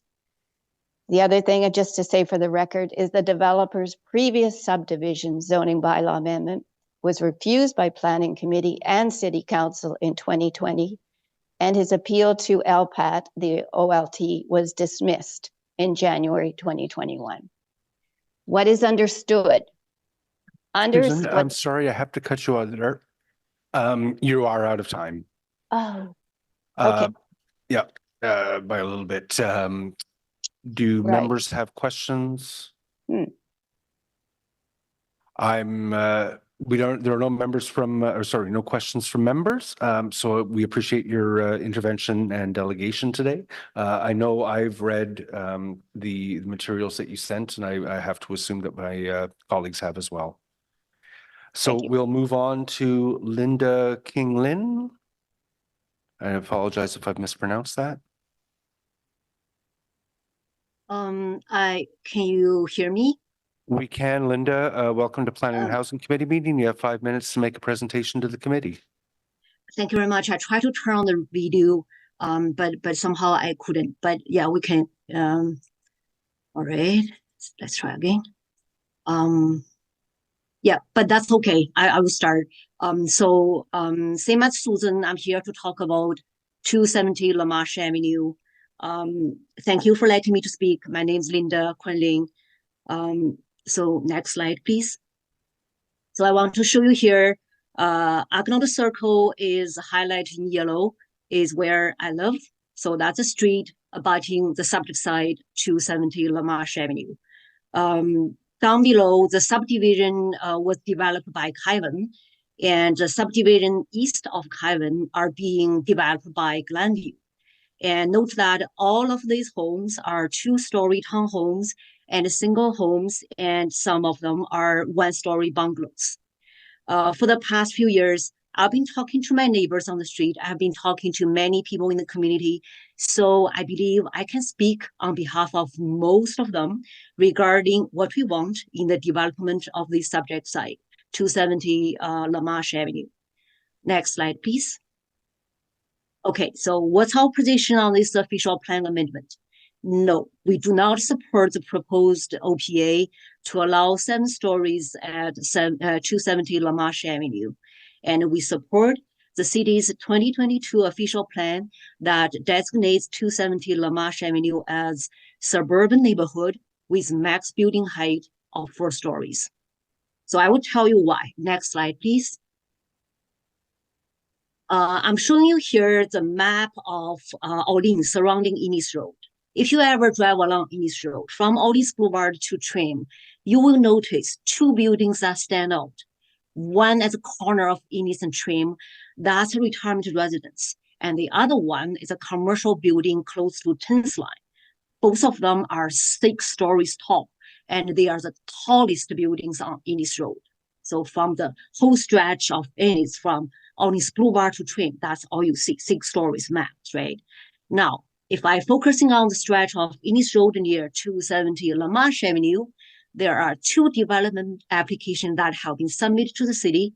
One is located at the northwest corner of Ennis and Paget, 3443 Ennis Road, right? The plan for that one is to construct a 6-story mixed-use building. The other application is situated east of LaMarche, on the northern side of Ennis Road, west of Frank Bender, and that plans to construct 2 4-story apartment buildings at 38, 17, 35, and 43 Ennis. So in summary, is that all existing buildings and submitted applications on Ennis Road thus far are capped at a maximum of 6 stories in height. All right, next slide, please. So focusing on the 270 LaMarche Avenue, zooming into this location, right across the street is the Kyvan Phase 4 subdivision, as I highlighted in the slide. So it's going to build 175 2-story residential homes. Those are all 2 stories with a very small block fronting Ennis Road, reserved for future mixed use. And from the map, you will conclude that the subject site 270 LaMarche Avenue is currently surrounded by 2-story residential homes. Kyvan's Phase 4, which consists of 2-story homes, will further expand the low-rise surroundings. Next slide, please. Thank you. Now we are aware that both the province and the city are pushing for suburban intensification and building more housing units, especially for rental. And yes, we are fully on board with it. We support suburban intensification projects that are gradual, evolving over time, and respects the character of our community. So the 2022 official plan lists out 3 key policies to help Orleans achieve its goal of gradual, evolving suburban intensification. So these policies are Main Street Corridor, evolving neighborhood overlay, and suburban neighborhood. According to the policies, Ennis Road is designated as Main Street Corridor with a depth of 220 meters from its center line. Furthermore, the evolving neighborhood overlay policy shows areas within 150 meters of Ennis Road center line to achieve higher density and optimize land use. So therefore, within the 220-meter boundary along Ennis Road, Le Pin's Phase 2 and 3 development will provide sufficient abundance of rental units, significantly contributing to Orleans' intensification goal, right? But the subject site, 270 LaMarche Avenue, is outside the 220-meter boundary of Ennis Road, surrounded by 2-story residence homes, as we just seen before, right? And the 2022 official plan designate as suburban neighborhoods, permitting low-rise 3 stories at maximum 4-story buildings. Linda, This designation, I'm sorry, yeah. Linda, it's Councilor Leeper. You've run out of time, I'm afraid. Do you have a single sentence you can wrap up with? Okay, I wrap up with this. So we strongly urge the city's planning and housing committee members and councilors to please thoroughly consider our concerns, right? Uphold the 2022 official plan, maintain the suburban neighborhood designation for 270 LaMarche Avenue. Thank you. Thank you. Apologies for jumping in there. Do any members of the committee have any questions? I don't see any, so thank you very much for your presentation today. We're going to move on to Brian McAuliffe, who is not on the call. So we'll move down to Denise Frigon. Yes, Brian is supposed to do a presentation, but I'll do mine now if you don't want, if you agree. Thanks. Yeah, we don't have Brian. Yeah, we're trying to reach him. He was supposed to do one, but he's waited so long and he's at work. But here I am. My name is Denise Frigon, representing the Orleans Village and Area Community Group. So we don't oppose the Lépine projects and agree with phase one proposal at 270 Lamarche.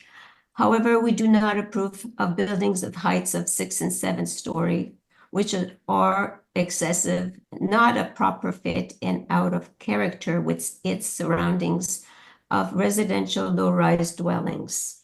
Instead, we would propose heights of 4 or 5 that belong to the neighborhood designation of the suburban transit of Orleans. Also, we do not support to allow the 7-story exception and for an eventual ZBLA application to follow, but we are in agreement with the current OP policies of neighborhood and suburban transit.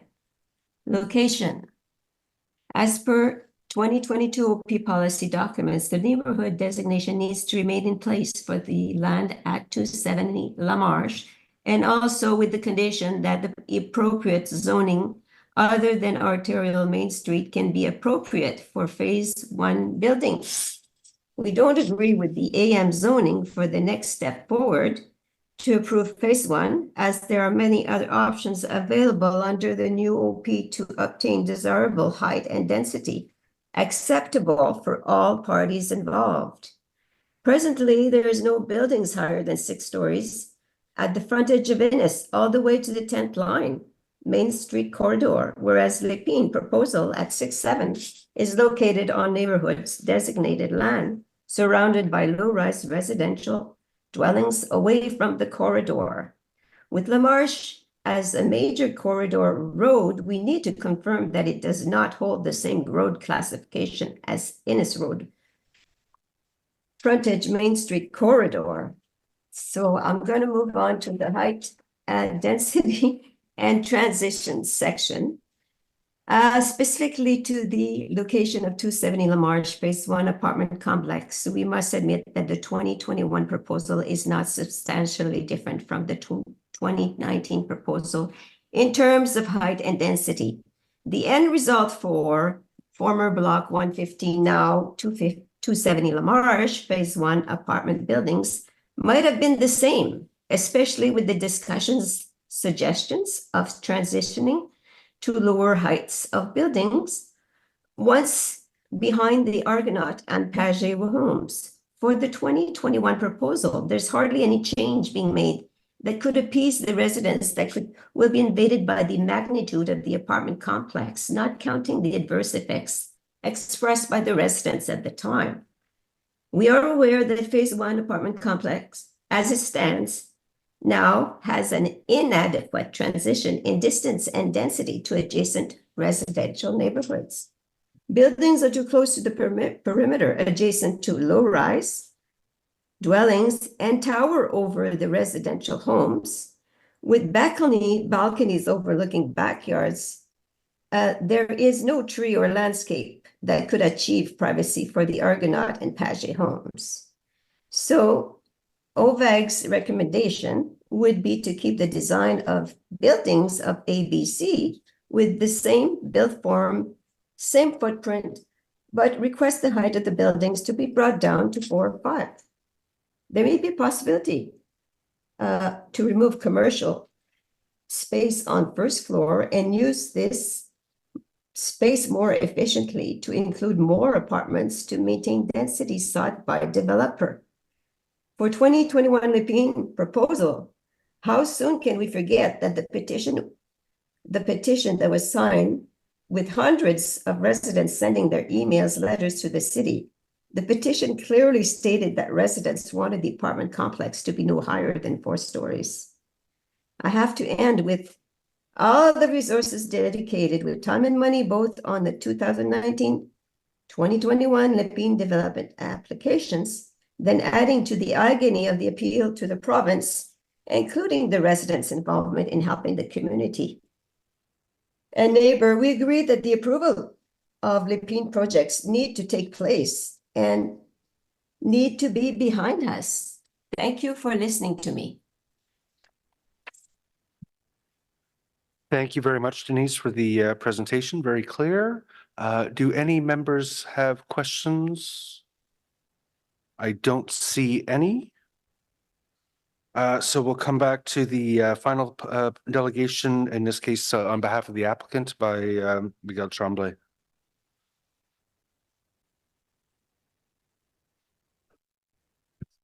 I'll go very quickly through my slides. Mr. Boughton was very fulsome in his overview.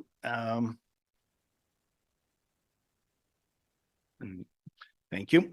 Miguel Champlain, I'm a partner at Foten Planning and Design. I'm here on behalf of Groupe Lepine. Given that this is a staff-initiated omnibus OPA, I'm simply here to voice our support for the changes in the document.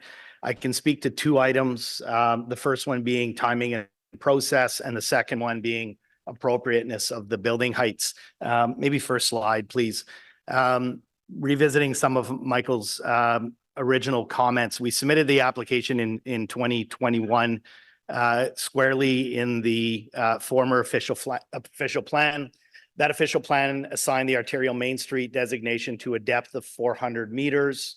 As you can see here, well after that in November 2022, the new OP revised the designation to a depth of 220 meters. The previous OP supported heights as of right of 9 stories. The Lepine proposal that was subject to an OLT hearing recommended 9 stories in the rear of the property, and then if you recall, a 16 and a 12-story building. The new OP now would support substantially greater heights along Innes Road in that first 220 meters. But as a result, the height is now 4 stories. I don't think that change was deliberate. I think it was unintentional, at least for this property. And had we fully appreciated, along with staff, that the clergy principle would not apply, we would have taken steps at that time to protect for the building heights that were being proposed. With respect to some of the comments, the original application was to rezone the entirety of the lands to arterial Main Street because of that depth. We are prepared to work with staff and rezone the rear portion of the property, the area that's subject to the omnibus OPA, to a residential zone if that provides some additional comfort. And actually, I think we're going to have to, because the designation doesn't apply. So I think we'd have to rethink that approach, but with the same zone provisions. If you want to go to the next slide, please. But really, this is an issue of timing.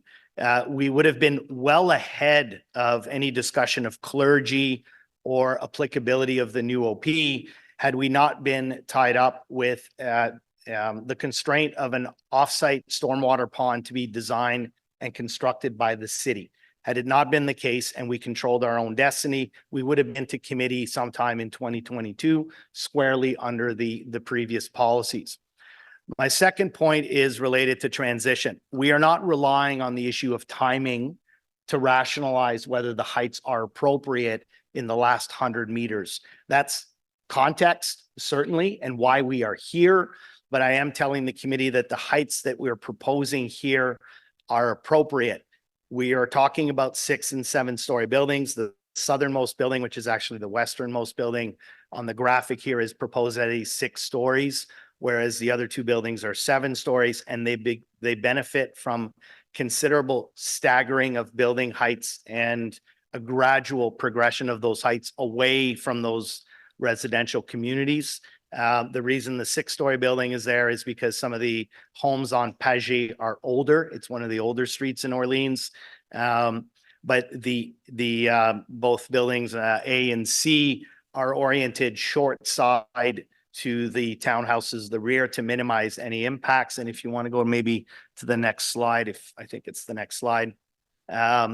So what we've done, even though these are, the red line is the building envelopes that would be permitted in the AM zone had it been applied squarely to the property. We are respecting all of those staggers. Those staggers are already built into the AM. They have certain provisions. You have a rear yard setback of 7.5, and then you start to stagger building heights as you move away from the low-rise residential.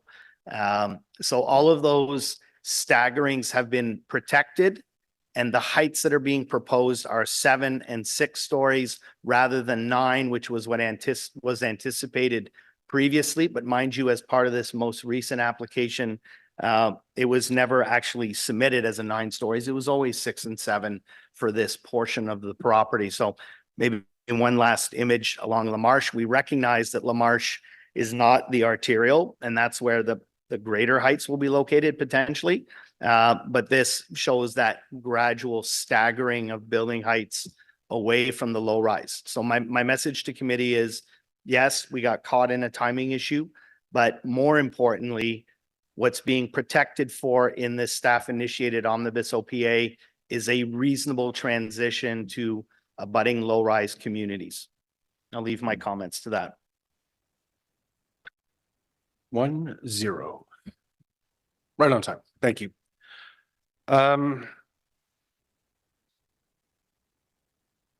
So do any members have questions for the delegation? Councillor Kitts? Hi, thank you, Chair.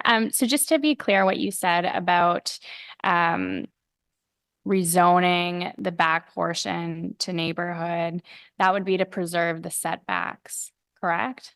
You're looking for that 7-story height, but that providing that designation would, you said, to provide comfort to the community.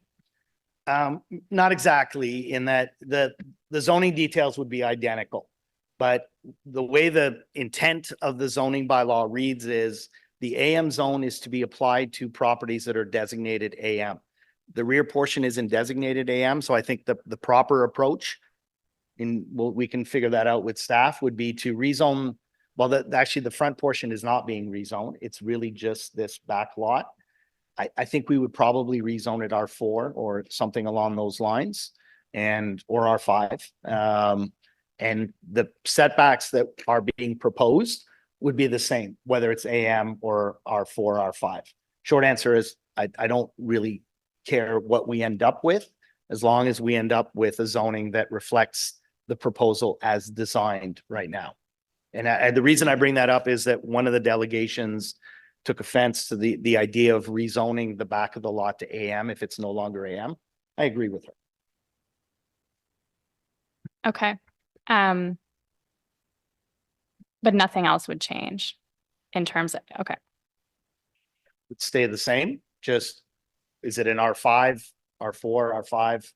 I think it'd probably end up being an R5 and, well, R5 with permissible heights of 7 stories. Yes. Okay. Yes.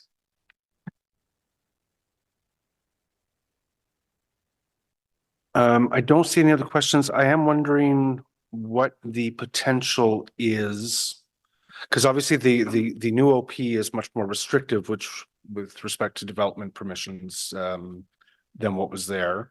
In the bigger, broader context, how many more sites are contiguous to Innis that go back this kind of depth? Do you have any notion of what the broader context might be and what we might be opening the door to if we permit this?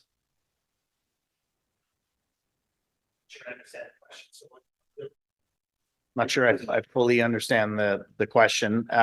So at this distance from Innis Road, the new official plan would appear, if I'm understanding this correctly, to have restricted development rights to lower heights compared to what the previous official plan was. What kind of, and I hate to say precedent, but where do these other contexts exist? So there are larger shopping centers, Yeah. Trinity, things like that, that are probably in the, I'm going to say 300 to 400 meter range. where the Lowe's is, the cinema, things like that. So some of those properties, but however, if those applications were to be submitted today, would be fully subject to the direction of the new OP. So despite the fact that they would be contiguous, I would imagine the city would take the position that the corridor designation only applies to the first 220, but I'll leave that to staff. The difference here is actually back to the first point where there is an issue of timing. And I'm not interested in disregarding the issue of timing in that we did have active applications under the previous OP. And the only reason we're here is because the city hasn't built the storm pond. That's not to be overly critical, but that's why we're here. That's where I'm struggling. Because the intent of the new OP and some of those commercial lots would be, if those were to go mixed use down the road, would be to constrain the heights as you get closer into the low-rise residential area. And I'm concerned about approving this one when that context is going to become a part of Innes Road moving forward. But you have also, there's a timing issue with respect and the stormwater time it was taken to get that done, in addition to the unexpected answer back that clergy doesn't apply, make this one problematic for me. Yeah, I think this one is rooted in a different context, timing context. I don't think you're asking me whether the 220 meters is the right distance, but I will offer my opinion anyways. And then I just told you that most of the commercial shopping centers along corridors are in the 300 to 400 range. I'm not sure why the city selected 220 if you were actually trying to get intensification along these corridors. Yeah. So in future, we would anticipate OPAs to bring that height further back. Potentially. Yeah. Okay. Those are my questions. Sorry, did any other members have questions? No. Thank you very much. So we'll open it up to questions of staff.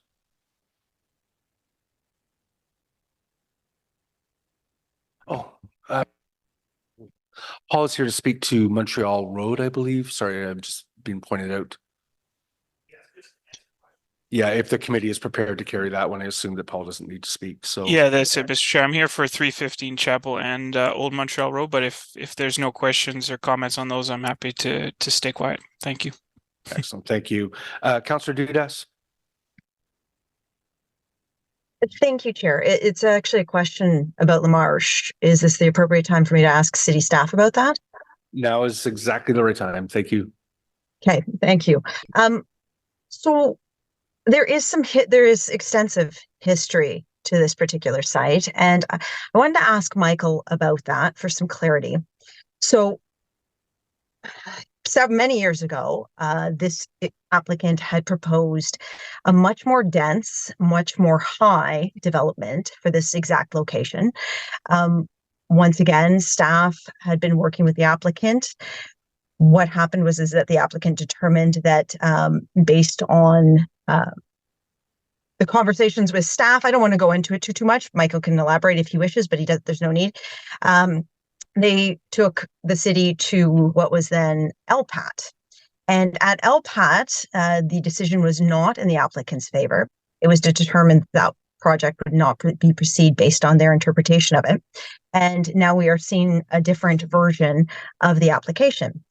So I wanted to ask Michael, so based on what is before us today, and I have seen it, I've compared it, but I'd like to have a more expertised experienced understanding of this. How is this application different from last time?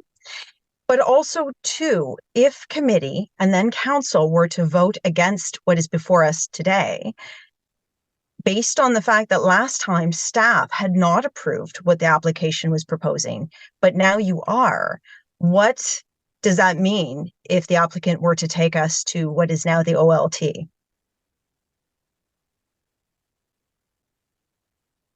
Mr. Chair, I'll take the second one because it is an easy answer. This is a staff initiated amendment. There is no appeal right to the OLT.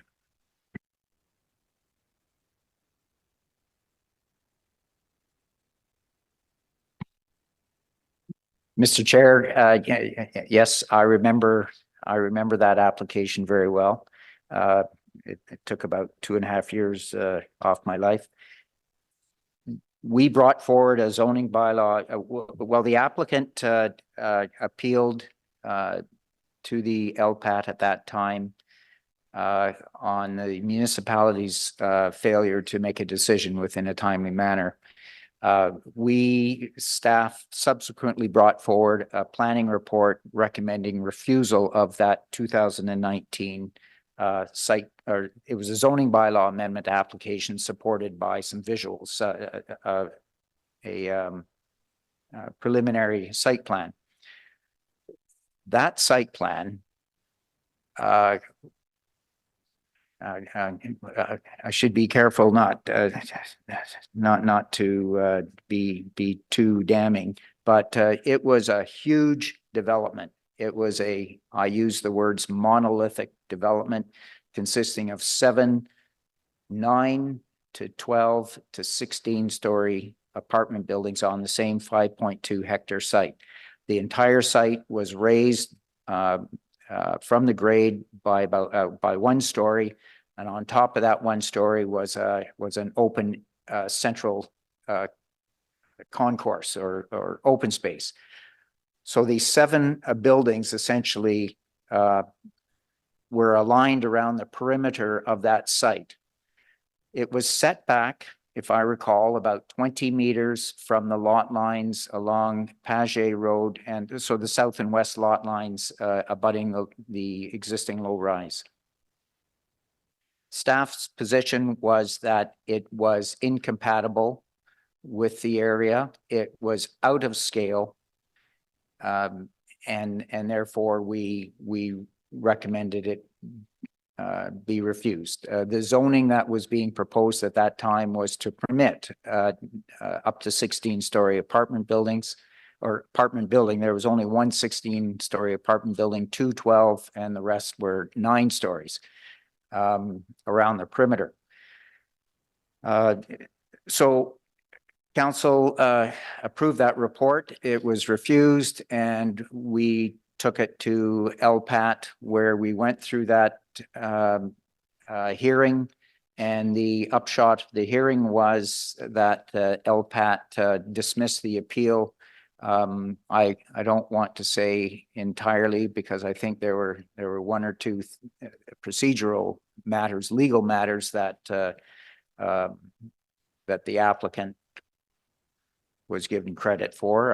I'm very conscious about Mr. Mark and my description of things, but from the planning context, it was refused by or dismissed by the LPAT. So in answer to Councillor Dudas's question, what has changed? Well, what changed? And before I say that, during the LPAT hearing, unfortunately, I had to concede that the arterial Main Street designation did indeed extend to the entire depth of the lot, to the yards of the townhouses. Prior to that, I was taking the position that it only extended to the depth of the natural lot. There are 2 lots that form the 5.2 hectares. On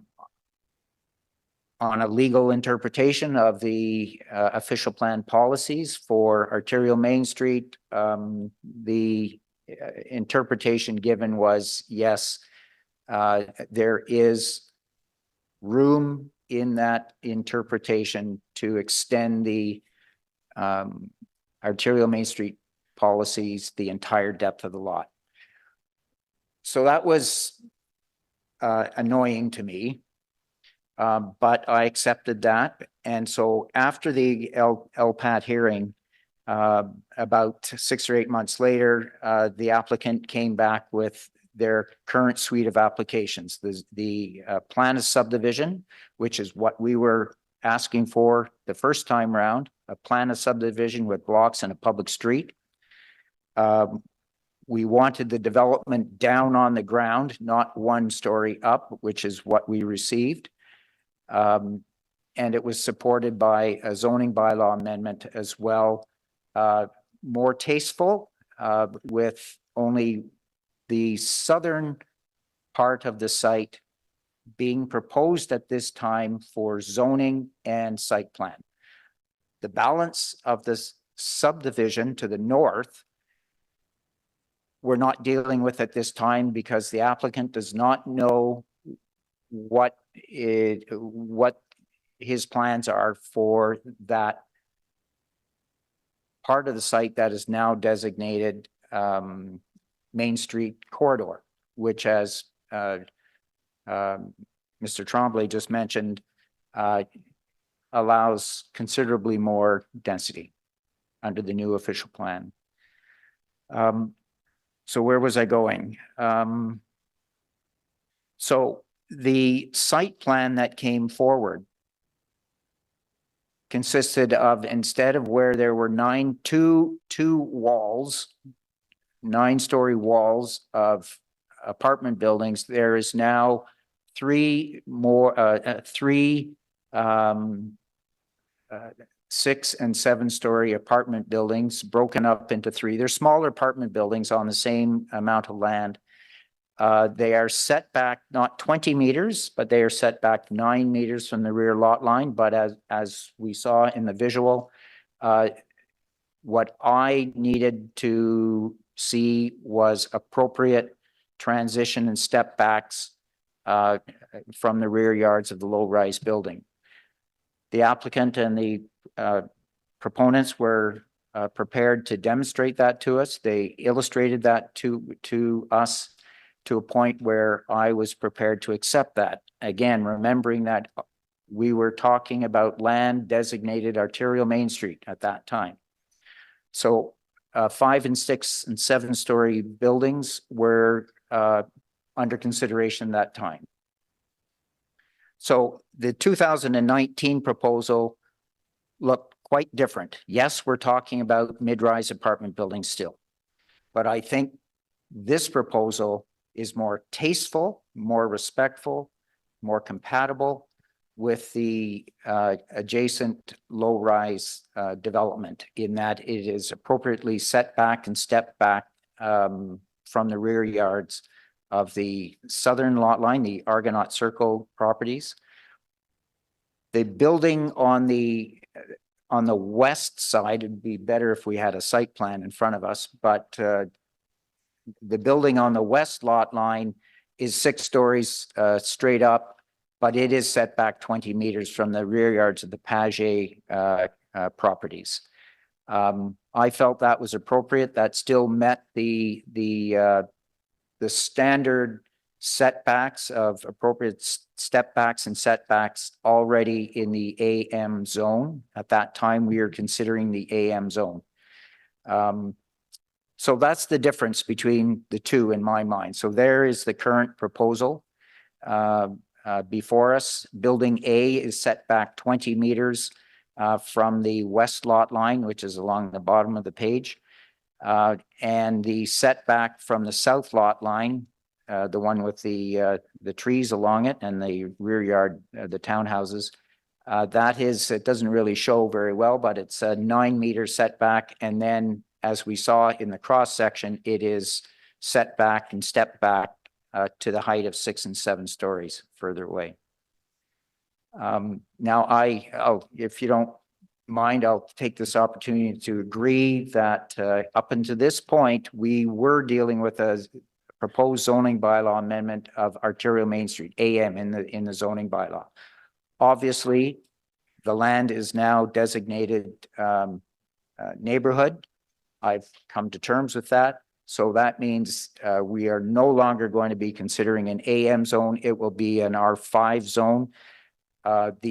The performance standards of that zone are yet to be determined. We have not even discussed, I haven't even discussed it with the applicant at this point. We've been focusing on this particular issue for the last several months.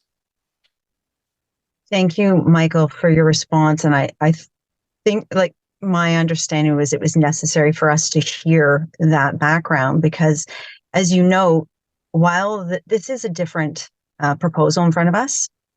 But as you said, you've come to terms with what is before us today. But we've heard from many residents, and there should be an understanding as to why others have not come to terms. There's a long history here. There has been a lot of not so great interactions over the course of time with this particular application. So I do appreciate that. And I think that that's why I've been listening to the delegations. I do have concerns of my own, but I wanted to say that Councillor Kitts has been doing a phenomenal job of trying to address those concerns and trying to take in this new proposal, which has been something she's inherited with the ward boundary changes. So I will pass it to Councillor Kitts if she wishes to speak, but I did want to have that kind of history on the record so that everyone around this table understands where we've come from and what we're looking at today.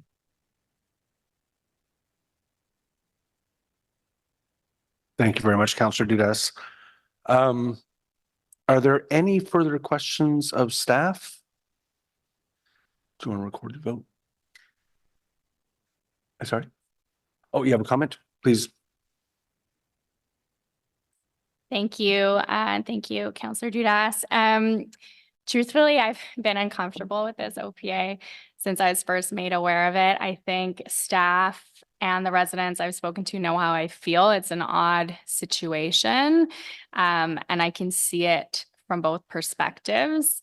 This omnibus is really meant to be a housekeeping item, but in this case, because the file has such a long controversial history, if there hadn't been unexpected delays, it would have been considered under the old OP. And under the old OP, as you heard, 9 stories would have been permitted here. And I think it's important to note that in response to community feedback, when staff was considering the proposal under the old OP, they did negotiate stepping it up to 7 stories. Those setbacks that you saw, the tree screening, that was all in response to community feedback. But given the timing, and it's in front of us now, I do appreciate the community's perspective that our new official plan is limiting heights in this location under the neighborhood designation. And if residents are feeling like the new OP righted a wrong, that the entire parcel should be treated like it has frontage on Innis, I think that's a fair point, and I think it makes this exemption hard to accept. So I did meet with some of the delegates to explain how we got here. While I think there's the rationale for bringing this forward makes sense from a planning process and a legal process, because even if, the city OPA doesn't have appeal rights, it's to be sure that Lapine would bring an OPA forward. And I don't think our chances that the OLT would be favorable. From a community perspective, I don't think it's sitting well. Sorry, do you comment? No. And I do want to thank Michael, Jerica, Geraldine, Royce, Carol. There's been a lot of staff engaged in this and to answer questions from the community, and Councillor Dudas, who you heard, pass the baton to me on this file. And if it does get approved today, I want to highlight something positive for the community. Lapine has agreed to front end the signalization of the intersection at Innis and Lamarche with construction planned for this year. For anyone who lives in that area, they know that a controlled intersection is badly needed. You have folks exiting Lamarche. If you want to turn left, you have to cross 3 lanes of very intense traffic on Innis at present. And before you ask, no, there is no transit that comes down Lamarche. And despite that, without the front ending offer, signalization construction wouldn't happen for another couple of years. And I have no doubt that if the timeline of their project gets delayed, that construction might get pushed out further. So I realize that that might be cold comfort to those who are directly impacted by the development. But I think given the history here with the original proposal and how that played out, it set the relationship with the community off on the wrong foot. We know that there's going to be future phases here with this development. And so my hope is that going forward, we can work together to achieve the best result possible. Thank you. Thank you very much, Councillor. There are no further questions or comments. Why don't we have recorded vote on this one?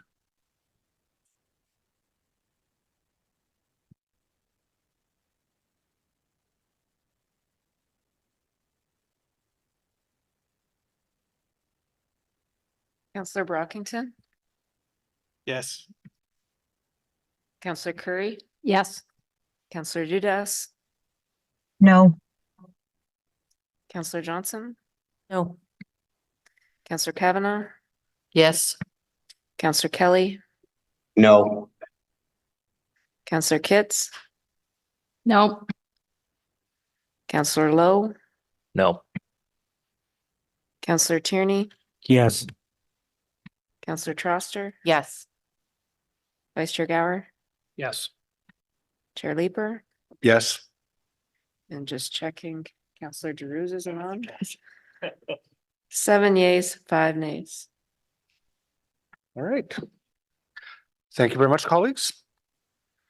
And thank you very much, staff, on that. Obviously, a problematic file, and I appreciate the transparency with which you've come to the committee as well. So thank you. So we're almost done, folks. Yeah, I'll get to that. Yeah, we have two.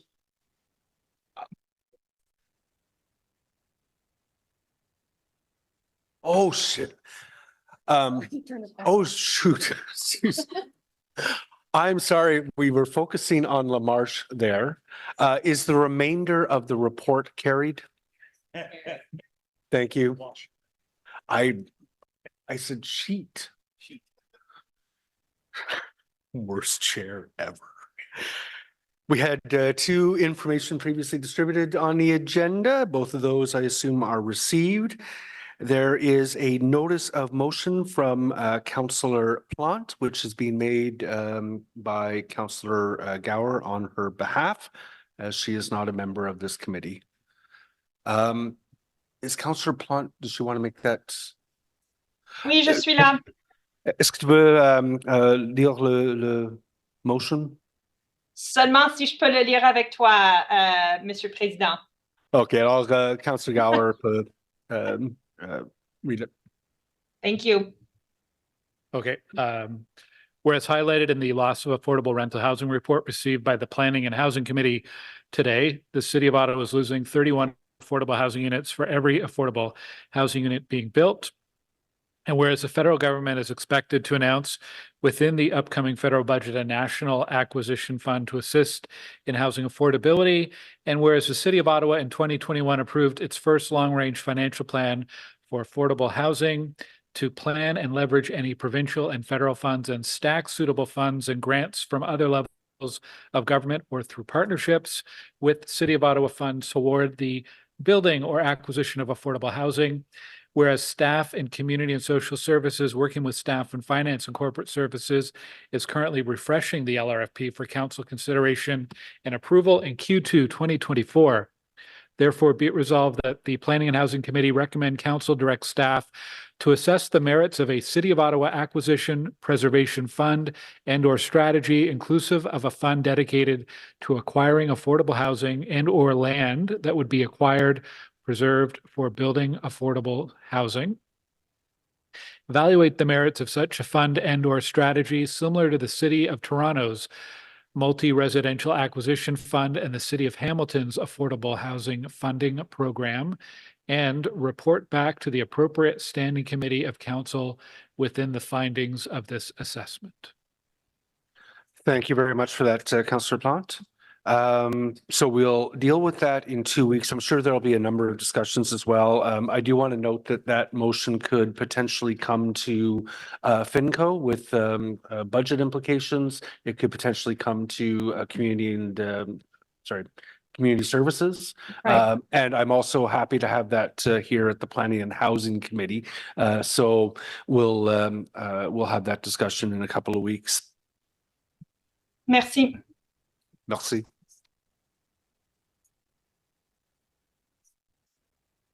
Oh my goodness. You folks remember that compelling technical motion that Councillor Gower brought with respect to, or Vice Chair Gower brought with respect to 625 Albert Street? Was that carried? Carried, thank you. Sorry? But we already carried it. Yeah, it was, so it's the entire report now carried as amended with that clearer understanding that the report was amended through that really gripping technical motion. Let's get this over with before it goes completely unrailed. People were already there. Councillor Troster, did you have any inquiries today? I do, Chair Leeper. One of the consistent themes I've been hearing at Planning and Housing Committee is concern from residents that adding density will damage their property values. As we anticipate the new zoning bylaw, it would be useful to have some facts and data in hand to better understand what the relationship actually is. Could staff clarify the relationship between property value and additional density in historically single-family communities? As well, could staff clarify some of the potential ancillary benefits and drawbacks of greater density in historically single-family neighborhoods, drawing from existing case studies? Thank you. Thank you very much. I don't believe there is any other business today. We are adjourned until our next meeting, Wednesday, April 10th, 2024. Thank you very much, colleagues.